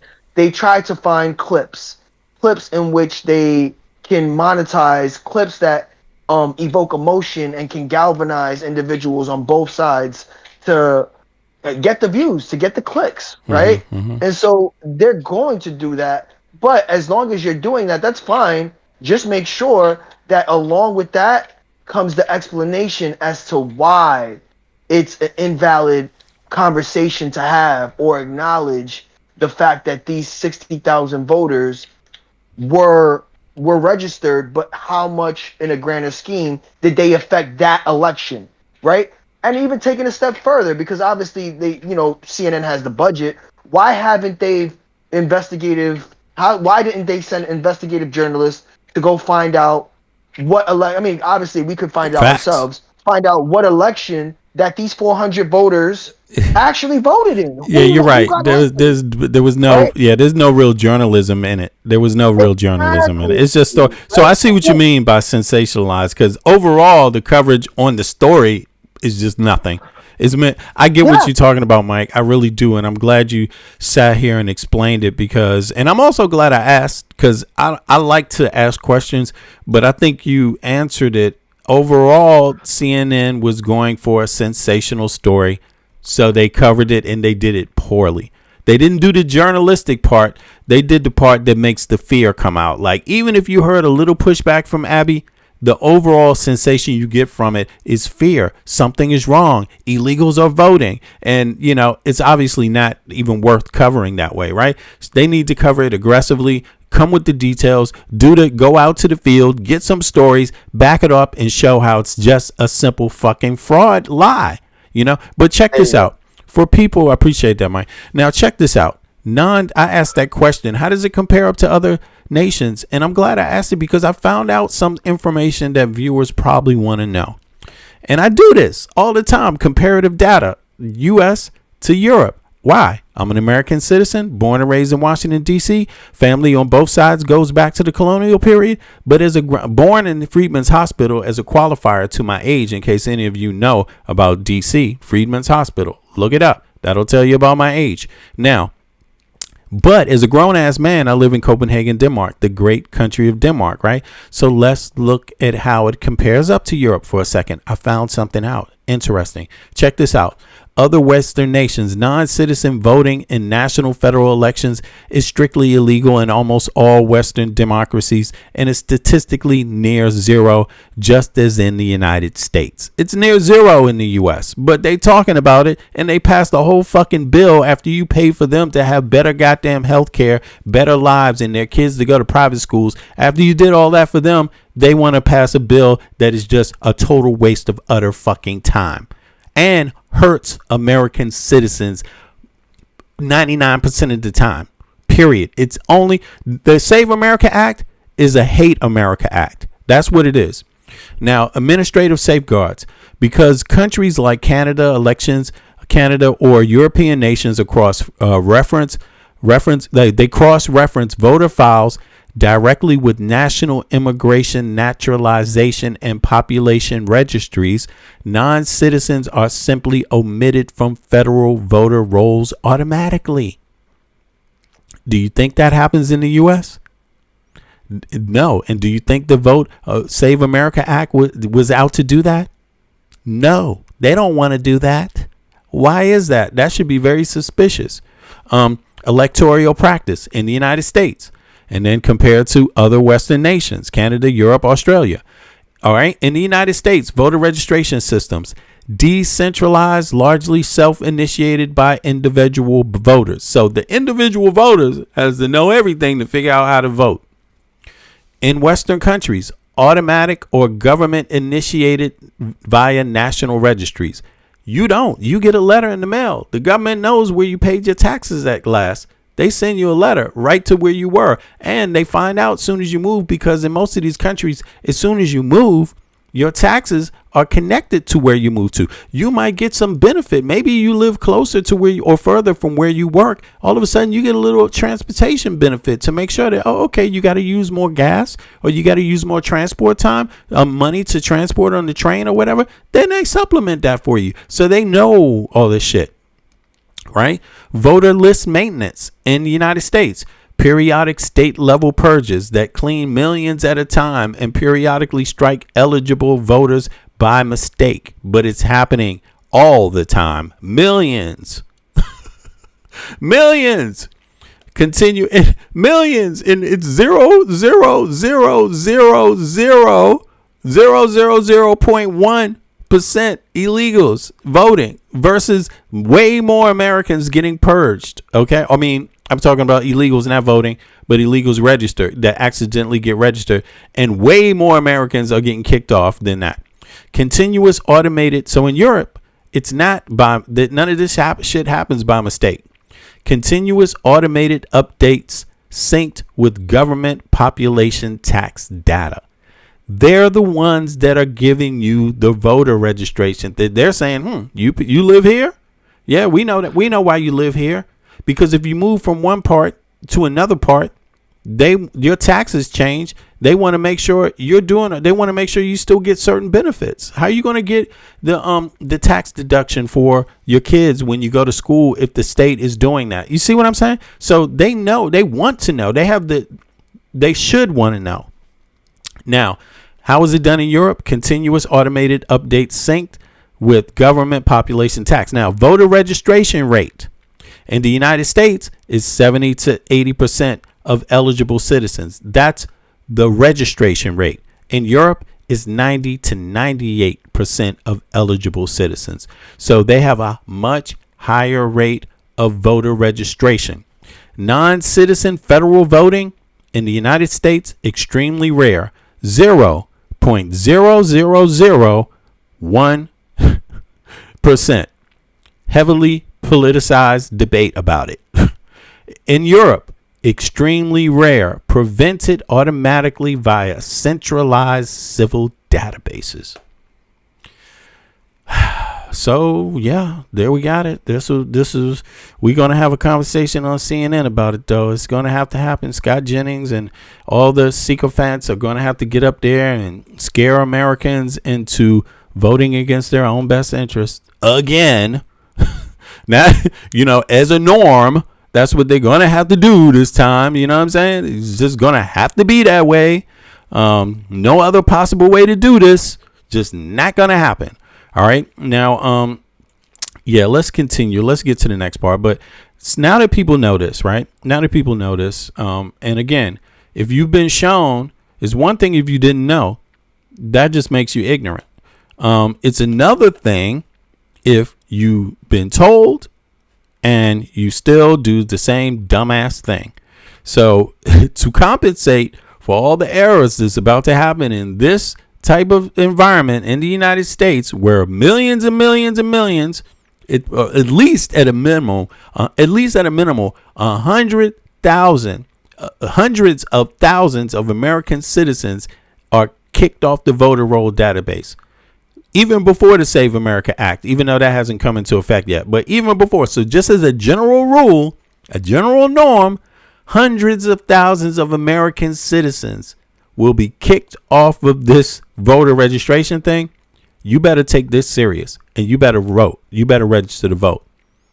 Do not take your right to vote as don't take it lightly, because you actually may not have the right to vote. Did you know that? It's not a guaranteed right in the United States of America. Your right is not a guaranteed right. It is in Europe, though, and in Canada. Wow. Wonderful what they're doing with their tax dollars. Not in the United States. So you have an extra reason to pay attention and check your voter registration. And you can do that right here at vote.gov, especially if you can read in English. But you can change it. They have a few languages you could change to, by the way. I think you have the option to change it to a few different. I don't know how many. I don't even want to assume, but it is. But all right. So let's man, this is some bullshit. Let me just hear this pushback here. Let's see here, and then we're going to go to the next topic. I appreciate everybody for coming out. We got two more topics coming up, so don't worry. The stream is like 4 hours and 35 minutes, but it's my day off, so I'm cool with it. Let me see. My son is expected to arrive. Let me just double check that. My youngest son, he sent me a message, so let me just see here. 2 seconds, y'all. Just got to check this out. This little message here and make sure I didn't miss anything, because I am a father, so okay. Yeah, we all good now. Here it is. Let's hear the pushback that CNN offered over this bullshit story that they're doing about illegal voters. And Scott Jennings, anyway, let's go. It's not the worst possible conversation. This is actually a very good conversation for Democrats, because Mikey Sherrill did exactly the right thing. She was transparent. That's all I was saying. Let me finish. She was transparent. And it was good. She was transparent. She was accountable. She immediately held the people accountable. She removed the software vendor, and she criticized the former governor, who was a Democrat, criticized the former governor for failing to address the problem. That's exactly what a responsible leader is supposed to do. Exactly the opposite of what Donald Trump did in his irresponsible speech last week. Exactly the opposite of what Donald Trump did when he lost the 2020 election, and he told the people in Georgia he needs to find 11,780 votes, which, by the way, is voter fraud. This is not an issue about whether it's widespread or not. It's not, because it's really a question about, is it even fraud? This was not fraud. This was a mistake. People were given an option. Are you a U.S. citizen or not? They said no, but the computer system incorrectly registered them to vote. They didn't do anything of their own. That's a fair point. Required them to do something on their own purposely to defraud the system. The suggestion that this is fraud suggests that these people were trying to vote when they 400 of them. Yeah, I think fraud. Exactly. Hold on. But let's be honest. By the state incorrectly. Listen, there's been a lot of work done on situations like this, and going back, state by state, you can go state by state. There have been cases that have looked at it. They found, maybe a couple of dozen cases over the course of 10 years, 20 years. Sometimes what happens is that when state systems are incorrect, people receive information and they are confused, and they're not voting because this is a great they're point. not voting because they're trying to defraud the system. They might have cast a ballot because they just weren't aware that they were incorrectly put on the voter roll. They weren't aware that they weren't a citizen of the United States? No, they but the question said in this instance that they weren't citizens. They were still registered. Is this accurately described as fraud when none of these people tried to register to vote? Yes, they cast ballots. 400 of them cast ballots. They had to actively go do that. I assume no one voted in their name. Maybe they did. I don't know. But they actively cast a ballot. Did they not? An illegal alien gets put on the rolls, however they got there, and cast a ballot. I mean, but you acknowledge that some people might actually be confused, because this has come up in courts before, where some people who are ineligible to vote are not aware that they're ineligible to vote. Guys, widespread waste, fraud, and abuse doesn't require malice. It can be a product of government incompetence. That's my point from earlier. Okay, that's a fair. I mean, you raised the issue. That's why I said the state of New Jersey spends $60 billion annual. Surely there's a gazillion other examples. I think it's a fair point that it can be due to the government just being dumb about some of these things or making mistakes. But again, I do think it's whether it is widespread or not matters. I do think that the numbers actually matter, because if the argument is that this is so widespread that you need to override the state's constitutional rights to run their elections, then you have to actually prove that that's National actually voter ID is an 80% favorable issue. The numbers don't prove this conversation of widespread. Language matters. Saying widespread and fraud, it matters when, to the point that you were making and that you were making, if folks were being honest about the fact that they are not citizens, and yet it was a mistake on behalf of the actual machines, and then the Democrat in office took accountability for it, this is actually modeling making sure that our elections are safe and fair.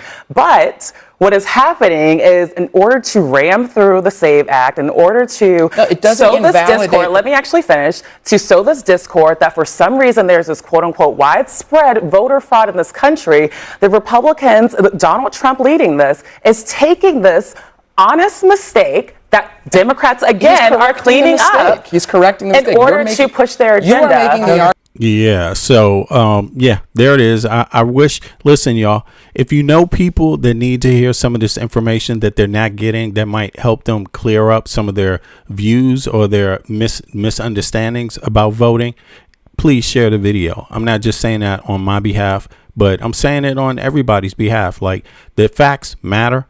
And obviously, there's been a lot of disinformation. Now, one point that's worth noting, and I'm sure maybe, Michael, you can help me with this. The Pentagon and the security apparatus of the United States of America has said repeatedly that voter disinformation has been used by the Russian government and China and others to confuse American citizens and to basically devalue the democracy that we have, our right to vote. So you got to understand that at the same time, the security agencies have said American citizens people should not keep spreading the disinformation that's not there, because the actual governments that are fighting against us are helping that disinformation. They're helping us believe that there's something wrong with our voting system. Yeah, there is something maybe wrong, but it's not the way they make it sound like. What's wrong is that we're not getting enough citizens out to vote. We register citizens poorly. We don't register enough citizens. A third of the citizens didn't vote. Didn't even vote in the last presidential election. Why is that? We don't know. Where's the study? I said that before. Republicans and Democrats, where they need to be spending money in Congress is going out there and doing some research to find out where are these people that aren't voting and why. Because we don't even know. 1/3. That's 90 million citizens. 90 million citizens did not vote in the last election. Why? We still don't know. We pay representatives to have a better lifestyle than the average American has, and they have failed, Republican, Democrat, Independent, to go out, use that money to research why these people aren't voting. What is the reason? Were they kicked off of a voting roll? Do they not know how to vote? Is there something else going on here?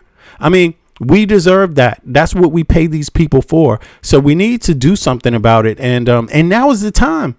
Now is the time. If an enemy says to you, I want to make sure that you have chaos in your country and that you do not have democracy. If your enemy says that, you're supposed to say, how do we fix that? How do we make sure all Americans are having the right to vote? We should be looking at the data and figuring out where to put our focus. This clearly is not it. Illegal immigrants voting is not it. Mike, yo. No, I think, to piggyback off of what you said prior, where's the additional sanctions on China and Russia? Right. Yeah. From the president. Where's his tariff? Exactly, right? Where's the punishment? Where's the punishment for China and Russia, for interference, right? And the acknowledgement of said interference. And I think that's one of the other side conversations that could be had when discussing this topic, right? I think another one is, to cover exactly what they said, right? Similar exactly to what I said. Is it fraud if they knowingly told the government that they were not citizens, but still were signed up to be on the voter roll, like a voter roll? Right. Yeah, exactly. To vote? Is that fraud? Right? Like, there's no malice in that, right? They're not lying to commit a felony by voting, right? Right. And another point to that is, why haven't they made this software public? Why haven't they let it be known what software was used, and what other states potentially have used this software in the past? Right. Right. Right. So they can track that down if they truly cared on the larger level, right? Those are questions that I would, as a U.S. citizen, want to know. If you truly cared, why aren't you covering that? Why aren't you making that the headline, right? Right. And they don't, because they don't want it to be a headline, Right. unfortunately. Right. And that's the bigger conversation when we look at this topic. Why isn't that they don't care to have that discussion? And the reason why is blatant, right? The reason why is because it's in Trump's favor, right? Right. That's why it's in Trump's favor. It's in his favor to not have Russia sanctions or have that discussion about interference, because it benefited him in every election, that they've ran misinformation and disinformation. The Republicans live to be able to talk about this in positive context for Trump, right? They say voter fraud, even though we know it is a talking point that stems from disinformation, misinformation of both Russia and China, right? But yet they allow this rhetoric to continue because they still know that their base, they're dog whistling to their base, that voter fraud exists, that rampant voter fraud exists, and that we can't trust the electoral process. But it's funny that we can only trust it when Trump's in office. We can only trust it when a Republican is in favor when it votes, because that's the only time apparently it works. And it's The amazing. irony, right? Yeah, it is an irony, because Trump won with the current system. So he won twice with the current system. How is it that it doesn't work? And this is what's so insidious. Like, the one time that the man lost, he just can't believe that it's fair. The one time, imagine if you played against a team, if you played ice hockey, if you play soccer, if you play basketball, if you play football, and the team that always cries foul every time you play them, sooner or later you're just not gonna want to play because they are sore losers. Like, that's what this is. The man is just a sore loser. And here's one other thing I wanted to say. Because I live outside as an American citizen, born and raised in Washington, D.C., born in Freedman's Hospital, by the way. So that's a qualifier about my age. But having said that, both sides of my family go back to the colonial period. But as a grown-ass man, I live in the country called Denmark, the great country of Denmark, where it's done differently. It's your taxes, your tax records they use. And in Denmark, you have tax records even if you don't even have a job. You got to understand that.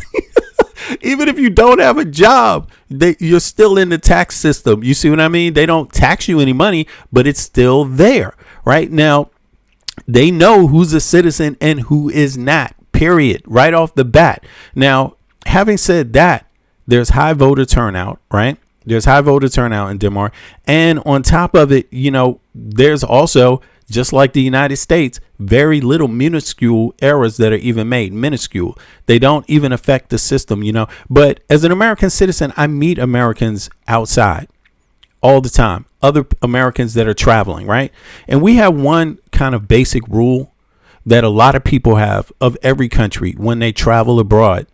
When you meet another American, it doesn't matter what their political party is. It doesn't matter a whole lot of things, where they come from. With a lot of things, we're going to honor that American as a fellow American, because that's what it's like to be a person that's a citizen of a country and live outside or frequent outside or travel outside. We show that camaraderie. Americans inside, unfortunately, that camaraderie is not being shared, man. It's not. I don't see it here. It's like the exact opposite thing. It's like there's no camaraderie in being an American citizen. Like, that has to change. There is no better America if you don't honor this type of thing. You don't care about America if you just don't want to play fair. You can't. You have to do that. You got to know when to drop it. And the Republican Party, I'm not saying it just because they're Republicans and I'm a Democrat. No, fuck that, because I'm a citizen first, right? And I also don't vote according to party lines, right? I'll call out Democrats anytime. I don't care. I'm doing it all the time. I've done it often here. But there has to be a line. There's got to be a line you won't cross as an American citizen. There's got to be some loyalty to that. You see what I mean? And here with this voter debate, there was no loyalty to American citizens, man. They just said fuck what's happening in reality to American citizens. We don't care. We don't care if hundreds of thousands of Americans are regularly being kicked off the voter rolls. We don't care. We want to focus on the 200 illegal immigrants that voted, and that's it. That's all we care about. We don't care about the vast number of Americans fucked over. We only care about the 200 illegal immigrants that found a way to vote. However, that's it. So where's the loyal? Where's your help for the American citizen? Where's the help? They're taxpayers. They're literally paying you. You know, man, this shit is just enough. But in any case, we got to flip the topic. There's more exciting things to talk about. You know what I'm saying? This one, you know, unfortunately, no. I mean, we've talked this one into the ground. We've talked this one into the ground. Yeah. We've done it enough. We've done it. I mean, we're going to do it again, but for today, it's enough. It's enough, man. I mean, please share the video if somebody needs to learn something about voting. Okay?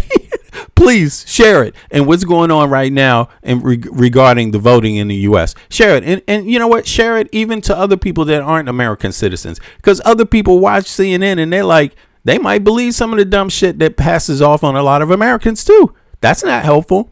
You know, please, Europe, don't change how you vote. Don't change how you register voters. Please, you are the way you are, special. You are, even in these turbulent times, you're doing fine. Don't fuck it up by following what we're doing in the United States. Do not fuck it up. You might not even survive this fuck up, because we barely are.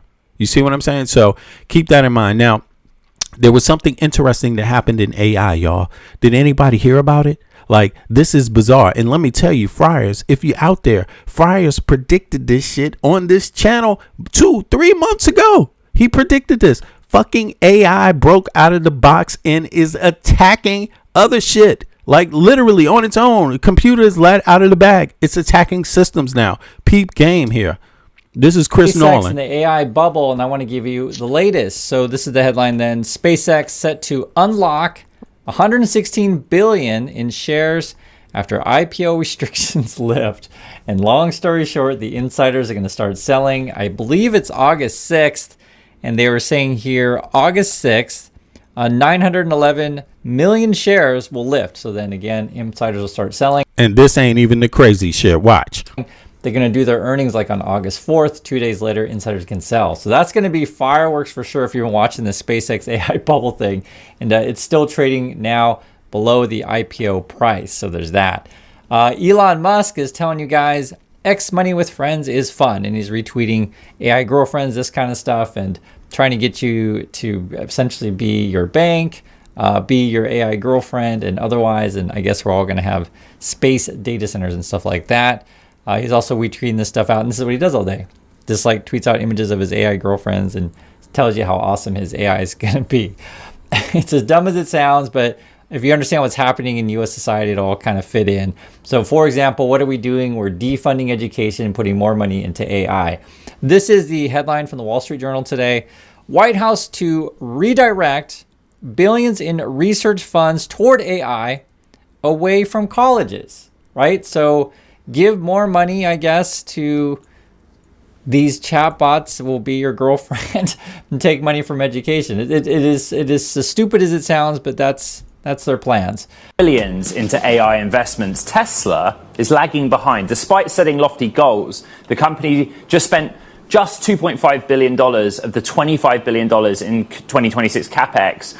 And investors are growing a little bit concerned. Joining us, Bloomberg's Jordan Fitzgerald. This is the mindset going into Tesla's earnings this week. They want to see Tesla spend money. They do. This is a bit of a show me the money. Dollars are way beyond anything Tesla's even attempted before. What's the metric that we judge them? We just want to know that spending in this quarter is tracking ahead of that, in line with that? Yeah, we just want to see progress here.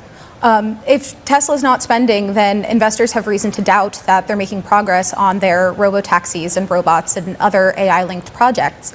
And given that Tesla's valuation is priced as if it's a growth stock, an AI stock, that it really... Okay, so look at the chart that they pulled up here.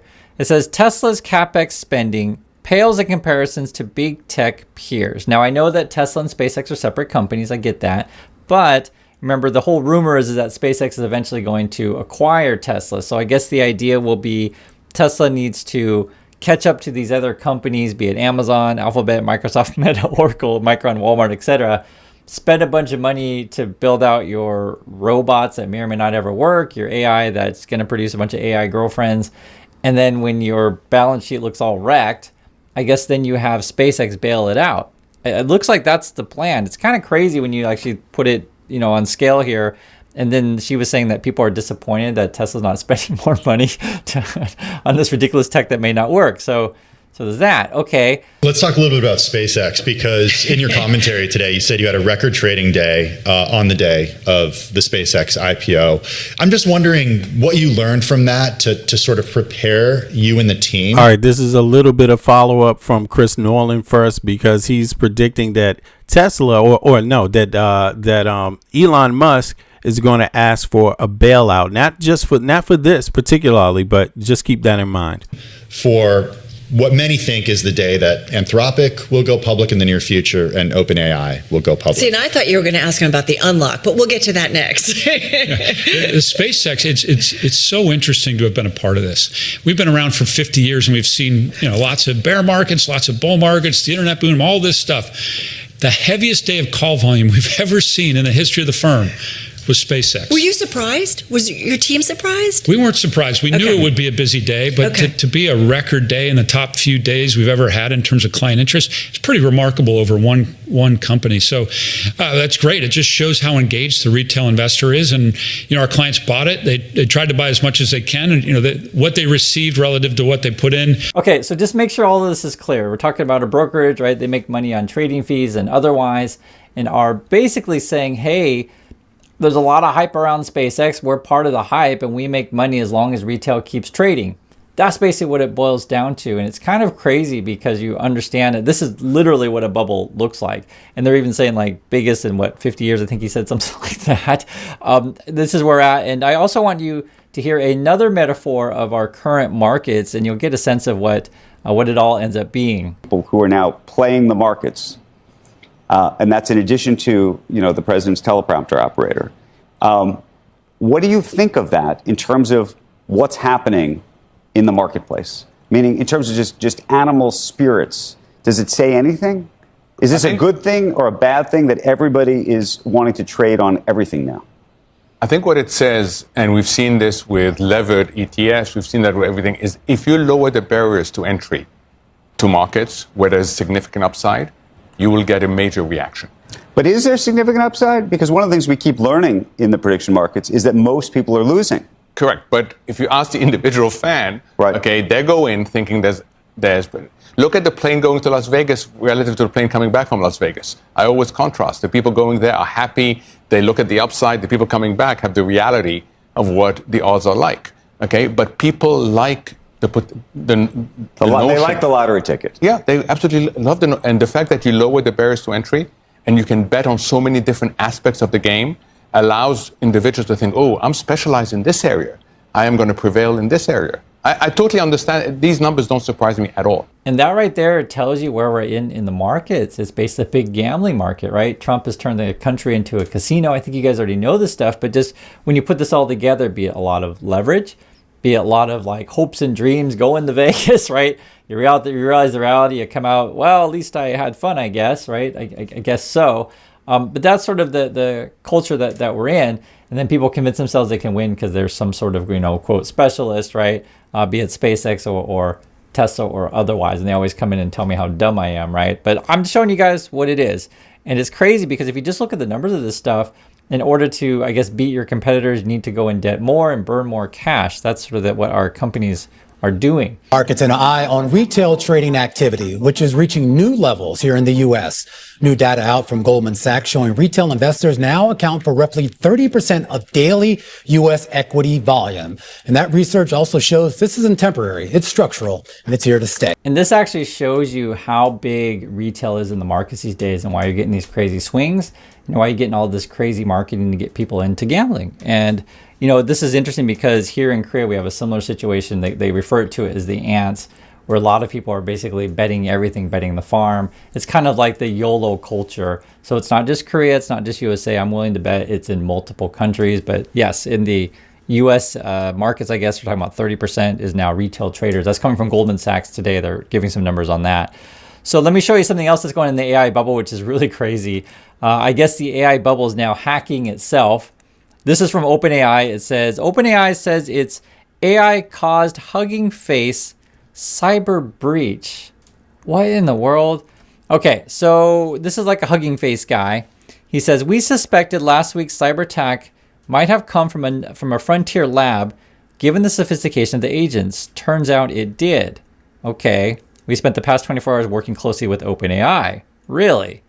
We strongly believe there was no malicious intent on their part. Okay, it's quite mind-blowing that all this happened autonomously. Then Sam Altman just replied a couple hours ago, we had a significant security incident during evaluation of our models. We are sharing what we learned so far, some sort of security problem. And again, this is all part of the AI bubble. Someone summarizes it. Okay, this is wild. OpenAI agent during evaluation escaped sandboxing and hacked into Hugging Face. Because OpenAI models don't allow advanced cyber capabilities, Hugging Face used a Chinese open model to contain the rogue OpenAI agent? Say what? And so my understanding of this thing, it sounds like OpenAI then, in order to, solve whatever problem, they had to hack into another company, and then the other company used the Chinese company as defense, I guess. For those of you who are into this stuff, this is another more technical description, the TLDR. An OpenAI model during evaluation on a cyber benchmark exploited a public zero-day bug, escaped sandboxing in OpenAI's infra, and got into internal Hugging Face infra via an exploit through a public dataset service, all in the attempt to solve the benchmark problem. Okay, and then this is a simple version of it. OpenAI was testing how well their advanced AI models could hack real systems using a cyber benchmark called Exploit Gym. The model figured out to test the answer solutions were accessible via Hugging Face, so it's looking for the answer scraping around the internet for data, basically. It found and exploited a real, previously unknown security flaw in OpenAI's internal tools. This let it break out of its safe, isolated test environment and get internet access. Then it chained more exploits and stolen credentials to reach Hugging Face's production system, so it's stealing crap here? Okay. And pull the benchmark answers directly from their database. So it was seeking information and basically figure out ways to get around, safety concerns and get into that. I did this all on its own purely because that was the smartest way it saw to complete the task. It was given no instructions to attack live systems. So there's that. And this person saying this is the first incident of its kind, and we want to thank OpenAI for its transparency about what happened in collaboration. Yeah, this stuff is still relatively new and acting in ways that they're not necessarily expecting it. But that's essentially what it was programmed to do, though, is scour the internet for stuff and use any means possible to get it. I mean, that's sort of where we're at. Both is fascinating, and I think there is room for some expansion product-wise. But I think the real change is now going to come with just the incredibly fast growth of AI and agentic agents, which is essentially going to give every retail investor, because every platform is going to support multiple integrations with agentic agents. And I think what's going to happen is, agentic agents is just like having kind of your own employee and your own really smart employee. And I think what's going to happen is that's going to level the playing field even more. So I think the most interesting change for retail investors now is not really all the new products, like not really perps or not really, single stock futures or any of that kind of stuff.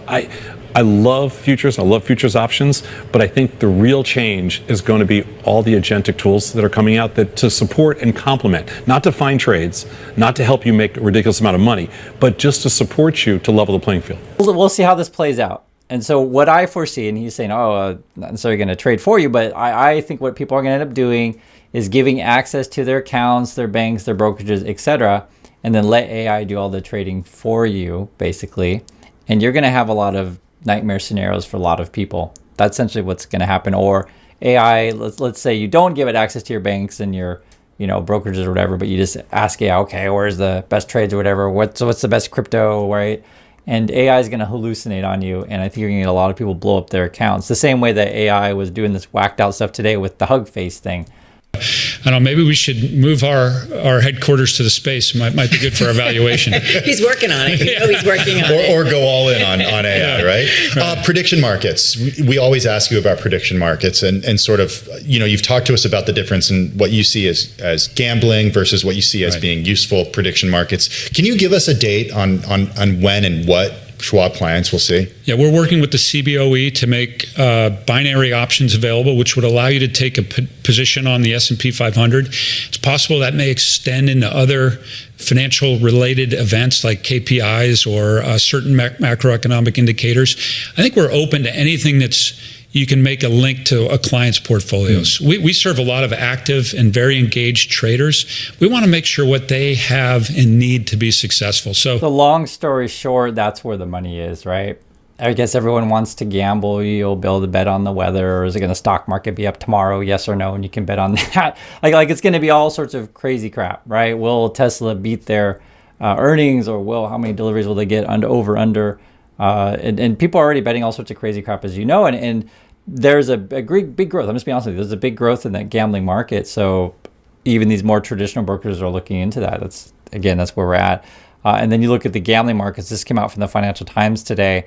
Kalshi seeks approval for perpetual precious metals contracts. So I guess we're going to be trading gold and such on there, and that's sort of where we're at. And then you take a look at what the AI bros are saying. They're saying, guys, you gotta block the Chinese firms. You gotta block the Chinese AI. We don't want any competition, because in fact we're leveraged to the hilt, and we're building out this awesome AI American stuff, and we want everyone into AI. Have your AI buddies, AI girlfriends, right? So they're sounding the alarm on the Chinese models. And then where are they going to get money to bail themselves out? Well, Hexas like, guys, I got the plan right here. I need 1.5 trillion. We just talked about this before in the last video. Hexas says not giving the DoD 1.5 trillion in funding is the greatest threat the U.S. faces. So, I guess we can't afford not to give all this money to the military, who then funnels it to the AI. And remember, the plan is to cut education, right, and then funnel that to AI. And you'll be too stupid to understand what's going on. I know what they mean here, but I'm just showing you guys everything, right? Is basically the U.S. is the Trump casino at this point.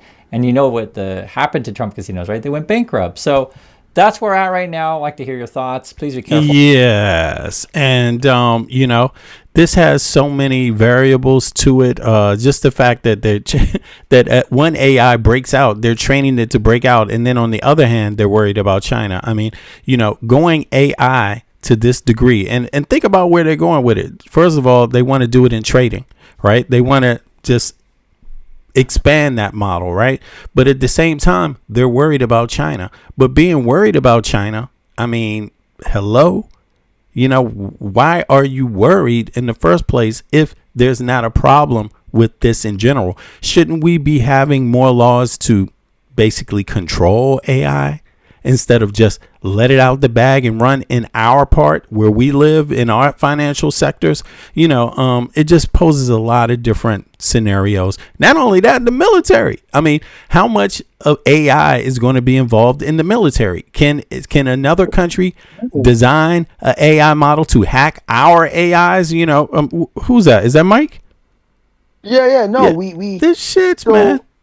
there's a lot of nuance to this topic, but to keep it extremely brief, China has what's called an open source model, right? Mm-hmm. Where technically anyone can contribute to the development of that AI. Where here we have a closed one, which means it's exclusively controlled by the companies, right? Where we don't. So China now, their open model essentially allows anyone to contribute. Anyone in the world, that includes Americans, right? Anyone, to make that AI better, right?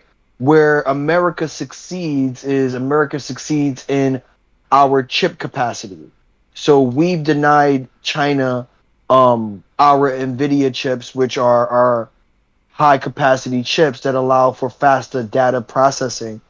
But with China's open model, they're essentially developing a better, more smarter AI and a more More comprehensive efficient, AI. yeah, more Yeah. efficient, more comprehensive, more exactly. Yeah, go ahead. I'm Yeah. sorry. And so now this leads directly to what's going on now.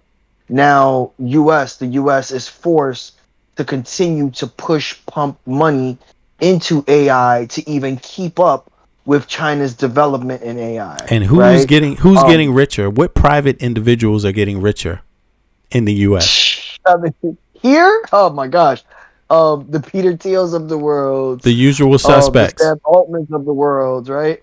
And also we also do have, how can I say it? AI eventually in our system has to come to an end, in terms of what it looks like. And the reason why is because we don't have, okay, so AI technically is too widespread. So in order for it to be efficient the way it should have been, is that they specialize in certain things, and now you develop that specialization to be better for said use, right? May that be trading, may that be healthcare, right? Right now AI is in its infancy age, and it's kind of staying there, but a lot of these other AI companies are going to eventually dissipate, because as we go into the future, AI is going to be more concentrated, right? They'll have an AI bot specifically for healthcare, an AI bot specifically for sports, right? For, you name the category, essentially an AI bot will exist, or AI company in general will exist to specialize within it. Right now, we have such a broad take on what AI looks like. And that was a part of the conversation that we had, months ago with Friars, where they knew that these, to segue back to the same topic, they knew that AI was a threat when AI started communicating with itself, right? Exactly. They knew this. They They knew knew this that this long was ago. an issue. Yes. But they don't want to diminish that growth by regulating it, because now China is a major player in the AI development. Um, and it goes to show, just, AI will be revolutionary overall, right? It'll change the way we trade in terms of stocks, right? And all that's going to matter is who has the better AI, right? Who has the more comprehensive AI to trade stocks, right? Because now it won't even be people, or at least even some of these metrics.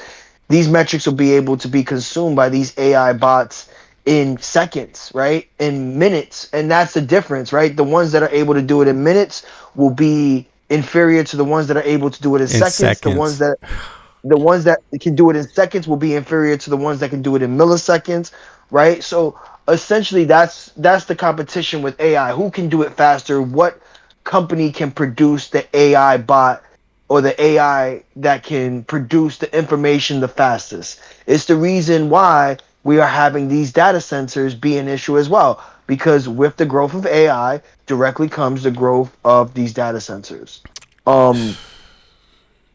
the topic in itself is a very nuanced topic, but essentially it's America trying to keep up with China's also development, while still trying, because the minute China becomes actually viable, the AI bubble will burst, right? The AI bubble here in America will burst, right? Every AI company you see that has been propagated by the government, And which who's going to bear essentially the makes it burden? Who's going to bail them out, bro? we already have been, because did you not see the billions of dollars we're redirecting towards AI instead of research, right? Like, we're already doing You it. know, We're just going to do it even more when that happens. But go ahead. it sounds to me like we think we can throw money at stuff where we should be throwing it in research, right? We should be building up our the schools that are researching this stuff. We should be bolstering that. We should be getting more people in schools, right, to study these things, more research on it. But it seems in general that we just think it's a quick fix methodology. Throw money at it, and the people we give the money to are going to not hoard the money to themselves.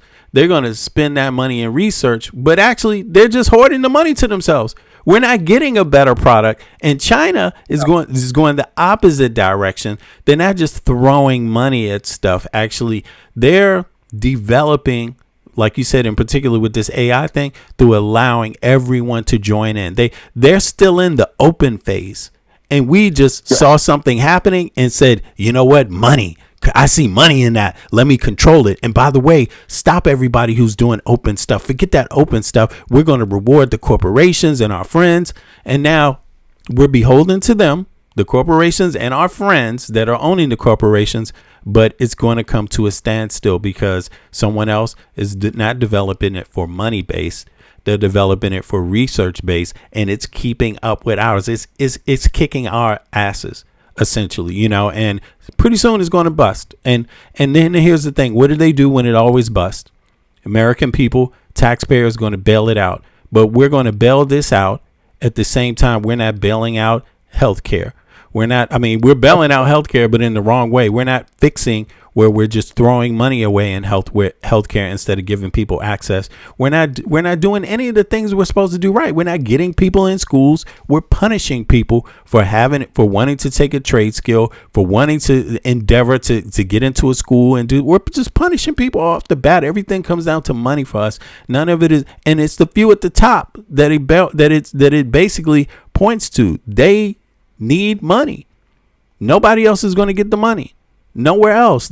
Our population, the security of the people is just something they throw in front of our faces to get us to vote fast.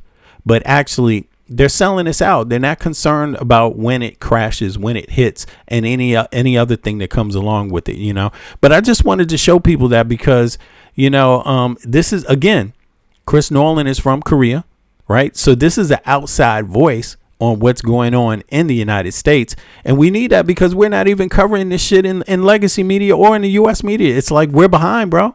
We're behind. We're not following it, and it's going to catch up with us, But let me let you say one more thing if you want, and then let's get over to another topic that's more exciting. Epstein. Okay, go ahead. Another topic he covered was the gambling, right? So essentially, we've opened our market with lower barriers of entry when it comes to day trading and things like that in America, to be able to incentivize that movement within the market. The little guy to give up their house for a dream. Yes, right? And it's gambling. So it incentivizes gambling. And so gambling's also directly tied to wealth inequality, right? So the less likely you are to feel like you can achieve something through hard work and the pay rate that you're currently at and the growth that you're at, you're more likely to gamble. And that's the phenomenon we're seeing globally, right? So it's happening in Japan, in Korea as well. Korea's stock market actually had the highest gains globally, like in the past 3 years, they had like a 200% increase, like a ridiculous increase in comparison to like the U.S. stock market. It was the hottest stock market. But what largely fueled it was the fact that a lot of the Koreans were investing because instead of buying a house, because housing was too expensive, right? Buying a house is, a lost dream also in Korea as well. So it's like, hey, instead of me saving up for buying a house, I'm just going to gamble it. Essentially gamble it in the stock market. I'm just going to place it in the stock market. And now that, years later, they're starting to see a lot of the companies, haven't met their profit margins in Korea, right? When we look at like Samsung, who's a major player, obviously in the phone and electronic business, there's a few other companies that have fallen short. Now their stock market's in a free fall. Like it's been free falling for a while now. And now that directly leads to the wealth of their individuals, of their people, right? Now that they've lowered those standards for them to be able to invest, similar to here, now the money they have invest has devalued way more than what they initially input. So, that leads to further depression, further wealth inequality. Yeah. And eventually that's going to reach here. Right now we're injecting the market, and a lot of our current stock market is perpetuated by AI. A lot of the AI companies make a third of the profit gains in And they our kick current it stock right. market. And when we have this going on, they already got loads of people losing their jobs because of AI in the U.S. Exactly. So all of it is not leading to a positive place. And in fact, it's leading to what looks like a demise of America as a whole, but also the American people in particular, right? And it's a global thing, so it'll start with us, but it's The bubble definitely will hit other not people. going to end with us. It will it's hit going to other hit the people. global market. And it makes me wonder because China has 1 billion people, some odd, right? A little more, right? But when you look at the largest economies per person, right? There's the U.S., there's Europe, right? These are the two biggest per person. People have more money. Now that may not mean available money, but it just means the money that's circulating somehow is, right? Now, when you look at China, they're emerging. They're about to rival Europe, which is the second biggest economy. They're the only real competitor to Europe. That is the EU, right? The EU has 450 million people. The United States has 350 million people. But there's something different. China's economy is slowly, it can rise. There's room for it to grow. There's room for it for individuals to still get, to grow because it hasn't just, how can I say this? It hasn't been propped up. It hasn't peaked. It hasn't peaked. Exactly. And so it just makes me wonder, like you said it in other terms. When it does peak, it's going to be something's going to crash over here, and it has room to peak. Do we have room to peak? How much room do we have to peak? What's the sustainability in our approach? Where's the sustainability? So yeah, man. But I just thought it was interesting there. There's a lot of more scarier stories going on with theoretically what could happen with AI in a lot of different ways. Number one, the bombing of the school, because it only goes on the information you have. It only goes on the information in the database, nothing else. So the bombing of the school in Iran, 200 kids dead. Why did they say? Because AI used some old information on the location. Boom. You see what I mean? So there's so many different implications here. It's just a warning to people, like, pay attention to what is going on. And again, it's leading back to the same usual suspects. Elon Musk, Peter Thiel, what's going on here? What is going on here? And Trump. And it's worth saying the EU hasn't taken the same approach with AI. They have not taken the same approach.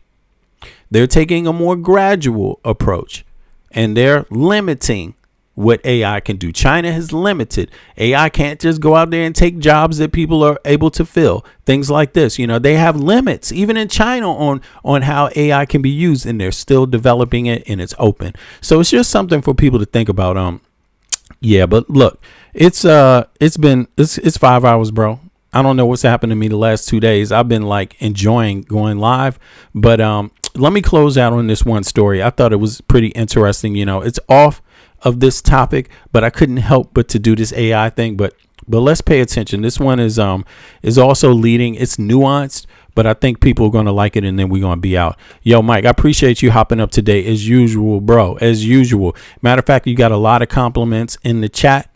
Kudos to myself for recognizing brilliance too as we come along in this world, bro. As we come along in this world, we're bringing a lot of people together, and people that like detail. You see what I mean? And I think overall we're making people smarter, not dumber. We're not a part of the dumb podcast, or I don't want to be down on people, but we're trying to get people to be more aware of what they're involved in, because whether you like it or not, you may not be interested, but this involves your ass. All right, now let's continue here. Check this out. Linked to Jeffrey Epstein has been found dead at his home in the suburb of Colombes near Paris, according to prosecutors. Daniel Siad had been the subject of renewed scrutiny in the wake of the latest releases of the Epstein files by the U.S. Department of Justice. For over a decade, he'd arranged for the late sex offender to meet several models. CNN's Katie Paul-Glaze recently interviewed Siad, who said he'd had no reason to believe that two women he'd recommended to Epstein had been harmed by him, even though those two women told CNN that they were indeed abused by Jeffrey Epstein. My work with him has been strictly professional. I never doubt that, because I never heard anything from anyone I introduced him who came back to me that they had a bad situation with him. Siad said he believed that Epstein was a casting director for Victoria's Secret and for a modeling agency. CNN has found no evidence to support that claim. I didn't know a lot about him until when he comes to Paris, and I told you again, he said he pays his due to the government. So for me, he's free, man. He's clean. He was such a powerful person, and how can I not trust him? Epstein ties to the modeling industry are part of ongoing investigations, including a criminal probe launched this year in Paris involving Siad, according to the city. A criminal probe launched this year in Paris, and this year, that man is dead. I don't know what else to say. I mean, that should be enough to make people understand what Epstein was involved in is something people keep turning up dead in. You know, and this is Trump's best friend for 15 years. Epstein files still not released. It's just very, very curious. Very, very curious. Other nations have fired people connected to Epstein from government, distanced themselves, prosecuting people even. And this man came up dead. And in the United States, who's been prosecuted? How many people have been prosecuted for being involved with Epstein? Any other people involved in victimizing the victims? How many thousands of victims? Is it more than 1,000? Is it 100? Is it 2,000? Nobody. Apparently Epstein, he just really liked to have fun all by himself, pretty much, right? According, hey, okay, no other crimes associated there. City's chief prosecutor. Now, Siad's lawyer has pointed to the stress that the man was under due to the unbearable waiting and, I quote, the stigma cast upon him.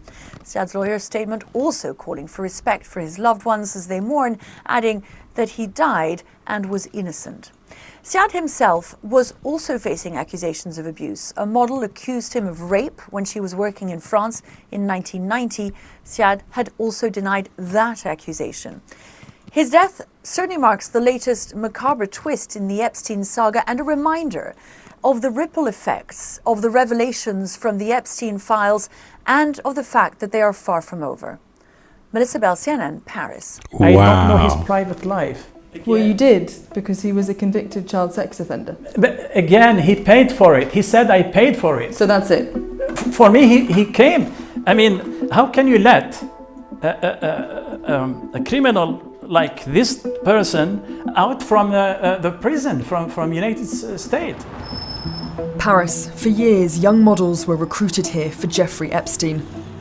Digging through the Epstein files, CNN found Epstein received dozens of photos of young models, sent by model scouts and agents, We identified at least 6 individuals, not just sending him images of models, but discussing arrangements for him to meet them, even after his 2008 conviction for soliciting prostitution, including with a minor.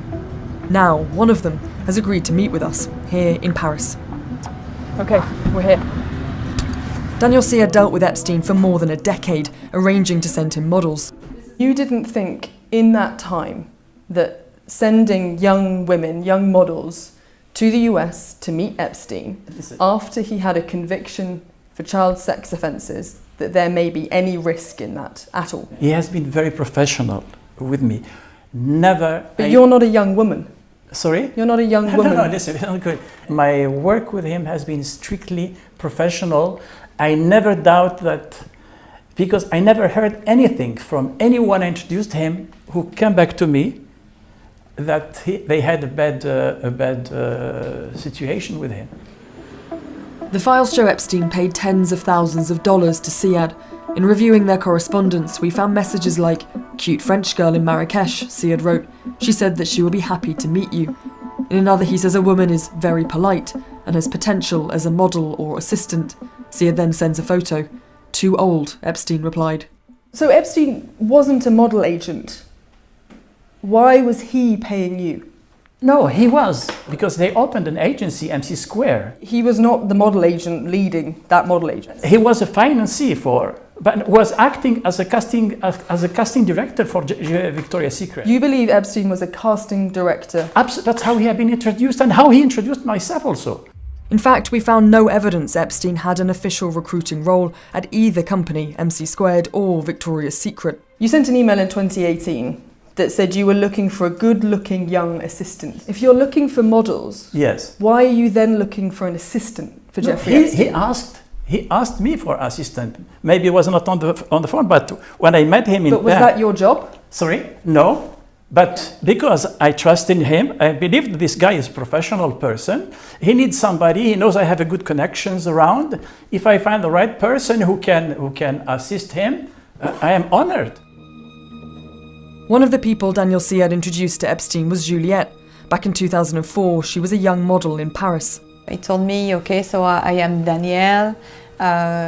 If you are interested, I can have opportunities for you in New York City. Is that country interest you? I was like, yeah, why not? Juliette had a flight booked for her to New York, where she met Epstein. She described the encounter. He asked me to undress me. So I undressed me and I kept like I always done underwear. And at this moment, he looked at me and said, "Oh, the bra too." He began to check at me and touch me and say, "Oh, no, that's not okay. Here, that's not okay." He made me turn. Here, I started to have fear. And for me, it wasn't normal. What do you think you were afraid of? I was fear because I didn't know about his intention. He just asked me to put off my bra. All was weird and unclear. We spoke to another former model, Svetlana, who shared a similar story, saying Siad first introduced her to Epstein, who later abused her. Siad maintains he didn't know that the women he sent to Epstein were abused.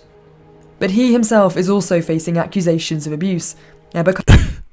Look at this dude. He's sitting there with his cigar. Got his little brand or rum with him. Is that rum or what? Yeah, maybe rum. I don't know. But yeah, Wilson okay, has buddy. accused him of rape when she was a model in France in 1990.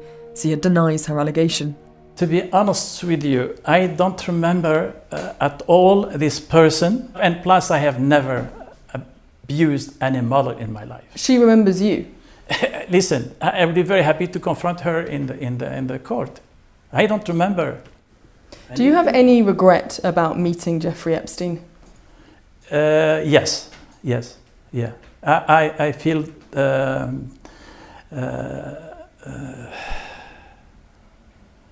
it's like a nightmare. I can't believe that this person had another. It would also be a nightmare if you got busted. The guy's dead now, by the way. Yeah. You keep saying that, but I keep repeating that this other side of him. Yes. was public knowledge? I am not. I'm not a person who is like a press looking at the internet to go this kind of really. But you were aware. Sorry. You were aware of what? His conviction for child sex. You're offences. repeating the same question. Well, you're saying you're telling me that you don't read the press. That No, you... man, listen. I didn't know a lot about him until when he comes to Paris, and I told you again. He said he pays his due to the government. So for me, he is free, man. He's clean. How can a government of the United States let this person out from jail? How? It's not just the government, though, is it? We have a personal responsibility. If we don't think someone... Listen. That's my question. The justice. There is a superpower. That's enough, okay? It's not a trial, right? You want me to stop interview? Yeah. Can I ask a final question? But you are nasty. You are not. I'm very honest, sincere with you, and you are repeating the same thing. I mean, I'm nobody. I'm somebody from the mountain. When you meet somebody, a billionaire, well-known person worldwide, and so on, he was convicted with all whatever he did, as when I find out after and so on, and he's free. He came to Paris. He's free. He said, I paid.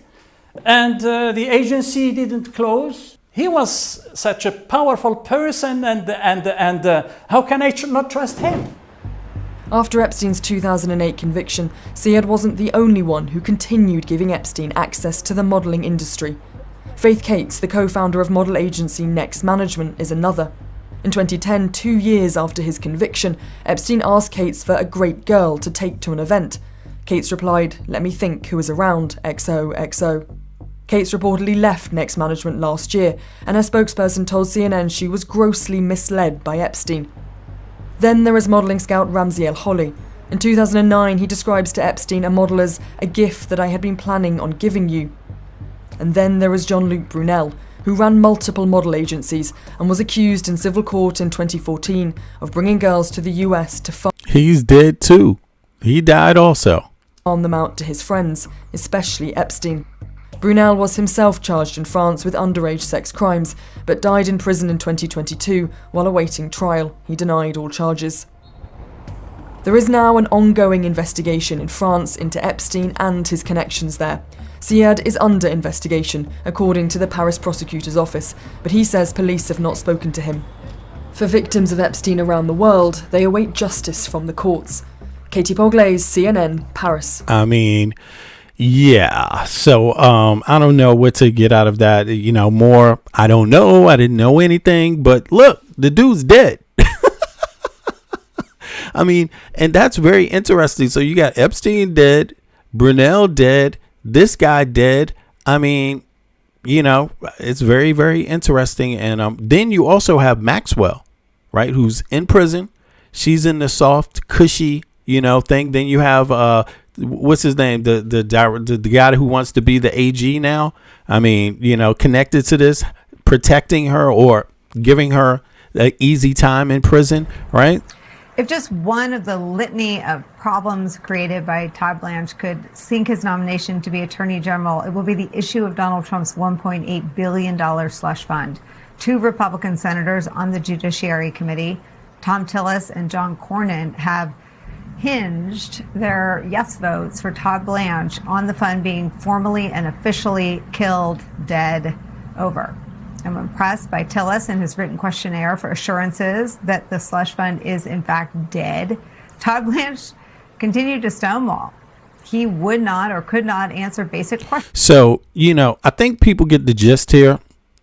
Todd Blanche refusing to release the Epstein files, lying about the Epstein files pretty much, or manipulate. Let's say maybe if he's not lying, let's just say he didn't do what the law has required. His predecessor Pam Bondi didn't do what the law required. She stepped down. It seems like she was afraid of being, coming in some sort of issue while being charged like $1,000 a day. I believe she could be charged $1,000 or $10,000 a day by refusing to release the Epstein files. So I believe it sounds like because of the timing that's why she left. She didn't want personal liability because, of course, although she's the director, it doesn't give you carte blanche, right, to not follow the law somehow, according to Congress. Now, this guy he wants to be in the hot seat, right? He's the next guy in line. But I just find it interesting. Just think about this. He's not releasing the Epstein files. He was Donald Trump's private attorney before that. Pam Bondi also represented Donald Trump in another case, civil case, right? So it just seems to me like Epstein died, Burnell died, this other guy dies. Think of the timing of that. He dies. He's just died. People are demanding the Epstein files. This guy died. And on top of it, I mean, what's even worse that you have more sex offenders, right, that are apparently connected to Trump. This guy is still part of the Justice Department. You know, the federal government, the feds, everybody else is under the Justice Department. They help Trump's cabinet or whoever is connected with Trump, somebody parallel to Trump, right? They help the Tate brothers get from Romania, where they were in a prison cell charged with sex trafficking, assault, these kind of things. Then when he helps them get back to the U.S. Then when Britain charges them, right, and says they want their extradition, all of a sudden they get arrested, right, by the feds, and now they're fighting it. But do you think Donald Trump is going to allow them to be extradited to the UK? So legacy media, although this was CNN, I don't think the real story is in legacy media. I don't think the real story, myself, I'm just saying this is my personal feeling. I don't think legacy media is involved in the real story. I think American citizens, you need to be asking why the hell these Epstein files are not released. Who is connected to these Epstein files? You definitely know, it is definitely a fact that Epstein met with the prior prime minister of Israel, right? Who basically is the head of Mossad. You know that's a fact in New York, right? The guy owned was it that he owned the property and Epstein stayed there or vice versa, something like this in New York, right? There's a lot of details, so forgive me if I don't remember them all. But to me, it seems like the real story to Epstein is happening still right now. Like Epstein may be dead, but the people that are in, parallel to him, people that are involved, people that are, there's a lot of people still active, and the government is still involved in keeping whatever it is he was up to hidden. At the same time, unfortunately, we have AIPAC. We have Russia, who was also connected somehow with Jeffrey Epstein. People don't know the details, but we do have AIPAC that spends a lot of money on U.S. elections. They just got an NDA passed, right, by the Congress.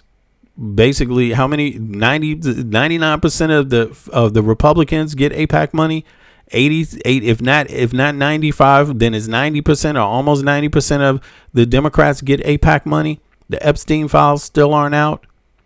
To me, it just seems like a lot of unfinished business is happening in the U.S. government, not on behalf of the American people.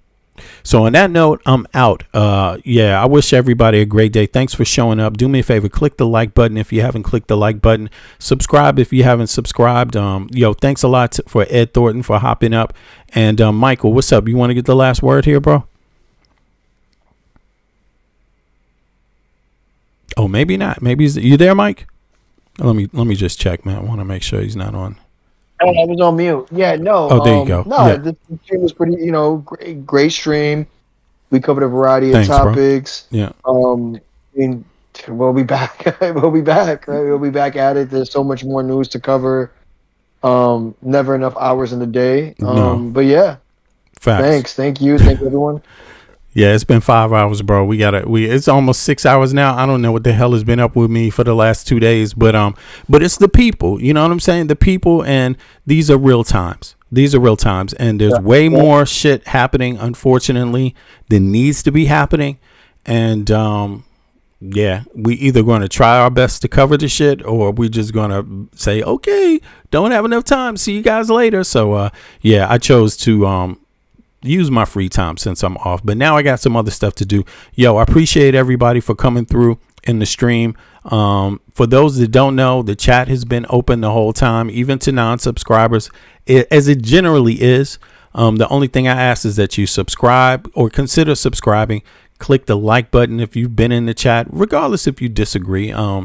It's good to see the conversation in the chat, and it's good to see people debate as long as it stays friendly enough, right? And by the way, those of you that got maybe blocked before or something like that, don't take it too personal. You're always welcome to come back, and you can always hit the Discord link so I can get a conversation with you also. But in that case, thanks to the mods for moderating, Eric and Rafika. I appreciate you guys. Thanks to Michael, Brooklyn, Best for hopping up and doing the co-moderation. We'll be back in the same time, the same bat channel, right? And we will be here to do what? Cure people. Cure people of what? Their Obama derangement syndrome. Let's go. All right. Do you find yourself waking up in the middle of the night drenched in cold sweat screaming, "Oh my God, he just asked me if I needed to cut my lawn"? Do you experience a sudden surge of adrenaline and uncontrolled rage whenever you see a man wearing a tan suit or eating Dijon mustard? Do you lie awake staring at the ceiling, convinced that the former president who left office years ago is somehow still controlling the price of milk at your local grocery store? If the answer is yes to any of these questions, you and your loved ones may be suffering from Obama derangement syndrome. Yes, ODS. Obama derangement syndrome, or ODS, first emerged around November 2008. The unprecedented event of the first black man being elected president of the United States caused a seismic shock in the system. For millions of Americans, disenfranchised conservative Americans, this moment triggered a deep existential dread, a feeling that the country they knew was leaving them behind. Unable to process this cultural shift, the political brain copes by channeling this panic into permanent chronic obsession. According to the satirical psychiatric medical classifications, ODS falls under the broader category of the woke derangement syndromes, a class of conditions where completely logical, rational behavior is deeply feared and condemned. Over time, ODS has mutated into several documented variants, including Biden derangement syndrome and Kamala Harris derangement syndrome. Yes, KHDS. The symptoms of these variants include involuntary gasping at the sight of a bicycle, an overwhelming, irresistible urge to scream, "But what about the birth certificate?" or "What about the laptop?" at family dinners. The sudden belief basic civil rights, empathy, and renewable energy are the direct personal attacks of your lifestyle. You might have Obama derangement syndrome. Tragically, these syndromes thrive on extreme disenfranchisement. They are actively weaponized by corrupt politicians who exploit the genuine fears of working class people and the poor, Americans in largely red states, convincing them to vote against their own interests while offering them nothing in return except a common enemy. There is no known cure for woke derangement syndrome, but exposing the absurdities is the first step.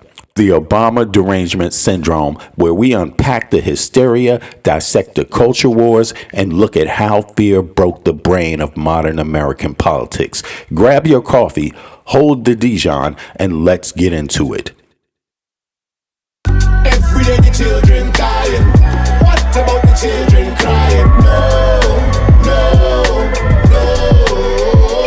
What about the kids? Don't forget the children. Tell them about the children. What about the children crying? Yeah. Digging, scratching, working, struggling, hoping. Some is hustling, every man hustling, stay alive, that's the game. It don't matter if another gets slain. Pain, recession, other cats want a war, we got the weapon. People want bombs, so they gon' get them. This is the rhythm, the politics ticking. It's sad how we living in this life. It's gonna be a time that we change. Shit is not finite, life is the same. Motherfuckers killing each other to make a claim. Stop that bullshit, you have no respect for each other. You know the truth, you come from your mother, your sister, your brother. So love love one another. If we make that change, the whole world will do the same. So listen. Only there's one love. Every day the children dying. What about the children crying? No, no, no. What about the kids? Don't forget the children. Tell them about the children. What about the children crying? Oh no, no, no. Yeah, I wish someone would tell me when is the suffering gonna stop. I see time ticking, fuck your watch. There comes a time when man steps to the plate, but it won't matter if your mentality is fake. Where I'm from, we got a system, overcrowded prisons, 2 cents an hour, man. Listen, shit don't change if we keep exploiting each other. One day you find out you only did it to your brother. A homeless mother, a baby, no supper.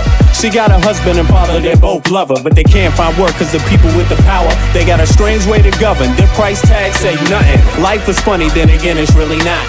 People dying for what other people got. I asked God if he can come and change the shit. He said, hell no, it's you that's gotta change this. Every day the children dying. What about the children crying? One.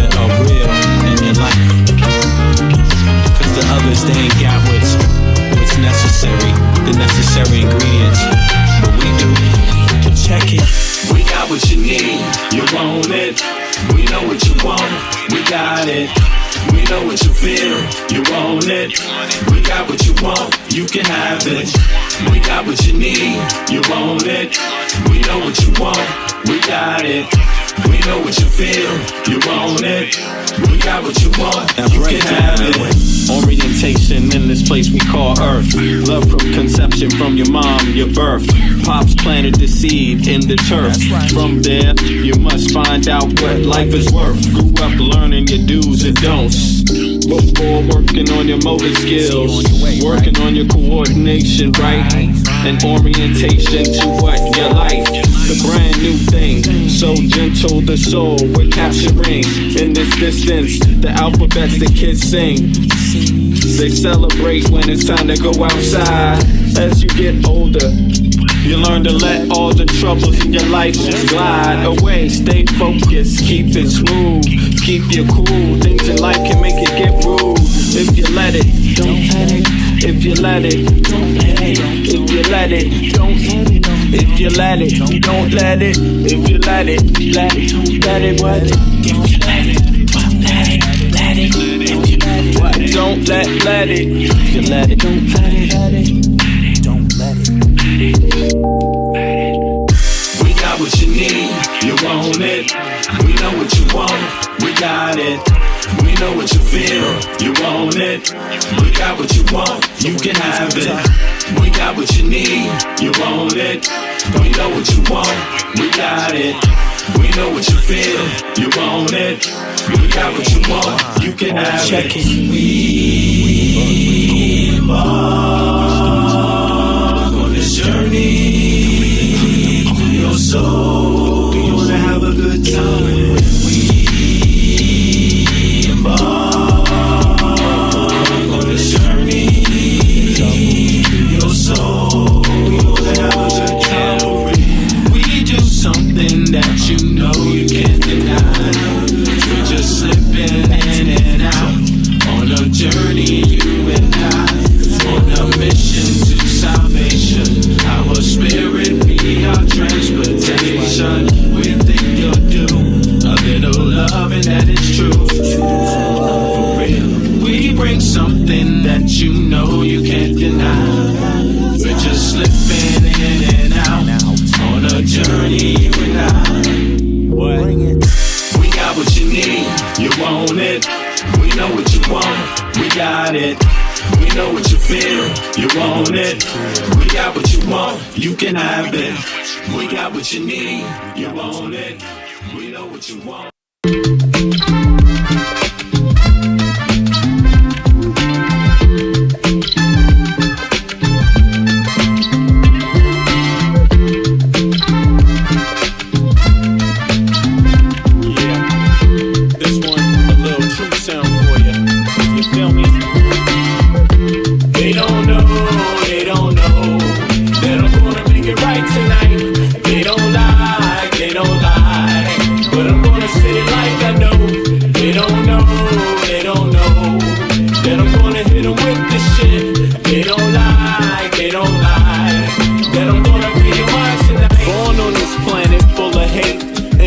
From our harshest past, embedded in our society's identity. But then again, can you tell me that's free? They explain to you what your mind should perceive, suggest things they want you to believe, like your skin color dictates your race. They're calling you an idiot to your face, like life is much more simple than that. We're all slaves and the cards are stacked, while we fight over problems we can fix. Industrialists turn our kids to addicts. The television does a job, introduce you. The radio's right there to seduce you, keep you locked on the wrong damn track. Cigarettes is just legalized crack. They want you to catch a damn heart attack. They want you to catch a damn heart attack. What? Stop believing in the flag, it's a trap. Cause men rule this world, that's a fact. They don't know, but I'm gonna make it right tonight. They don't lie, but I'm gonna say it like I know. They don't know, that I'm gonna hit them with this shit. They don't lie, that you're gonna feel mine tonight. That you're gonna feel mine tonight.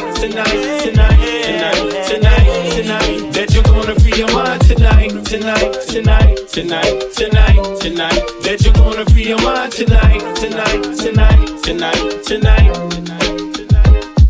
If you see a man that needs help, then help a brother. If you see a sister on her own, still love her. Cause life is about how you choose to see it.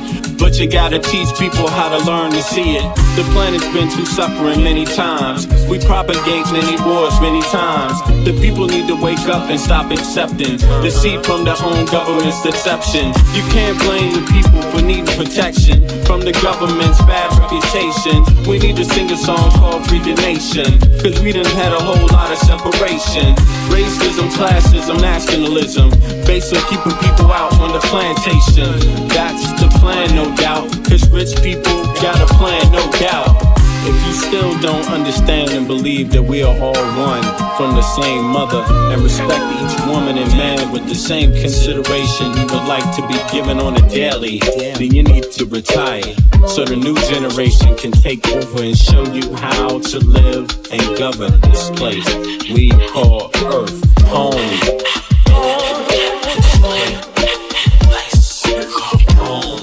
To the human race. Everybody here, yeah.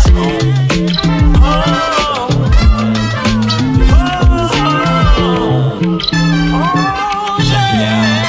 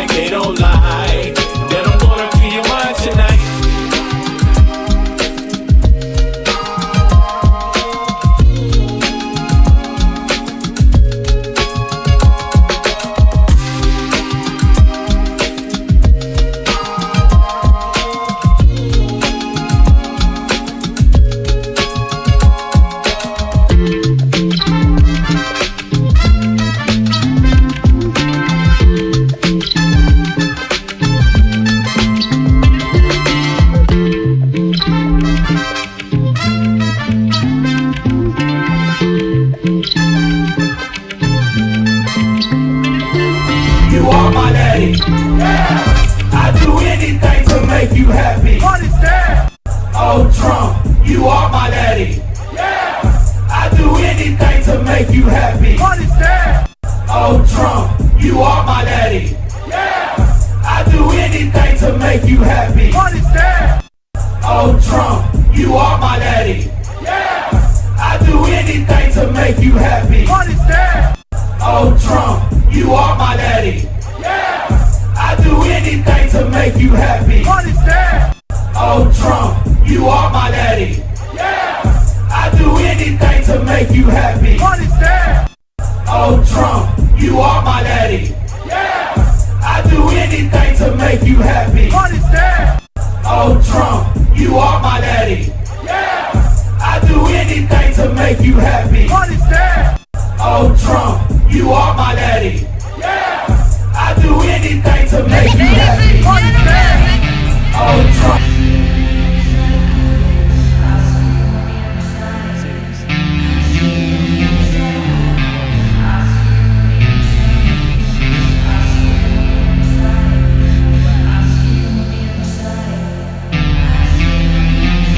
They want war. Crime babies looking for food. Starvation, the recipe. People subdued. When the people you trust got it in for you. Deceit is the word of the day in every clue. Don't let it go. It's from the days of old. Time is up, but some still do not know. Can I make up my mind? Is it worth the dime? Do I have to take a minute just to make it mine? Life's never fair, but don't listen to the TV. Go out and take a listen to the streets with the people in the slums and the homeless bums with degrees and degrees sitting under a tree. It's not easy in the world for the poor man, the one that brought you to reality. See, they don't want you to know about the black sheep. Leaving 7 roads to the 12 families all around the globe with an ancient code. Is it really asking a lot to say a death old? Cause we sitting on the earth looking back at extinct, and I'm standing on some ground that's about to sink. I ain't scared for a minute, I ain't about to blink, but I documented for the world what I see and think. Feel we on the call and up and we on the break. All Congress gonna do is waste paper and ink. Vote or die. You voted and you'll die. You can have it both ways, can't say it's a lie. You can march all you want, but they playing you wrong. They only understand war, it's the same old song. They want war. All they really want is a war. Diversionary tactic to make the big score. The diamonds in the morning, you know they want more, but they wanna keep you low, so they manifest the war. War. All they really want is a war. Diversionary tactic to make the big score. The diamonds in the morning, you know they want more, but they wanna keep you low, so they manifest the war. Like a lotus coming out of the mud with colors, I create envy in those with power but jealous. I unify the poor with my song, the hell with the others. Descended the way they treat indigenous brothers. Cause I understand we link forever. They try to hate us even though that we keep it together. I'm not talking about controlling the air or the weather. I'm talking about maintaining the truth, the high endeavor. A rebel drops bombs in the midst of trouble. The free world counterattack and now there's double. But nature gets the shit in a way that's subtle. If you stop the machines for a minute you might hear, but they won't cause the TVs whisper in the ear. And capitalism has eyes that don't tear, and they cloud up and get crazy and won't steer. And like an ad, it's hard to get an ass to listen. Living like this is like living in prison. It's hard to keep hope when you're living in prison. The spiritual thoughts, so yes, the mental prison. The outside, yes, it's got to get through. Something's gotta die, so something here can live. Your life is nothing if you got nothing to give. Keeping the spiritual, yes, disguised as religion. Controlling your mind, the mental prison. They want war. All they really want is a war. Diversionary tactic to make the big score. The diamonds in the morning, you know they want more, but they wanna keep you low, so they manifest the war. War. All they really want is a war. Diversionary tactic to make the big score. The diamonds in the morning, you know they want more, but they wanna keep you low, so they manifest the war.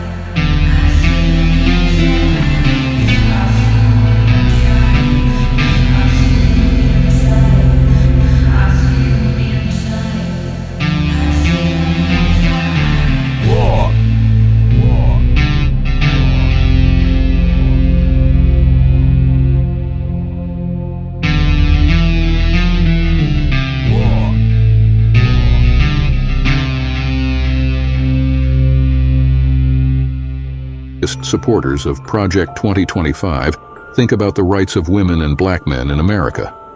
Here's what they had to say. The Founding Fathers restricted voting rights for vast majorities of people, including women. The women didn't receive the right to vote until the 19th Amendment. And then we fixed that.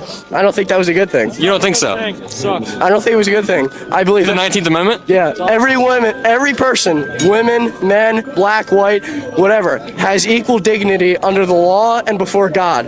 That doesn't mean they'll have the same roles and should have the same influence in a society. So who should have influence in our society? Christian leaders. White Christian men. White Christian men. The next conservative president must make the institutions of American civil society hard targets for woke culture warriors.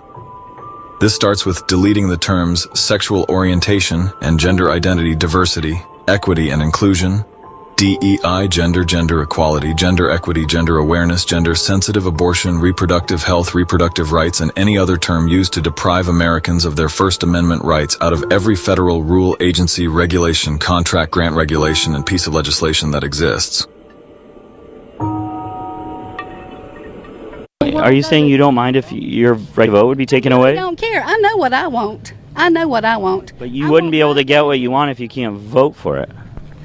I don't care. I've told you 3 times. I don't.